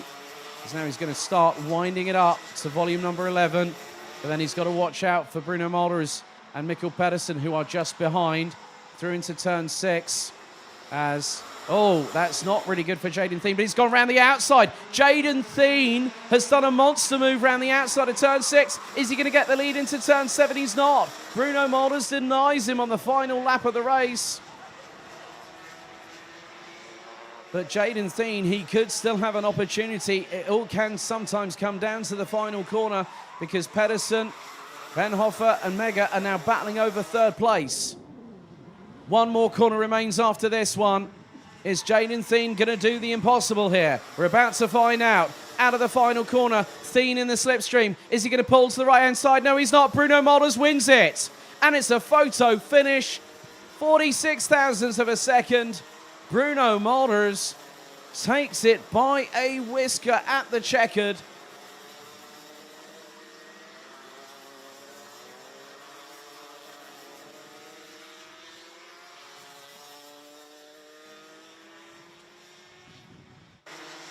So Bruno Mulders did the business, started on pole. And when Jaden Thien made that move around the outside of several drivers, including Byron Mega, Rafael Henhofer and Mikkel Pedersen going through turn 6.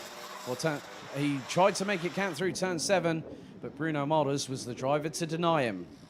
Mulders wins the Rotax Max Euro Golden Trophy Junior Rotax Crown by 46 thousandths ahead of the Netherlands' Jaden Thien. Fine Mega takes third, Rafael Henhofer takes fourth ahead of Mikkel Pedersen. Tommy van der Stoys, unfortunately not one for him today, as he finishes in sixth ahead of Tom Bracken. Thomas Strauver, Austin Lee rounds out the top 9 ahead of Ethan Jeff Hall.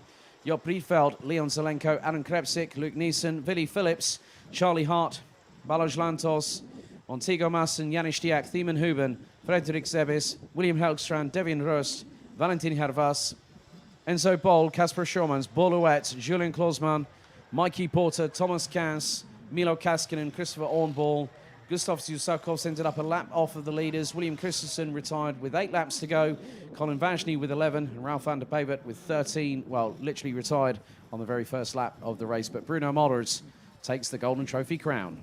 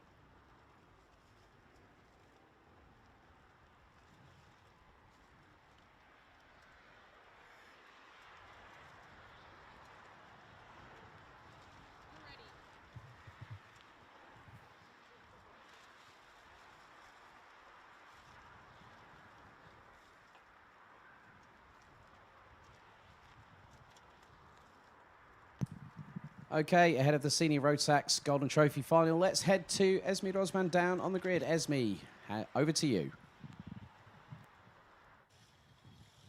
Well, hello, welcome from the starting grid. I'm standing next to Reese Hunter, who is starting from pole. Reese, tell me, what is your plan for the race and how are you going to secure the win? Well, the pre-final, anything like the pre-final, got us lead at the start and then was able to manage the lead through the full of the race. So, yeah, hopefully we can do that in the final. Okay, so a good start and the rest is going from there. Thank you. Good luck.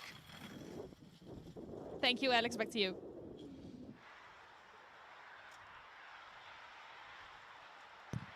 Yeah, so thank you, Esme, for a quick chat with Reese Hunter, who is at the front of the grid for this one. So final checks on the carts are being made. The grid will be cleared with 3 minutes to go before they let them loose onto the circuit here. Some drivers having their last conversations with their mechanics, some doing some... right, I think we might have another interview lined up, so we'll just wait. I'll just wait for the queue because quite a few drivers down there, 36 of them.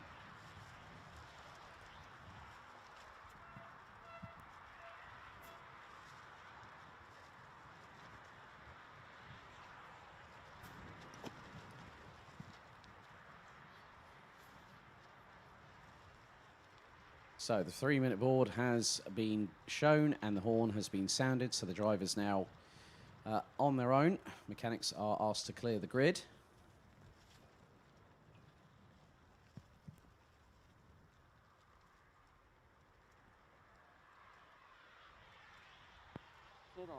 Wat jij wil, Engels? Engels, that's good.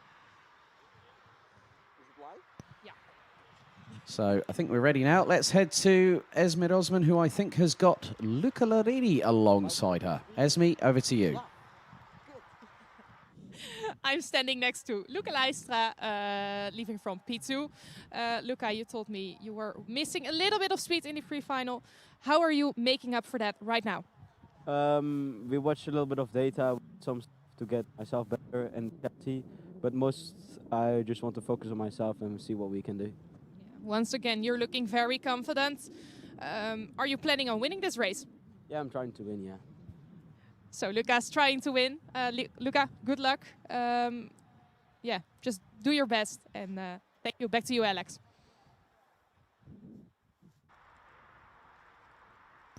So a big thank you to Esme having a chat with Luca Larini on the grid, who will start on the front row as we are about just over a minute away from getting things going.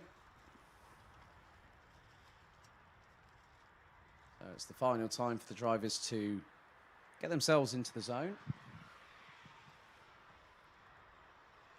as we await for what transpires over the next 14 minutes plus an additional lap. We'll have 2 more races to go to conclude the 2021 Rotax Max Challenge Euro Golden Trophy here at the home of champions Karting Genk. And the pre-final was just an aperitif to the main course we're about to have now, and maybe included with that, we might have a little bit of a dessert afterwards as well. But Ruben Volt, that's one of the drivers at the back end of the field. That could be Matthew Higgins just stepping into his kart, the 375.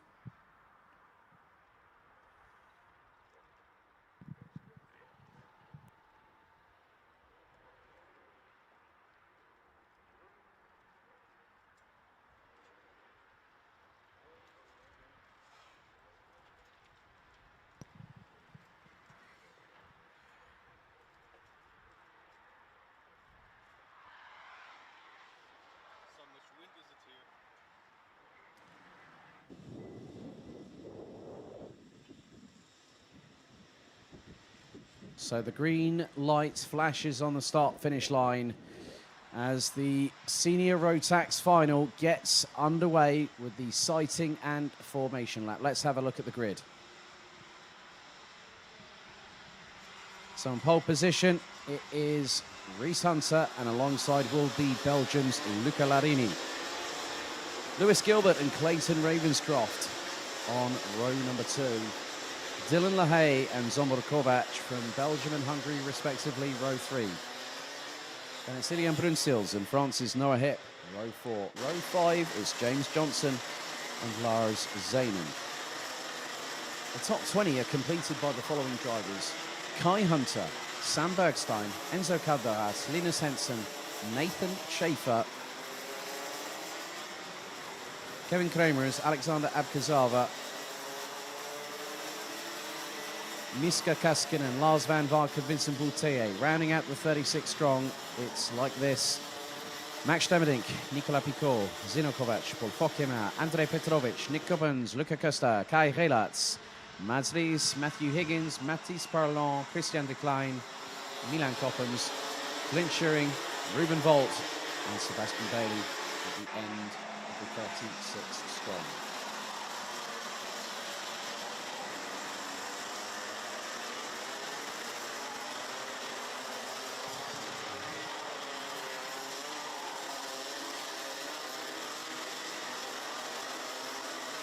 So 59 drivers came into this weekend. Only the top 36 made it through. And here they are, the stars of the show, front and centre. The pace now slows to a crawl as the drivers get themselves ready for racing once again.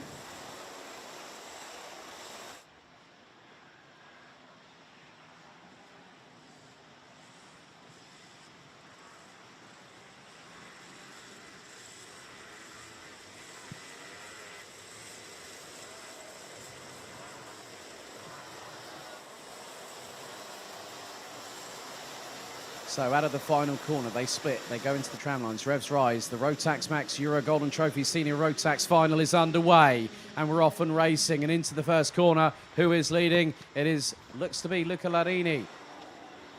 As they go through turn 3, 4 and 5 for the first time. And Reese Hunter close on the back bumper of the 356. There's been a little bit of tussling at the back end of the order, including the 635 of Milan Coppens and the 639 of Mathis Parlon, as Clayton Ravenscroft now joins the three-way scrap at the front of the field. Zsombor Kovac up into 4th place ahead of Dylan LaHaye, but LaHaye is going to try and get past. Lewis Gilbert is also with them as the Scotsman, Ace of Dory in Ayrshire, closes in on the 348s from Belgium.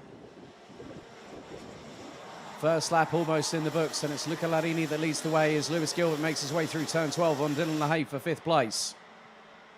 Larini leads.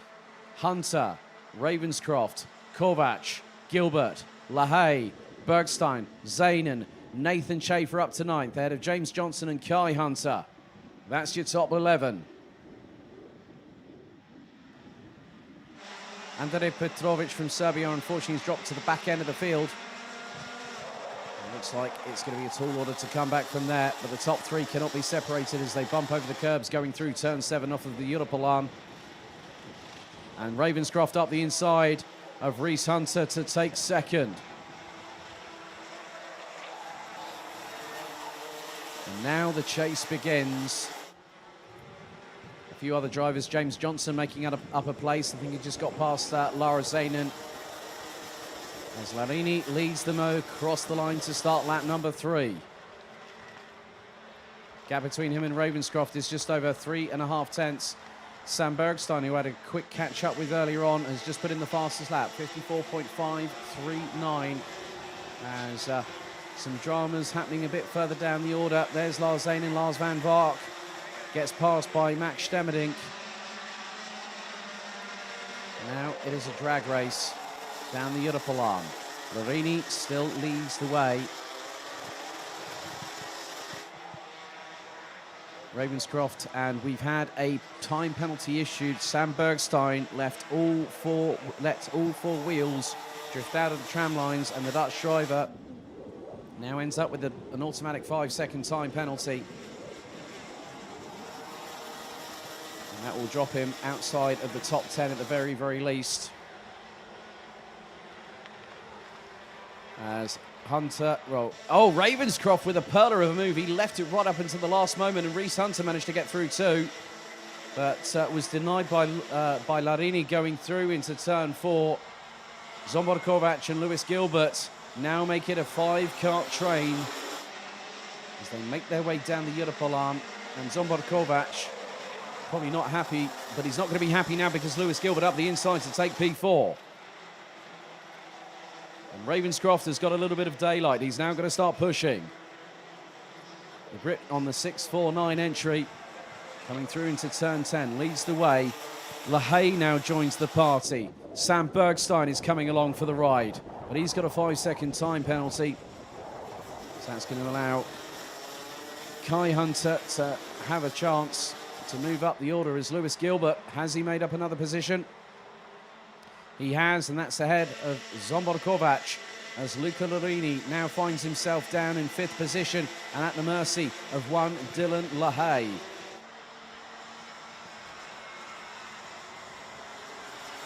We're coming to the conclusion of the first 4 minutes of this race, and at the moment the pace is being set by Clayton Ravenscroft and Reese Hunter. They've been running, well, Ravenscroft last time around did a 55.177. Reese Hunter a 55.443. Lewis Gilbert running in the 55.2s. So the Scotsman has got the pace. He knows this track well, as does Ravenscroft. They have ventured over here in years past.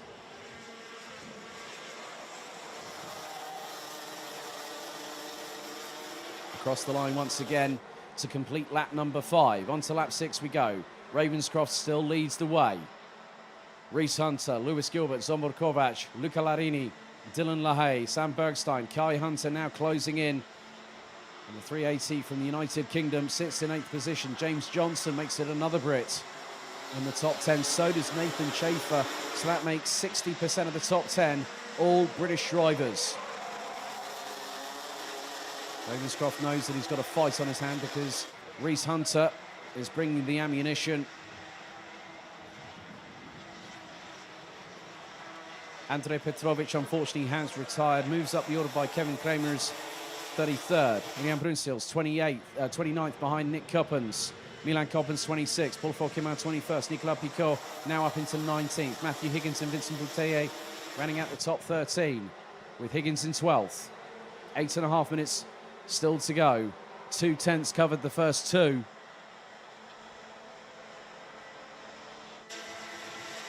There's Ravenscroft still keeping Reese Hunter at bay. It's not a case of if, it's a case of when will Reese Hunter make the move. And you've got to keep your eyes on Lewis Gilbert. Kai Hunter has just set the fastest lap of the race. 1 lap ago, 54.435 as Reese Hunter gets through, squeezes up the inside of Clayton Ravenscroft through turn 7. And Lewis Gilbert now joins the 3-kart train at the front of the field as Luca Larini back up into 4th place ahead of Zsombor Kovac. Dylan LaHaye in the 3:48 from Belgium, just behind the Hungarian in P6. Kai Hunter and James Johnson are Sam Bergstein are chasing them down. So Kai Hunter has got himself up into 7th, and Ravenscroft retakes the lead. Going through turn 2 on lap 8. Gilbert, in the meantime, is with them, and he's not letting them get away. And Gilbert up the inside of Hunter, through into turn 6 onto the Europlan. So the Scotsman from Potenza Racing Engines now goes defensive. Here comes Luca Larini, and he got through on Reese Hunter through turn 7 by the narrowest of margins. And now Kai Hunter has just got past Dylan LaHaye. But Ravenscroft has got a little bit more daylight now between himself and Lewis Gilbert, as we've gone past the halfway point of the timer counting down from 14 minutes to ground zero.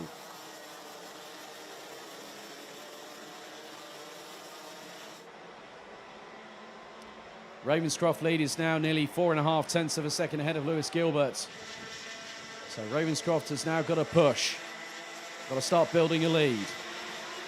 In senior Rotax, even if there's 6.5 minutes still to go and you're leading the race, there's still every opportunity that you might come under pressure later on. Larini staying ahead of Reese Hunter. That's the battle for third and fourth on the road as they go through turn number 8 and into the left-hand hairpin here at turn 9.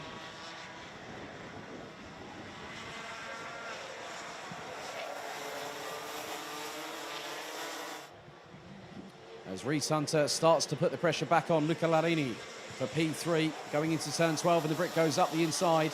Reese Hunter back up into third place. Ravenscroft leads them on to lap number 10. We're into double digits, but the gap now is 3/10 between him and Lewis Gilbert. Reese Hunter back up into P3. Larini down to 4th. Kai Hunter up into 5th ahead of Zombor Kovac. Sam Bergstein runs 7th on the road ahead of Dylan LaHaye. James Johnson, Nathan Schaefer, and now Matthew Higgins is up into 11th, having started down in 30th position. And the race went lights out almost 9 minutes ago.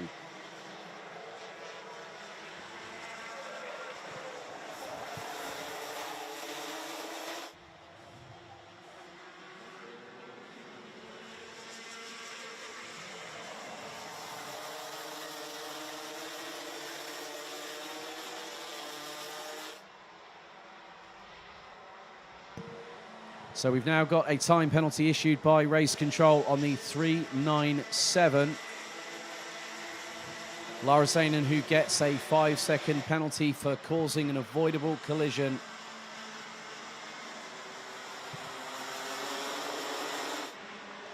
Ravenscroft still continues to lead. Now it's becoming a bit of a dogfight at the front once again, but this time Lewis Gilbert is the one in the middle.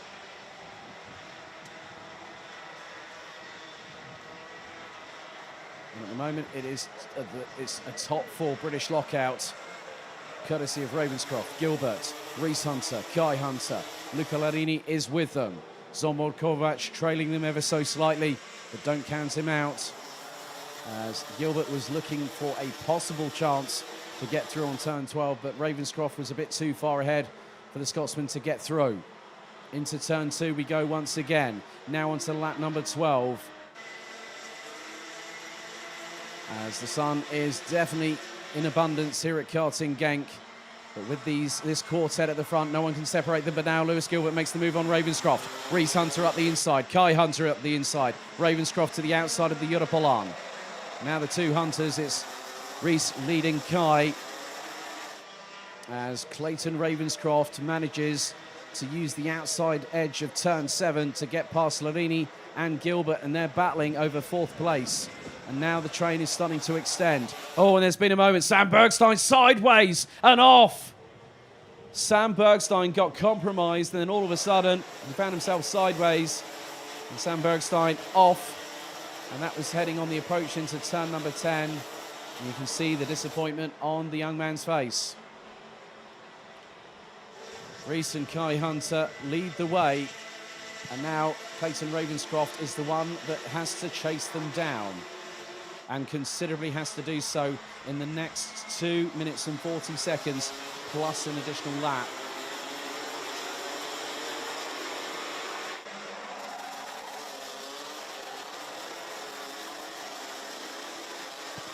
The 2/10 separate the two brothers, Reese and Kai Hunter. They are leading the way, but Clayton Ravenscroft, what does he have in his box of tricks this afternoon? The 6:49 from KR Sports has been leading the race for the majority of it. Further changes down the order. I think Linus Henson has just made up a place as we go into the final 2 minutes. Reese Hunter leads by 0.133 ahead of brother Kai.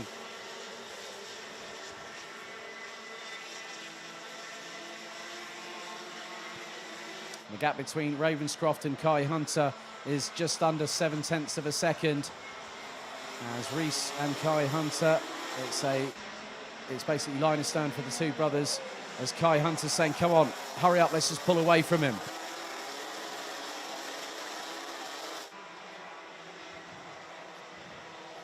So the last 90 seconds plus an additional lap could decide who will be our 2021 Rotax Max Euro Golden Trophy Senior Rotax Champion.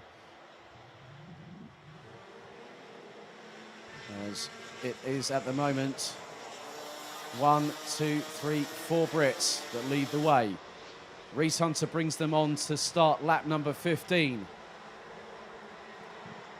Gap between him and his brother Kai was just under 2/10. Ravenscroft is starting to go a little bit faster now.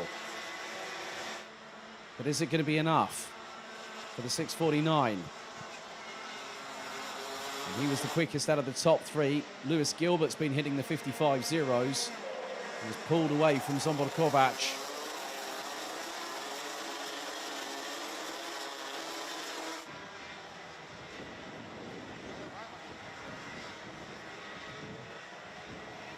And again, the signal from Kai Hunter saying, look, just keep pushing. We've just got to move forward. As we're now going to go on to the penultimate lap as Kai Hunter up the inside of Reese, and now their brothers are side by side coming through turn 12. 2 more laps to go. And it's about who wants it the most. You might be brothers, you might be under the same awning, but if you want to go for a title such as this, that goes out of the window. And there were 63 thousandths between the pair of them as Kai Hunter looks to get the switch back on brother Reese, who still leads. And they're fighting, but it's an inter-brother squabble. And this is on track. And now Clayton Ravenscroft, he's got an opportunity. Timer hit 0 20 seconds ago. And now Clayton Ravenscroft has an opportunity. It's fast becoming apparent that the two brothers, Reese Hunter and Kai Hunter, are battling in between themselves. And that to Ravenscroft signals that he has a chance as we now go on to the final lap. Ravenscroft has got some slipstream. That's going to assist him. And he's going round the outside of turn 2 to try and get the cut back. Through into 2, now into 3. Down the Europolan is probably where it's going to be pretty much decided. We're out of the final corner. Lewis Gilbert now joins the fray. 4-way scrap from the lead on the final lap, and Clayton Ravenscroft sweeps wide out of turn number 6 onto the Europolan. Lewis Gilbert is with them. Kai Hunter goes defensive on Ravenscroft, and oh, the brothers have a little bit of a touch, and Ravenscroft gets through. Whoa, that was close. Hot in the mouth moments as Lewis Gilbert now gets through for 3rd. We've got a couple of more corners to go as Gilbert gets forced out wide. Reese Hunter looks over his right shoulder. He's got 1 more corner to go. It's not going to be enough for Clayton Ravenscroft as Reese Hunter comes out and becomes the Golden Trophy champion by less than 4.5 tenths of a second. Ahead of Clayton Ravenscroft, Kai Hunter rounds out the top 3. Zsombor Kovac, Luca Larini, and Lewis Gilbert round out the top 6 after what was a chess match of senior Rotax proportions. And Reese and Kai Hunter, fist bump. The okay sign from Kai saying, well, mate, you might be my brother, but I'm still going to battle you. But Reese Hunter provisionally is your 2021 Rotax Max Challenge Euro Golden Trophy champion. And it was an all top 3 for the Brits. The drivers now are under full course yellow conditions.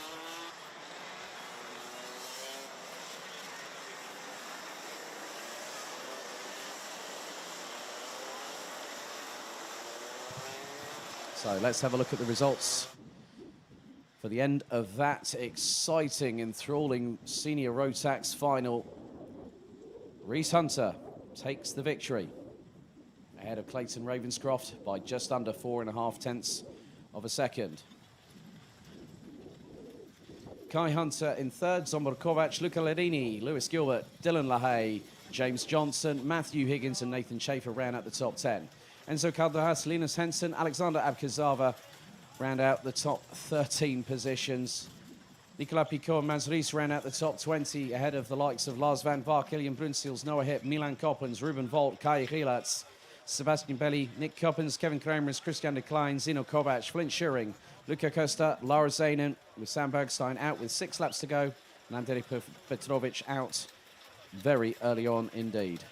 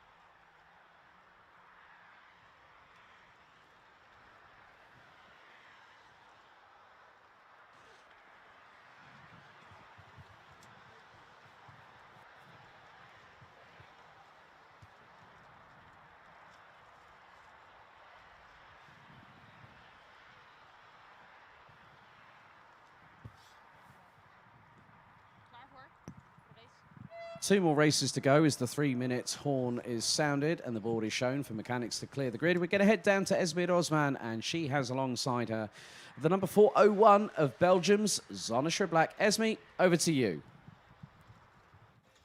Hello, everybody. I'm standing next to Xander, the pole sitter for the DD2 Plus. Xander, you look very confident, have been very fast throughout the weekend. Tell me, what is the plan for this race? We'll see how it goes. Take it step by step. Win. And who are your main contenders this race? I think the top 5, I think. The top 5. Do you really feel their pressure? No, it's okay. It's okay, so you look very confident. Well, good luck. Yeah, just do your best and we'll see how it goes.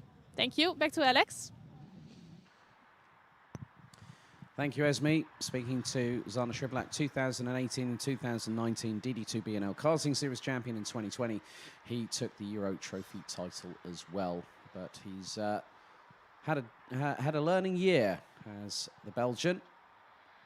And to be completely honest with you, he's in the right place he needs to be right now, which is on pole position. And not too sure if we might get a chance for another interview. I think they have cleared the grid of the mechanics as Glenn Van Parijs gets ready. So 30 drivers, and the winner of the event, or the winner of this race, is the winner of the event. It is a one-off invitational. There's Glenn Van Parijs. He's had 3 B&L Karting Series titles, 2 in DD2 over the last 2 years, and also this year took the Vice Championship status in the Porsche Carrera Cup Benelux Championship. And it's always good to see him back in a kart. It's always good for drivers that race in other categories where they actually come back to karting, because it does really toughen you up a little bit and gets you ready for the rigmaroles of hot cabins in sports cars, tin tops, and also in single-seaters as well. As he gets himself ready, just putting on the race gloves before he hops on in.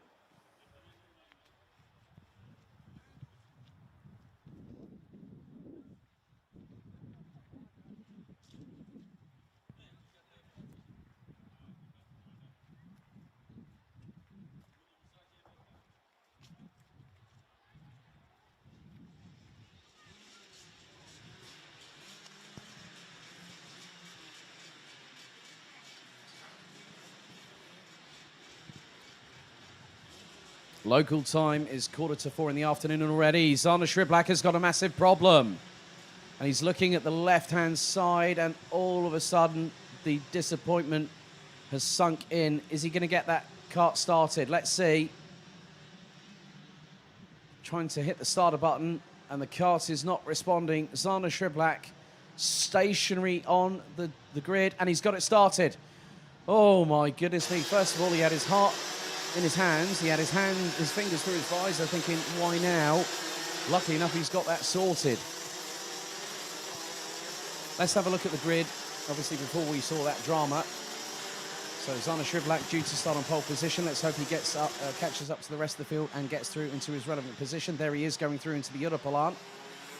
Glenn Van Parijs alongside on the front row. Lassie Andreasen and Martin van Leuven. Row 2, Casper Bielecki and Lucas Thompson. Row 3. Keep your eyes on Hannes Morin on the inside of row number 4. He's got Maxime Dirix alongside the recently crowned Belgian Max Challenge champion, Max Fleischmann and Patrick Snows-Lokmelis. Row 5 and completing the top 10. Matthias Lund, Robert Schopian, Jure Jungdahl, Fabian Bock, Hannes Border, Florian Breitenbach, Christopher Zaxer, Mika Metz, David Maslakowicz, Dennis Thiem ran out the top 20. Completing the 30-strong driver lineup is Jordi Klebol, Josh Bryce, Amerik Gerhard, Charlie Anderson, Mario Saban, Kilian Gerhard, Andreas Birbach, Lawrence Seifried, Jaro Deckers, and Karl Borgard.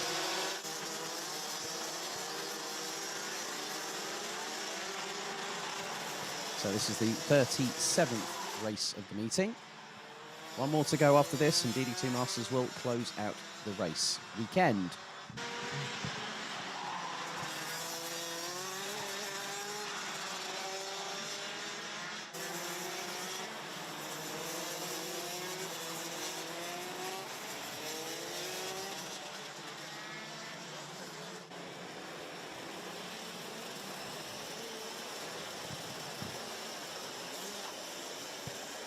So what are we going to have happen here? I think we are going to get under starters orders because the revs are starting to rise. The DD2 Masters, DD2 final is underway, and Zana Shriblak is now already starting to fight his way through the field. He's already got through past 5 drivers. One's gone very wide. That is Lawrence Seifried from Germany. And Shriblak is not going to take any prisoners. He's going to put everything on the line because he was due to start on pole position. And I think I probably count he might have already gotten up. He's gone around the outside of several drivers. I think I count 8 already that Zana Shriblak has gotten past. And that's out of 29 other drivers. So Glenn Van Parijs leads the way ahead of Martin van Leuven, Lasse Andreasen, Kasper Bielecki, Max Fleischmann. Hannes Morin has dropped a few places in the meantime. They make their way down towards turn 12 to complete the very first lap of the motor race. Van Parijs leads the way, and the gap between him and Van Leuven is just over 0.3 of a second. As Matthias Lund trying to get past Lucas Thompson, and the Dane has got through. Xander Shriblak has already gone up to 21st position, and that was only when they crossed the line after lap number 1. And Shriblak now looks to be ahead of Jordi Klebold, so Shriblak, being on the back foot, now has already started responding and has already got his way past 9 of the 20 drivers in front of him. Actually make that 10 as a little bit of a drama there for the Ljungdahl, I believe, in the 443, who was running in 13th, with Shriblak trying to get his elbows out alongside David Maslakovic. And Maslakovic runs wide coming out of turn 10. A little bit of an assist from behind by Mika Metz, but Shriblak has gotten through. Josh Price definitely getting stuck in with the likes of Hannes Border, as Florian Breitenbach looks to be Zana Shriblak's next victim. 2 minutes down, 12 to go. Van Parijs leading the way, but the gap between him and Martin van Leuven last time was 6/100ths of a second. Matthias Lund from Denmark running out the top 5 for RS competition is the fastest driver out there, followed by the likes of Max Fleischmann, Lucas Thompson. Hannes Morin looking up the inside of the 465, and as Hannes Morin got through, I think he might have done. I'm just going to keep an eye on that, and that is the case. I've just seen it visually. As Van Leuven looking up the inside of Van Parijs, going through into turn 10, takes the lead on lap number 3.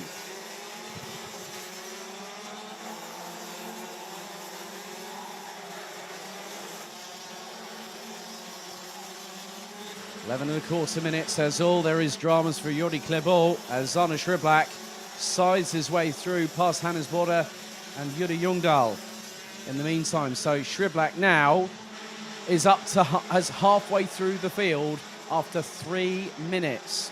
This is how motivated this Belgian driver is. He's basically saying, nothing is going to stop me. And at the moment, 14 drivers, well, yeah, effectively 14 or so, 15 drivers have not had an answer for him. There's another 14 that he needs to get through, as we have, I think I did see a yellow flag briefly out. Shriblak, the driver on the move. And next up will be Christopher Zaxa, I believe. There's Josh Price. Ahead of Christopher Zaxa, there is Zana Shriblak. At the moment, Martin van Leuven had the fastest lap. It's now gone to Josh Price from the United Kingdom in 13th place. There's Fabian Bock, currently sitting in 12th, is trying to pull away a little bit from those behind, but Zana Shriblak is getting on with business at hand. And you know what's even funnier? Zana Shriblak on the same lap equaled the fastest lap of the race with Josh Price. But Josh Price on the benefit of doing it first is the one that gets the recognition. Shriblak trying to get past Christopher Zaxa from Denmark. And now up the inside goes the Belgian through turn 10. That's now 14th place. 9.5 minutes in karting can be a bit of an eternity. Zana Shriblak is putting on one hell of a show right now. It's from near heartache to where he is. He's left that heartache behind. and is going for broke.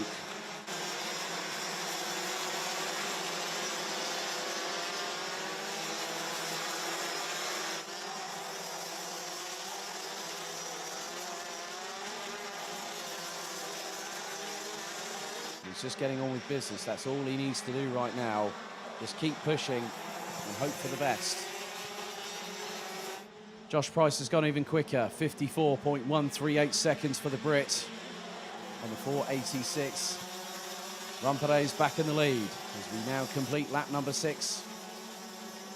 Rampere is also leading Van Leuven, Andresen and Bielecki. Lund in 5th. Fleischmann, Mohin, Chopin, Thompson, Dirks, Bock, Price, and now in 13th position is Arne Schriblak. Schriblak has now got to close on Josh Price, and he's 1.7 seconds behind, but dramas has now befallen. Patrick Snols-Lockmelis out of the race on lap number 6. The Latvian has heartbreak, and earlier on, David Maslakovic on lap 3 also retired from the race.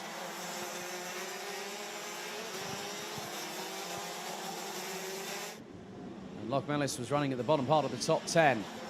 So the Latvian now has to sit and watch by the sidelines. Rampere's still leads. Van Leuven in 2nd. Bielecki. Now it's Lund. Morin up to P5 as Now I'm not too sure what happened for Robert Chopin, but the cart just involuntarily decided to jump up and down. Not too sure when he applied the brakes, but then that allowed Max Fleischmann to get through. And a little bit of a touch from behind. Lucas Thompson gets a bump on the right rear, courtesy of Robert Chopin there, going through into turn number 6.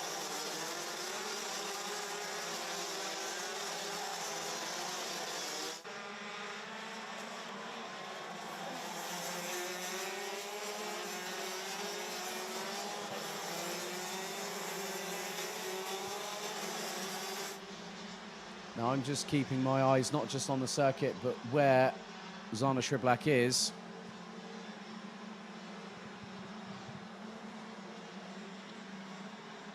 So they're coming through out of the final corner. I'm not too sure. Has there been a problem? Because I've seen Arne Schriblak, 401 from SP Motorsport, has that technical gremlin come back and bitten hard. Lasse Andreasen also might look to be out of the motor races. Robert Chopin up the inside of Maxim Dirks. There is Josh Price waiting in the wings. So how's the heartache happened for Arne Schriblak? That is my biggest question, because I cannot see the 401 circulating.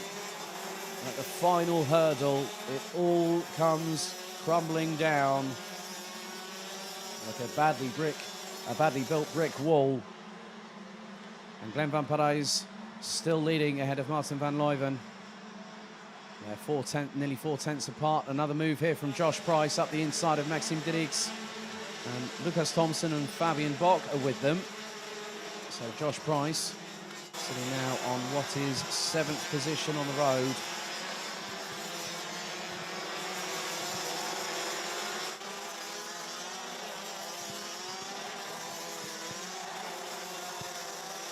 And it is confirmed, Arne Schriblak out on lap number 6, as is Lasse Andresen from Denmark.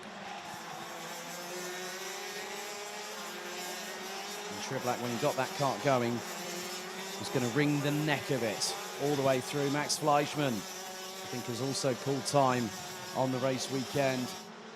We're down from 30 to 25.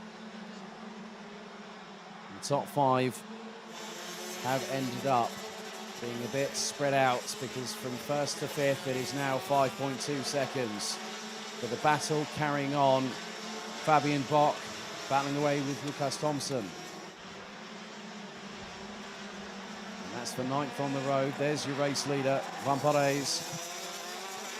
Van Leuven rounds out the top 2. Kasper Bielecki in 3rd. Matthias Lund, Hannes Morin, Robert Chopin, Josh Price, Maxim Dirks.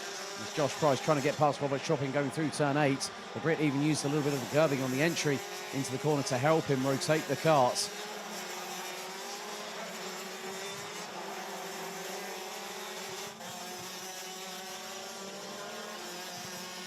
Looking at the pace of Hannes Morin, he's been running in the 54.7s. Josh Price on a 54.5 last time around, and now they come across the line to complete lap number 11. And Josh Price has just put in a 54.993, and he's just got past Robert Chorpian. So Josh Price up into 6th place and moving forward at a good speed.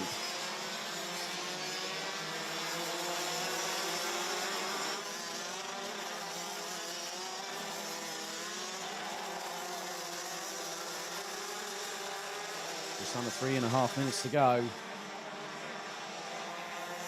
And 25 out of 30 drivers still circulate around the track itself. No changes as of yet, but looking behind from Robert Chorpian backwards to Maxime Dirix, Lucas Thompson, Fabian Bock. Nico Metz has also caught up with them as they exit out of the final corner.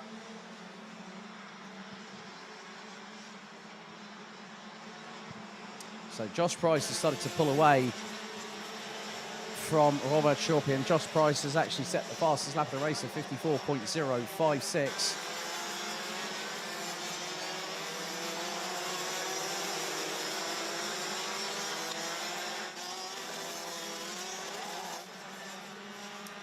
And dramas again, unfortunately, for Laurent Seyfried. It's not been an easy weekend for the German in the 420 from FM Racing. Being at the lower end of the field. As another drama again. That's the second time this race that Robert Chorpian has hit the brakes and the kart has just literally started trying to shake itself apart. I'm not too sure if there's a brake issue problem for Robert Chorpian, but there's the second time in this race that's happened to him. And now Mika Metz up towards the inside of the 477. There's Fabian Bock as we're into the last 2 minutes of the race. Klien Gerhard and Andres Bickbach have got past Hannes Border for 13th and 14th respectively. Jordi Clabot now rounds out the top 20. Maxime Dirix and Lucas Thompson now ahead of Robert Chorpian, who seems to just be trying to get the kart home to the checkered flag.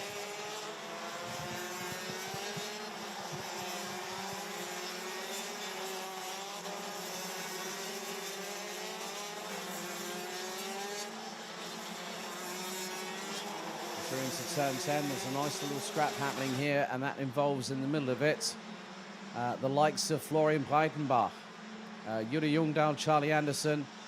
So Robert Chorpian finds himself down at the bottom part of the top 10 for that gaggle of karts going into turn number 2 very shortly. So Florian Breitenbach in there. I think there's also a spot of a Durlart chassis. There will be Charlie Anderson in the 469. And still, the battles go on unabated. Maxime Dirix came under fire from Lucas Thompson.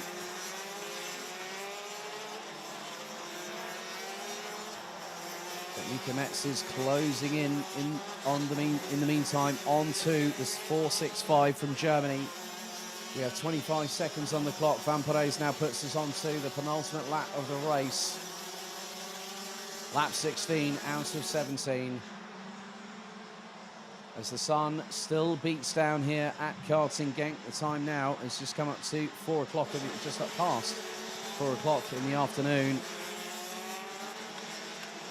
As Glenn Van Perez makes his way down to the end of the Europlan, the timer has already hit 0, so the 14 minutes are up.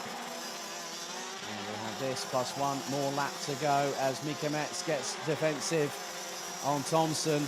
That is for 8th position on the road.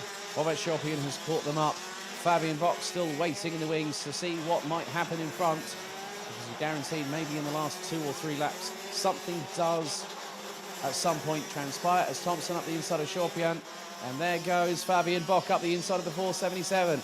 Nice move by the 481 through turn number 11. Final lap board has been shown to Glenn Van Perez from Belgium in the 400 as he makes his way through turn number 5 for the final time out of 17 laps.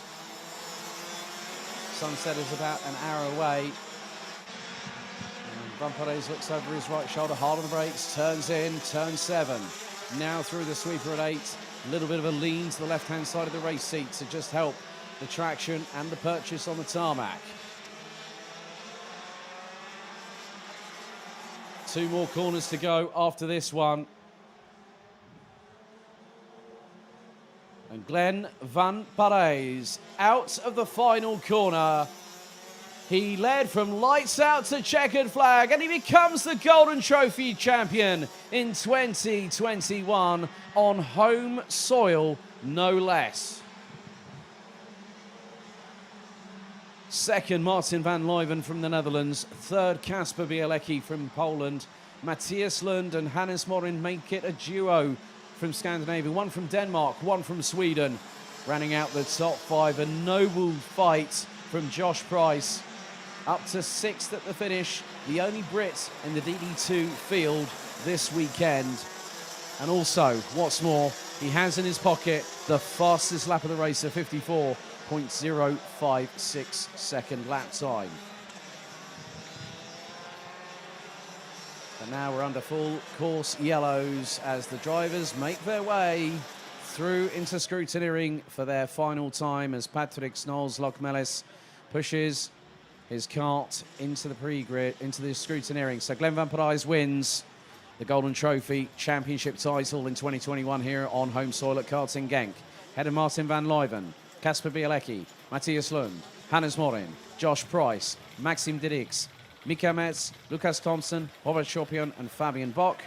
Christopher Zaxer, 12th, ahead of Kilian Gerhard, Andreas Birkbach, Florian Breitenbach, Jule Jungdahl, Mario Saban, Charlie Anderson, Hannes Border, Jordi Klebort, Amerik Gerhard, Dennis Thiem, Karl Borgard, Laurent Seifried and Jaro Dekkers being the last of the 25 drivers that finished the race. Retirements, unfortunately, for Max Fleischmann, Lasse Andresen, the recovering Zana Schiblak, Patrick Snols-Lokmelis, and the 445 of David Maslakovic.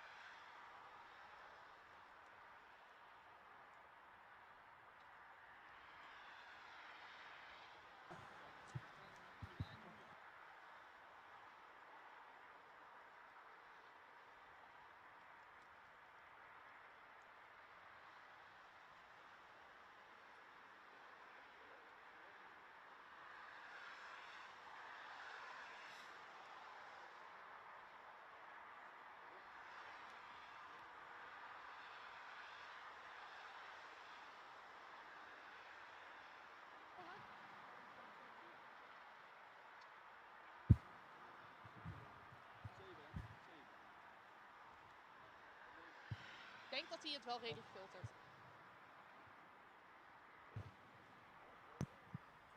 So ahead of our last race out of 38.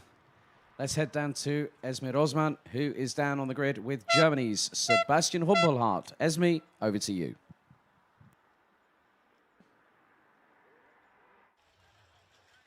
I'm with Sebastian Rumpelhardt from Germany, almost ready to start. Sebastian, Good luck. What are you doing this race? I hope so I can win, eh? Hoping he can win. Well, good luck. The last race of the weekend. Thank you. Back to you.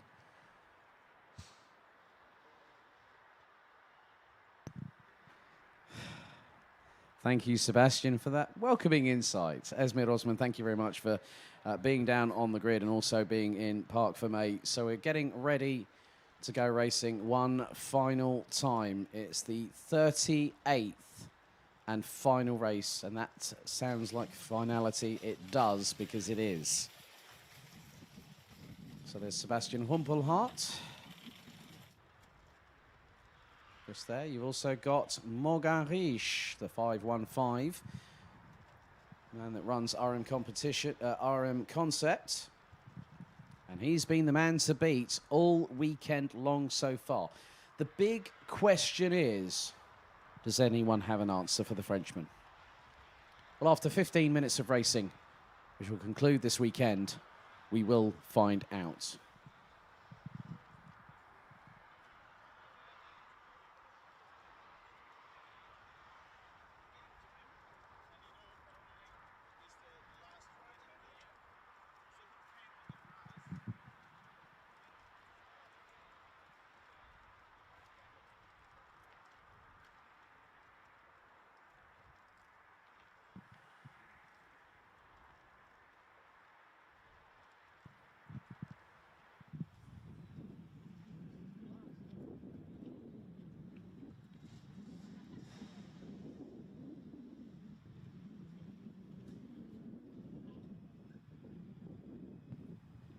It is the calm before the storm, and we have a DD2 Masters 1 waiting to erupt.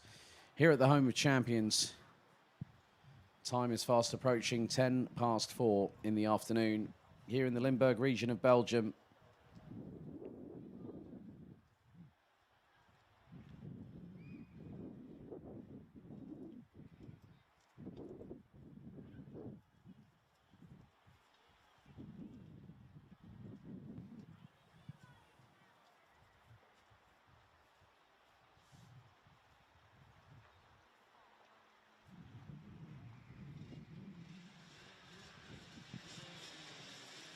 The engines fire up one final time.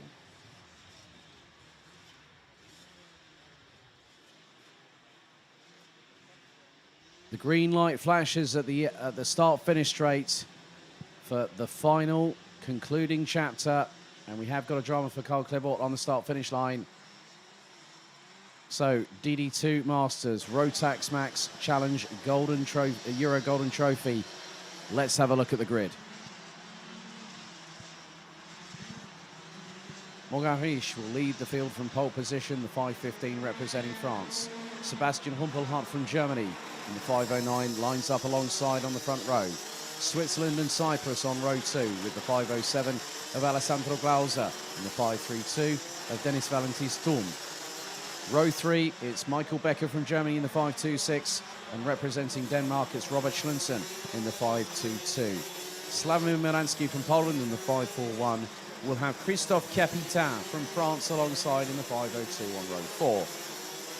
Unfortunately, no Carl Klebort on the inside of row number 5, but Christoph Adams will start from 10th, representing the Netherlands. James Beecroft from the UK 11th. Fritz Sai from Estonia in the 551.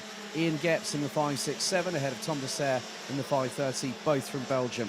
Nicolas Mazinas from Lithuania starts 15th in the 514, ahead of the 523 of Francis Bruno dos Santos.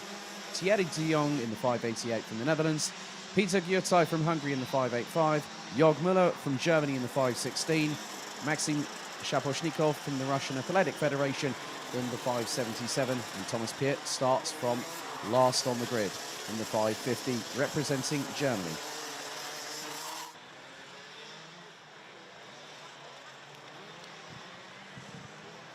So 14 minutes on the clock, plus an additional lap to conclude what has been nearly 7 hours of racing over the last 2 days.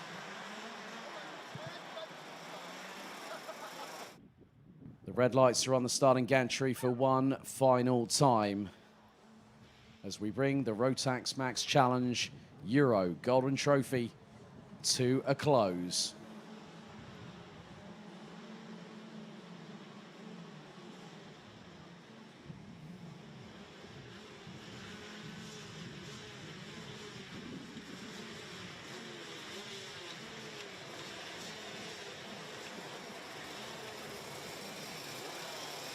Morgan Riesch and Sebastian Rumpelhart lead the field out of the final corner. Revs start to rise. The Rotax Max Challenge Euro Golden Trophy DD2 Masters final is off and underway. And through into turn 2, there has been a touch. And Rumpelhart off the circuit, going through into turn 2. And it was two's company, three's a crowd. And Morgan Riesch is in the lead of the race as they head into turn number 6 for the first time. Jörg Miller sweeping wide to the outside of turn number 6. As they make their way through into the Europalan off of turn number 7. Thomas Piet trying to get stuck in there as well. Rumpelhart now has to start fighting back through the field because he was probably one of the other drivers apart from Alessandro Glauser, but keep your eyes on the driver in third place. That looks to be Robert Schlunsen. Schlunsen up from 6th to P3.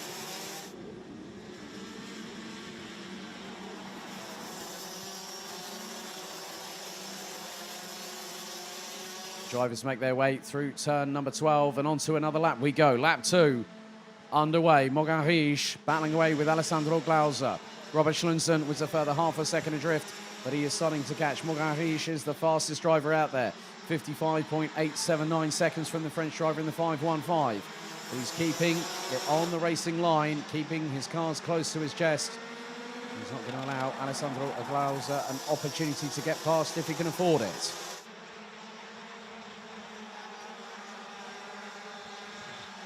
So a few drivers already making up positions. Jörg Miller now up into 14th.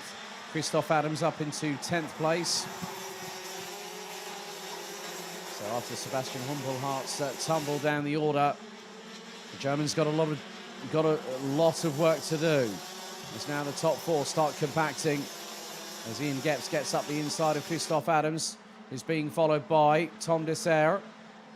Glauser is thinking, well, discretion is the better part of valor in this race, and what's more than likely truthful is you don't want to start making overtakes at this point. You just want to put the pressure on as Glauser goes sideways, nearly hits the back bumper of Morgan Riesch going into turn 6, and now he has to defend against Robert Schlunsen and Dennis Valentis Thum. So now that becomes the battle for P2. This could allow Morgan Riesch to scarper away into the distance like he did all of yesterday on the heats and also in the pre-final as well. Through into turn 10. And Sebastian Rumpelhart now past Maxim Shaposhnikov in the 5.77. And now is closing in on the likes of Peter Gyutai. As Dennis Thum now gets past Robert Schlunsen, but Schlunsen has other ideas to go back up the inside, tries to launch an attack through turns 1 and into 2. But the Dane has to hold back, and there is James Beecroft. Unfortunately, the Brits in the 5.17 out of the race on lap number 2. After what was such a dynamite performance in qualifying from the Brits, he now has to sit by the sidelines and watch, I'm afraid. Dennis Thum being hustled by Robert Schlunsen going through turn 8. And Slavomir Maransky is also chasing them down.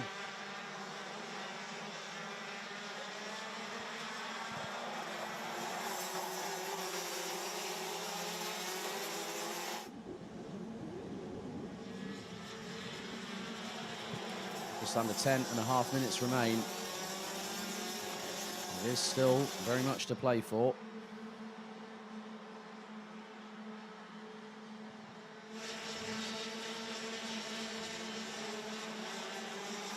But some of these drivers won't give up. I know Slavomir Maransky is made of stern staff, as is Robert Schlunsen, as is Dennis Thum. So Schlunsen will try and see if he can get the run coming out of turn 6 down the Europalan. Maransky will also get the toe from the Dane. And Schlunsen towards the inside of turn 7. Up into P3 goes the 5.22 Primaris competition. Now they've got to start chasing down Alessandro Glauser and hopefully try and put the frighteners on Morgan Riesch. Morgan Riesch has been very much untroubled so far this weekend. and that trend looks to continue. Christoph Adams and Ian Getz have been swapping positions. Christoph Adams running in 9th place. Fastest lap now set by Michael Becker, who is in 7th and is within 2.5 tenths of the driver in front, and that is Christophe Capitan. Well, he got past Pritzai on the previous lap.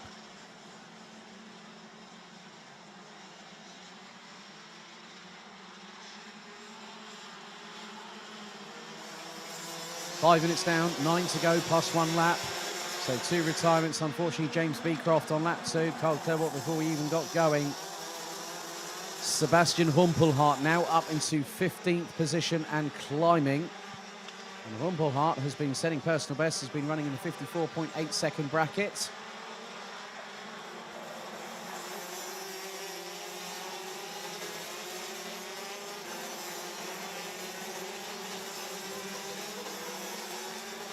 As Bruno Dos Santos has been battling away with quite a few drivers, including Mikolas Mazinis from Lithuania. 8.5 minutes to go. There's still no sign of drivers that are going to really push the envelope, but Alessandro Glauser has tried to claw back some time from Morgan Riesch and has done so by about half a tenth as Michael Becker up the inside of Christophe Capitan. That is for 6th place on the road. Pritzai is just behind them.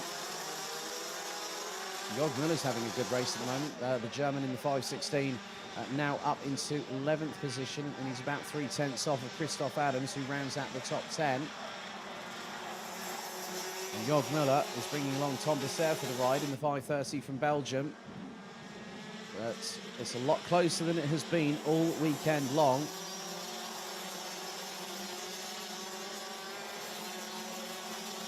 Tom Dessert giving Jörg Müller the hurry up through turn number 12. 7.5 minutes remain of the race meeting.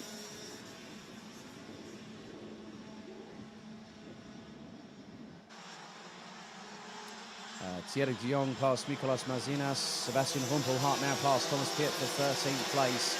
And we'll start chasing those in front. And the next one will be Tom Dessert. Jörg Müller takes a look over the left shoulder. He's closing in on Christoph Adams.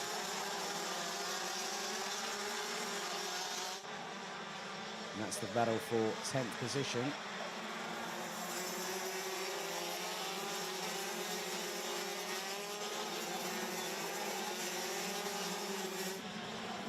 Still having some good battles up and down the order. Now I've just noticed that Robert Schlunsen has just put in the fastest lap of the race.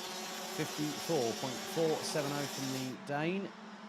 And on the last lap after that, 54.5.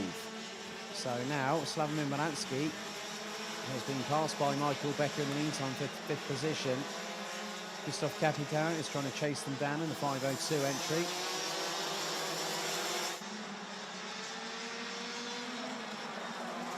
And the top 3 last time around of the completion of lap 8, we're now on lap 9. It's just under 9 tenths of a second. So 8 minutes have been completed. And still, the strategy games play out right in front of our own eyes.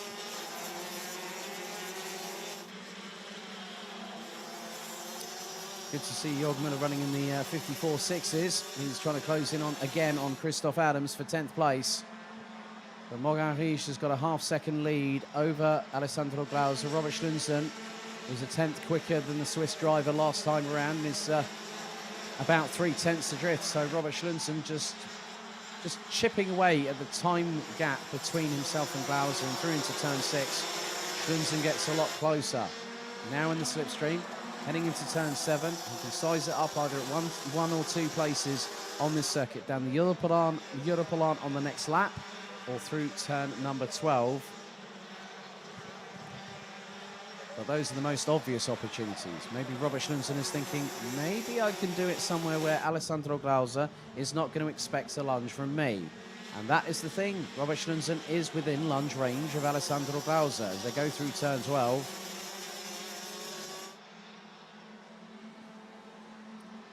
Schlunsen is about 2.5 tenths of a second behind Glauser in the battle for P2.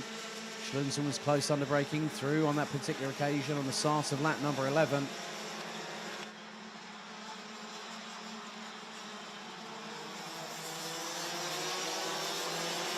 stranger things have happened. Mikolas Mazinas in the 514 from Lithuania, unfortunately, I think has retired from the race. So down from 21, we go to 18 drivers still out there.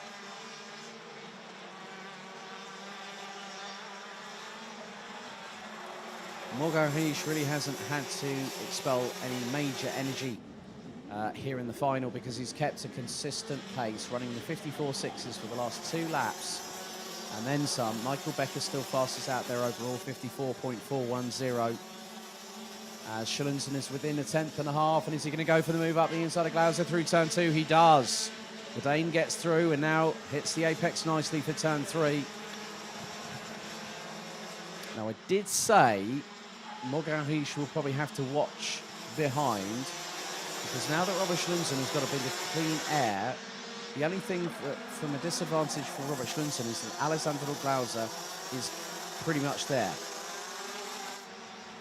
Michael Becker, in the meantime, has gotten past Dennis Valentine-Sturm for 4th place. So Becker hits 4th, Sturm in 5th. Lansky still sitting and holding station in 6th place.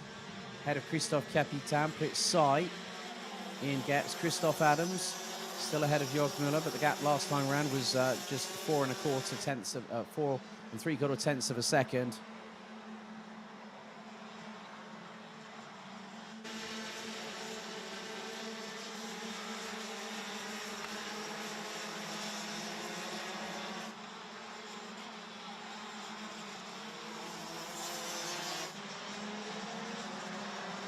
So Morgan Riche has a comfortable lead of nearly 1.3 seconds as we enter into the last 2.5 minutes of the race meeting and of the weekend, plus an additional lap. Michael Becker looking to try and strike whilst the iron is hot and go for 3rd position ahead of Alessandro Glauser. Got to be careful of where he does it and when he does it, just so at least Alessandro Glauser does not have an opportunity of getting back at him.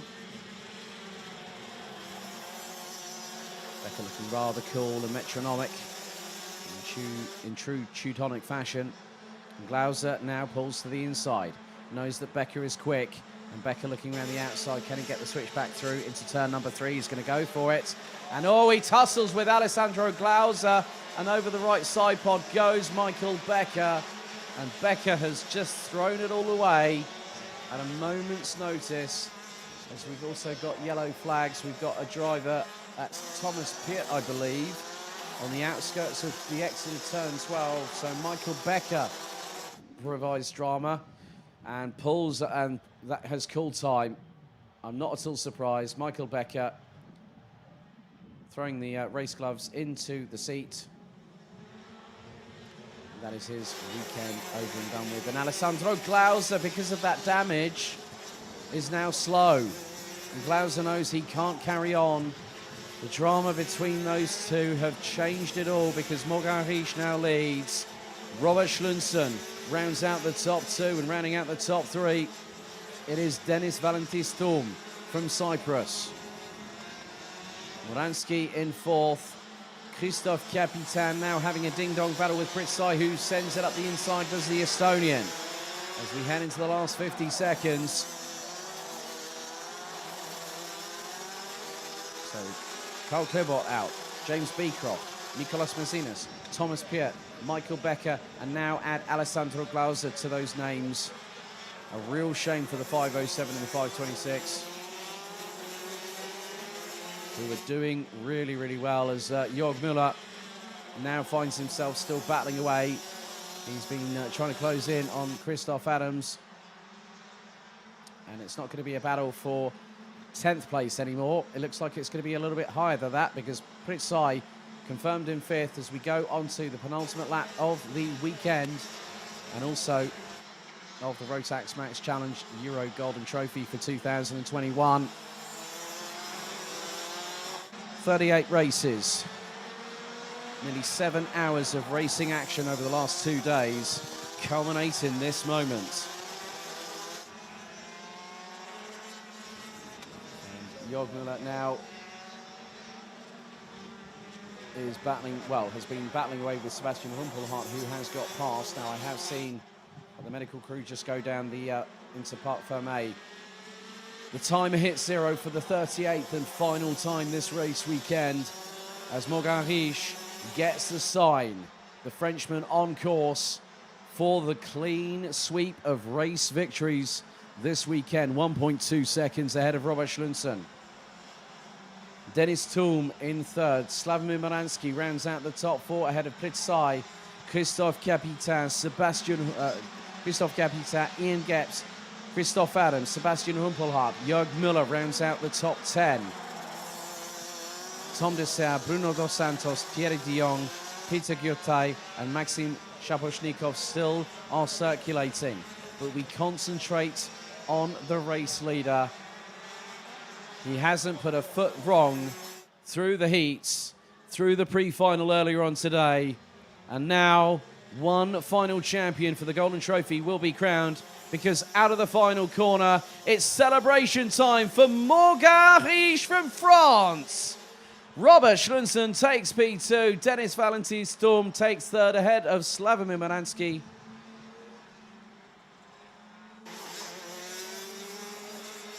Morgan Riche has done the business. 5 wins out of 5. And now it's a slow trundle to scrutineering. As the darkness, the sun is starting to set, the floodlights start to light up. It's a somber moment. We do have one more order of business, but Morgan Riche, it's sinking in, isn't it? Félicitations, monsieur. Bien roulé. Well done. Well driven.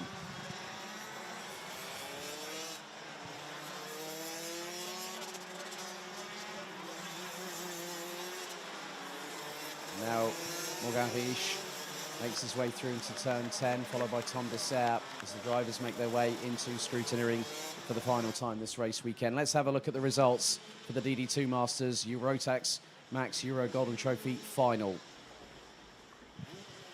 Morgan Riche wins by a comfortable 1.68 seconds ahead of Robert Schlunsen. Denis Valentin Storm rounds out the top 3 representing Cyprus ahead of Slavomir Maransky and Estonia's Pritzai. Christophe Capitan in 6th, Ian Gepps in 7th ahead of Christophe Adams. Sebastian Humpelhardt, Jörg Müller rounds out his return to karting with a top 10 finish ahead of Tom Dessert, Bruno Dos Santos, Thierry de Jong, Peter Gyurtai and Maxim Shaposhnikov. Unfortunately, due to the contact between Alessandro Glauser and Michael Becker battling over for second, they were eliminated on lap number 13. Thomas Piet retired with a mechanical on lap 12. Retirements from Mikolas Mazinas on lap 8, James Beecroft on lap 2, and Carl Klebot unfortunately had to sit by the sidelines.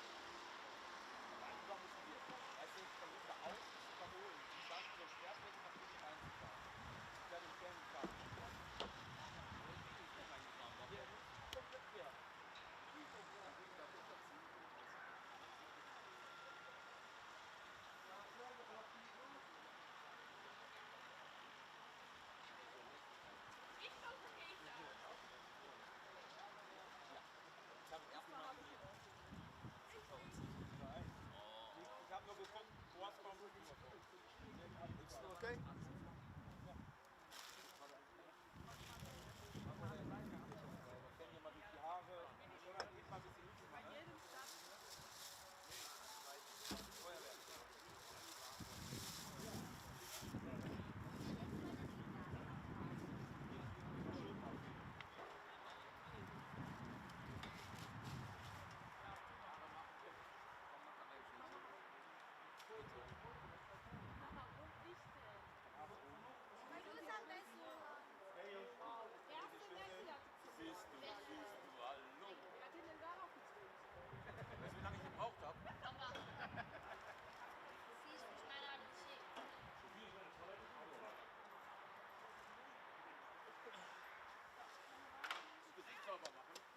Ja, der kriegt einmal hier den.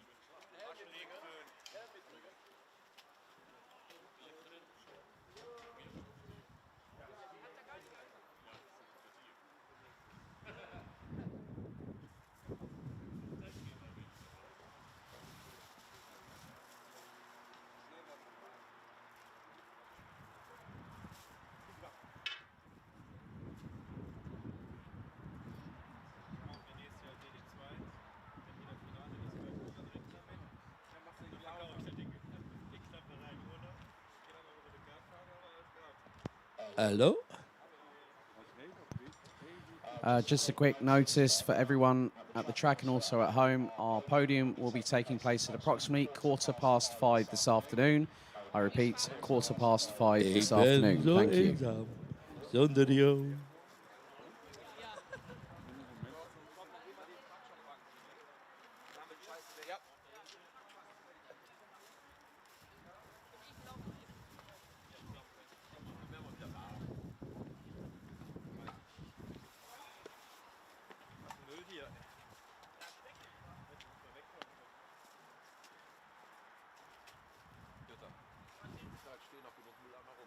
Ja, dann könnten wir wirklich da rein tun.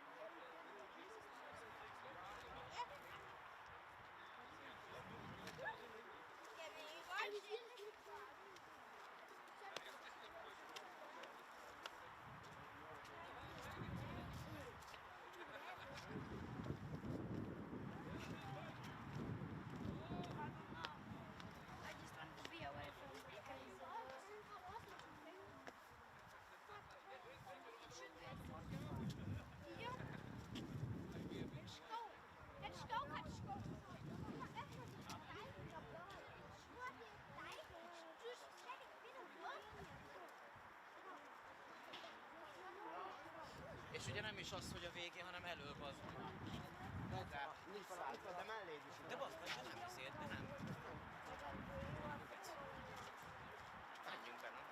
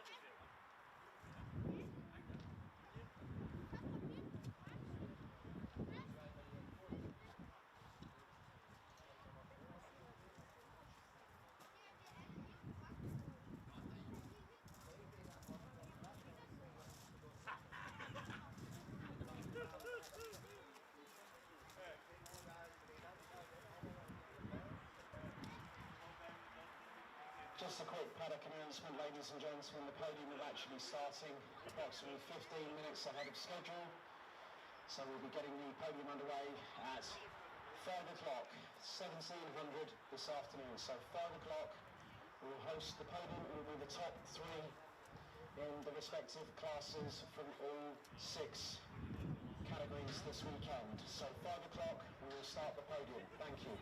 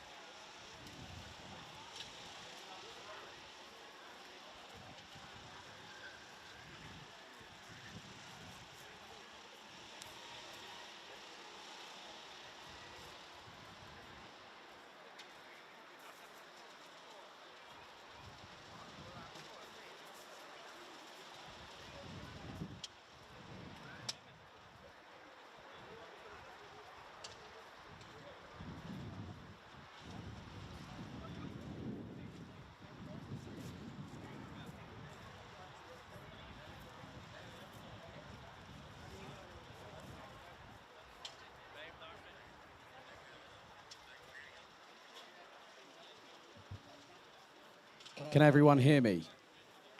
Hello? I think that's definitely working. I'll stand over here then. Firstly, before we get the podium celebrations underway here at Karting Genk for the Rotax Max Challenge Euro Golden Trophy, we'd like to recognise the team here at Team MKG. So if I could ask for all the marshals that are here presently, if you'd like to go ahead, because we have a little something to say thank you for all your hard work over the weekend. So if everyone could give Team MKG, our marshalling crew here this weekend, a round of applause.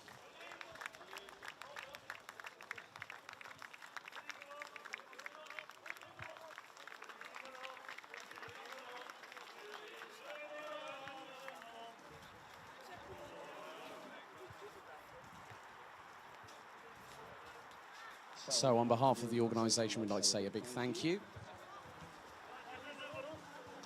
Nee. Ah, Sean.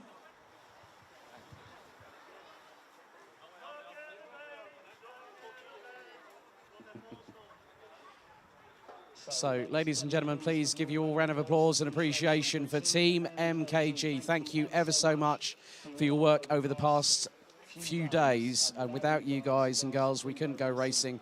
So from us at the organisation for the Rotax Max Challenge Euro Golden Trophy, we say thank you. Ladies and gentlemen, round of applause, please.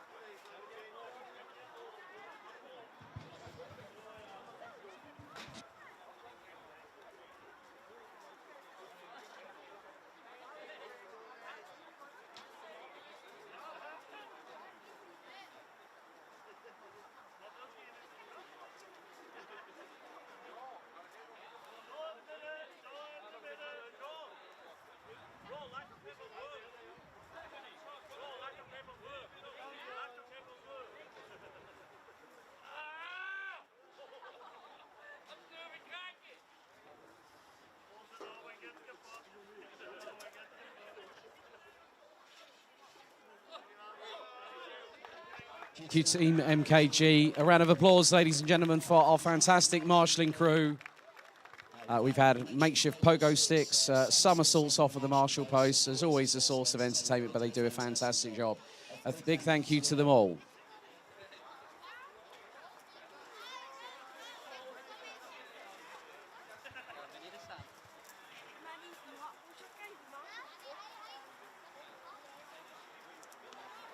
Okay, we're going to go to our first podium of the weekend, and first up it is Micromax in third position, representing Estonia, Nikita Zhubimov.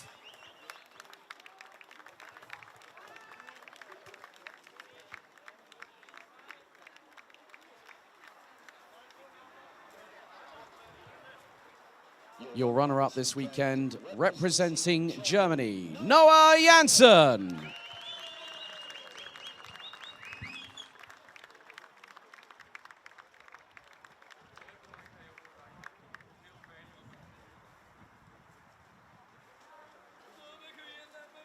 And your 2021 Rotax Max Challenge Euro Golden Trophy champion, representing the Netherlands, Boz Maximov.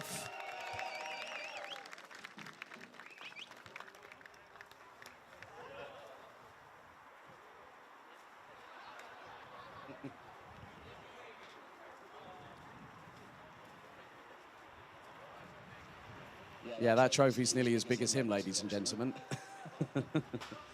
But before we take some more photos, I'd like for you all to observe a moment of silence as we pay tribute to the national anthem of the Netherlands.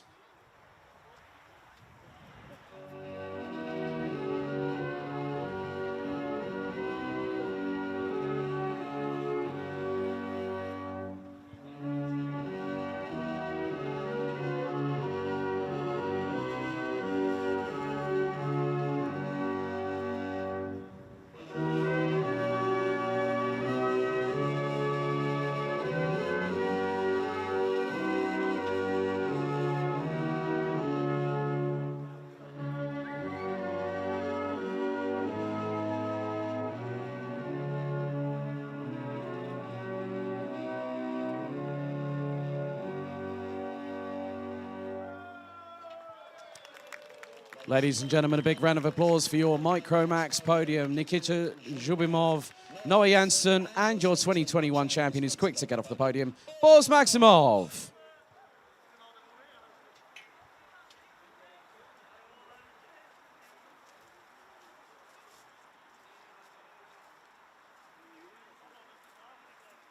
Okay, next up, we turn our attention to Minimax. Your third place driver, representing Latvia, Tom Strele.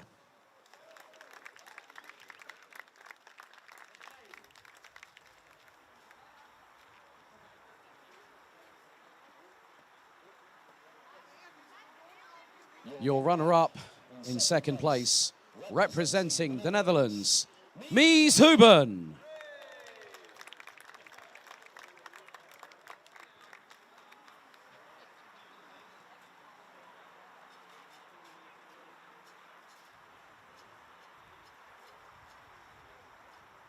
And your 2021 Rotax Max Challenge Euro Golden Trophy Minimax champion from Belgium, Matej Radenkovic.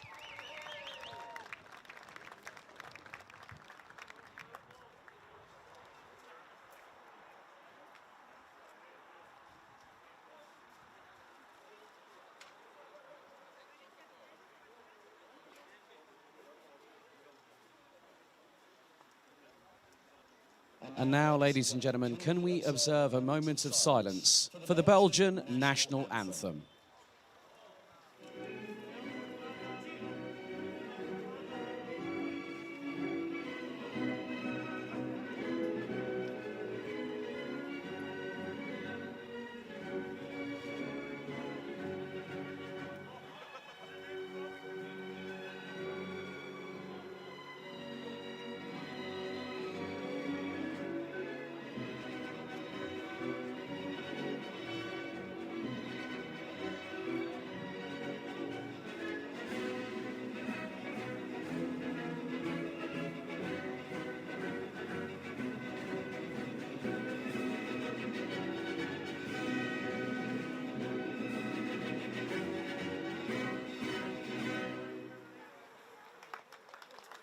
Ladies and gentlemen, please give a round of applause for your Minimax Rotax Max Challenge Euro Golden Trophy championship podium. So well done.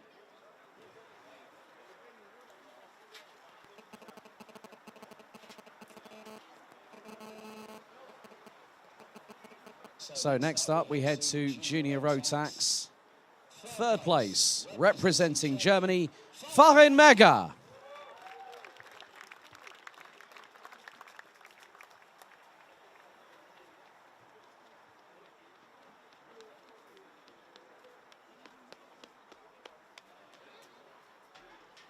Your runner-up, representing the Netherlands, Jaden Thien.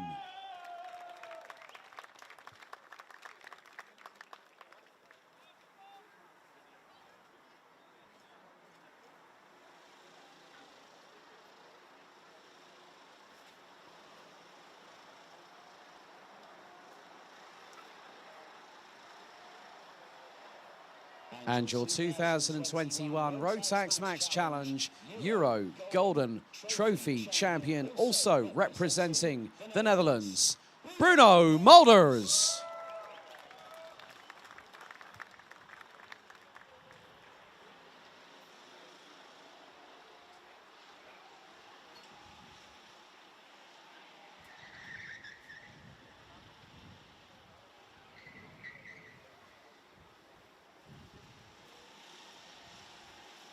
And now, ladies and gentlemen, can we observe a moment of silence for the national anthem of the Netherlands?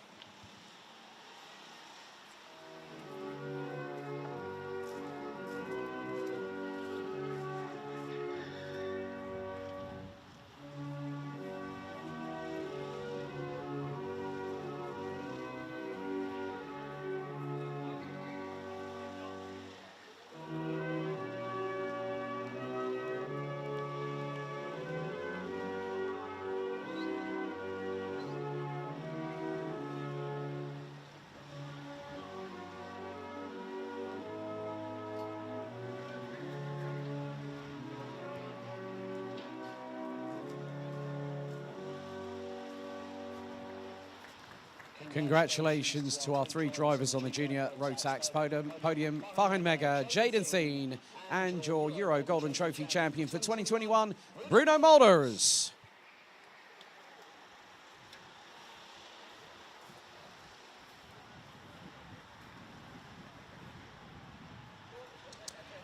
Okay, next podium is for senior Rotax. In 3rd position, representing Hungary, Zsombor Kovács.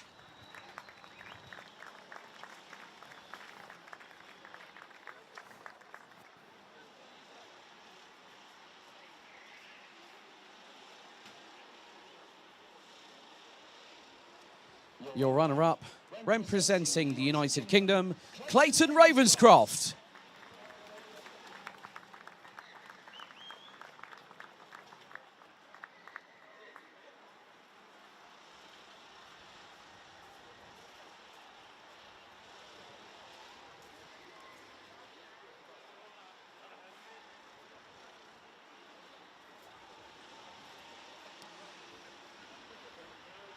And your 2021 Rotax Max Challenge Euro Golden Trophy champion in senior Rotax, also representing the United Kingdom, Reese Hunter.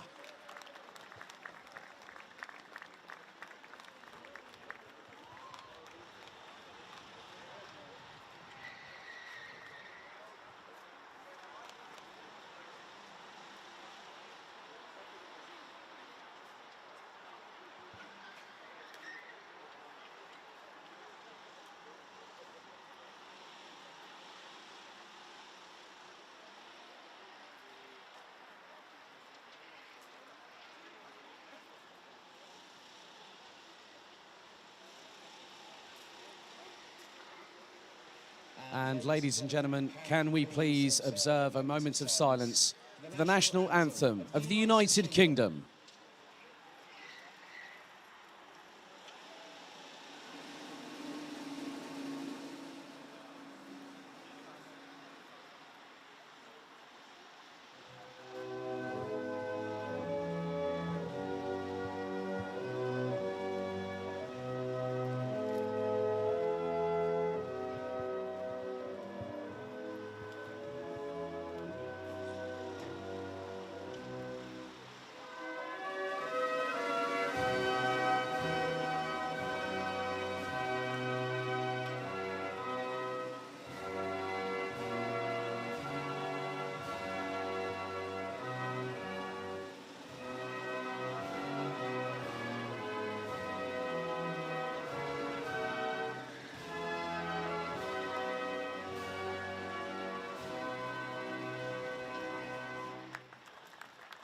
Ladies and gentlemen, a round of applause for your senior Rotax podium for the Golden Trophy.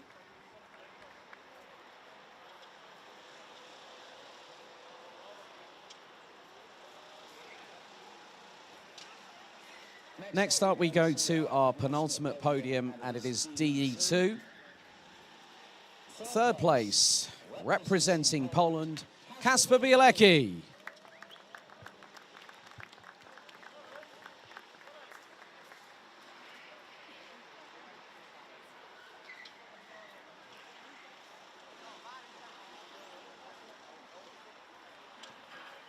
Your runner-up representing the Netherlands, Martin van Leuven.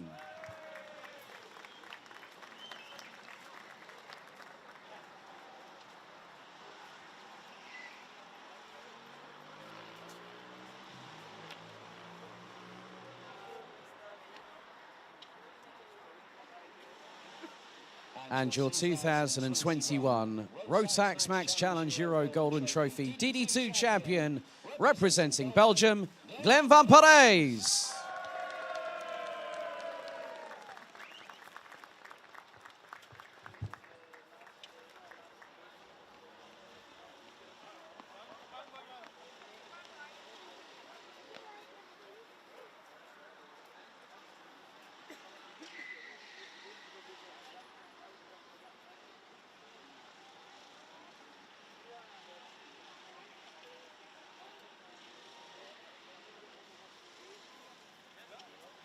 And ladies and gentlemen, can we please observe a moment of silence for the Belgian national anthem?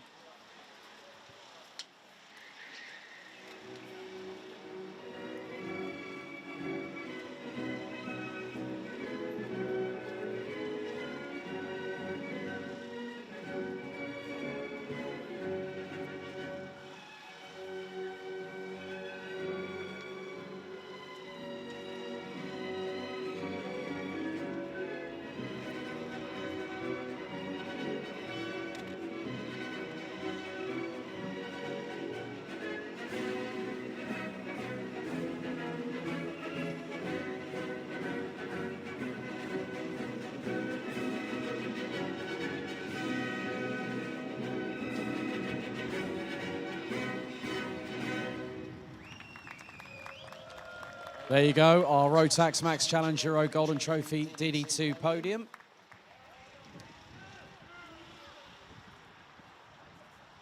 Well, if you do need to step off the podium, feel free. Go ahead, if the photos have already been taken. I know the rain's, there's a little bit of a spittle of rain just coming in, but we'll get underway with DD2 Masters, our final podium, before we hand out some tickets to the grand finals. Third position, representing Cyprus, Dennis Valentis Tum.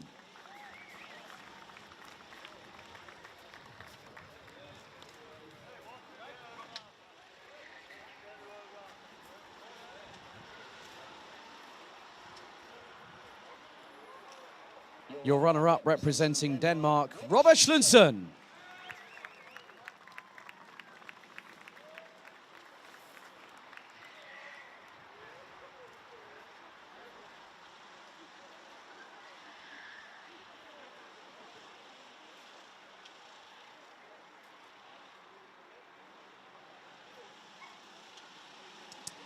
And your DD2 Masters Rotax Max Euro Golden Trophy champion from France, Morgan Riche.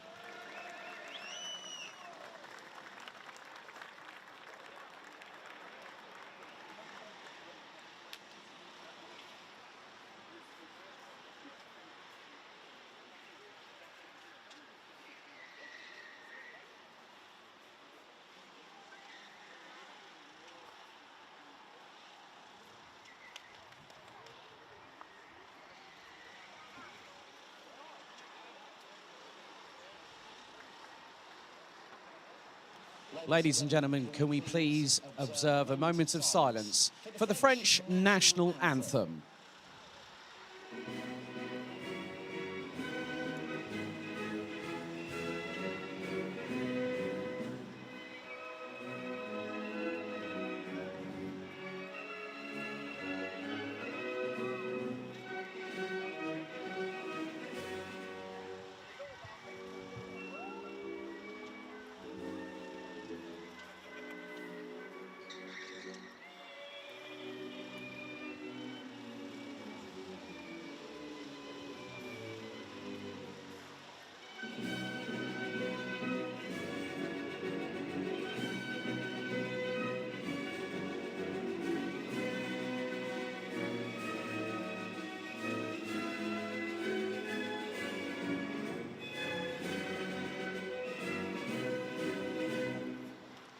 Congratulations to our DD2 Masters podium.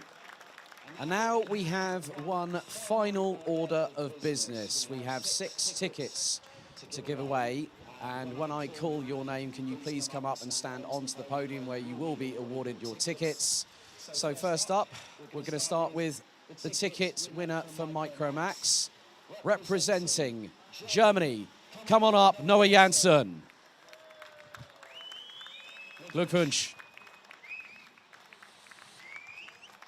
Next name to call from Minimax, Mies Huben.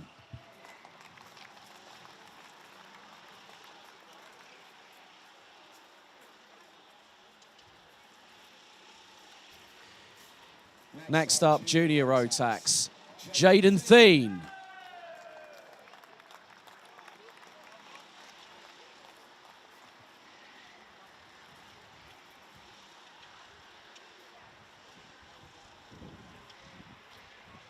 Next up for Senior Rotax, Clayton Ravenscroft. I thought that might make you happy, Steve.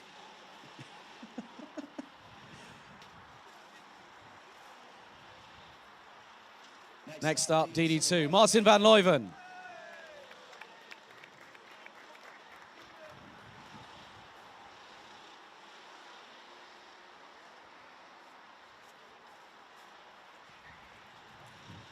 And the sixth and final ticket. Félicitations, Morgan Riche.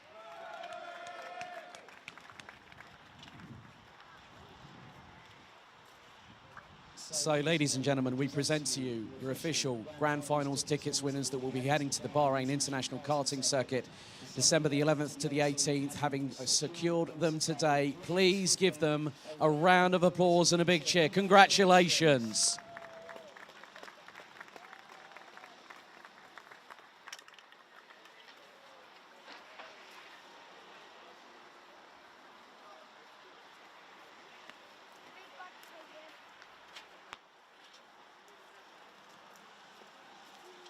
And just one final thing, if we can get a photo of you lot actually holding those tickets up in the air. So, there we go. Bit of gold to round off the weekend. So congratulations, a big thank you to the 201 drivers from 21 different nationalities. There are your 6 Grand Finals ticket winners. And good luck to everyone racing in Bahrain in the Grand Finals. And the Euro Trophy will return at the Winter Cup in Campos in late February. Until then, from the home of champions, Karting Genk, on behalf of everybody here, it's good night. See you very soon.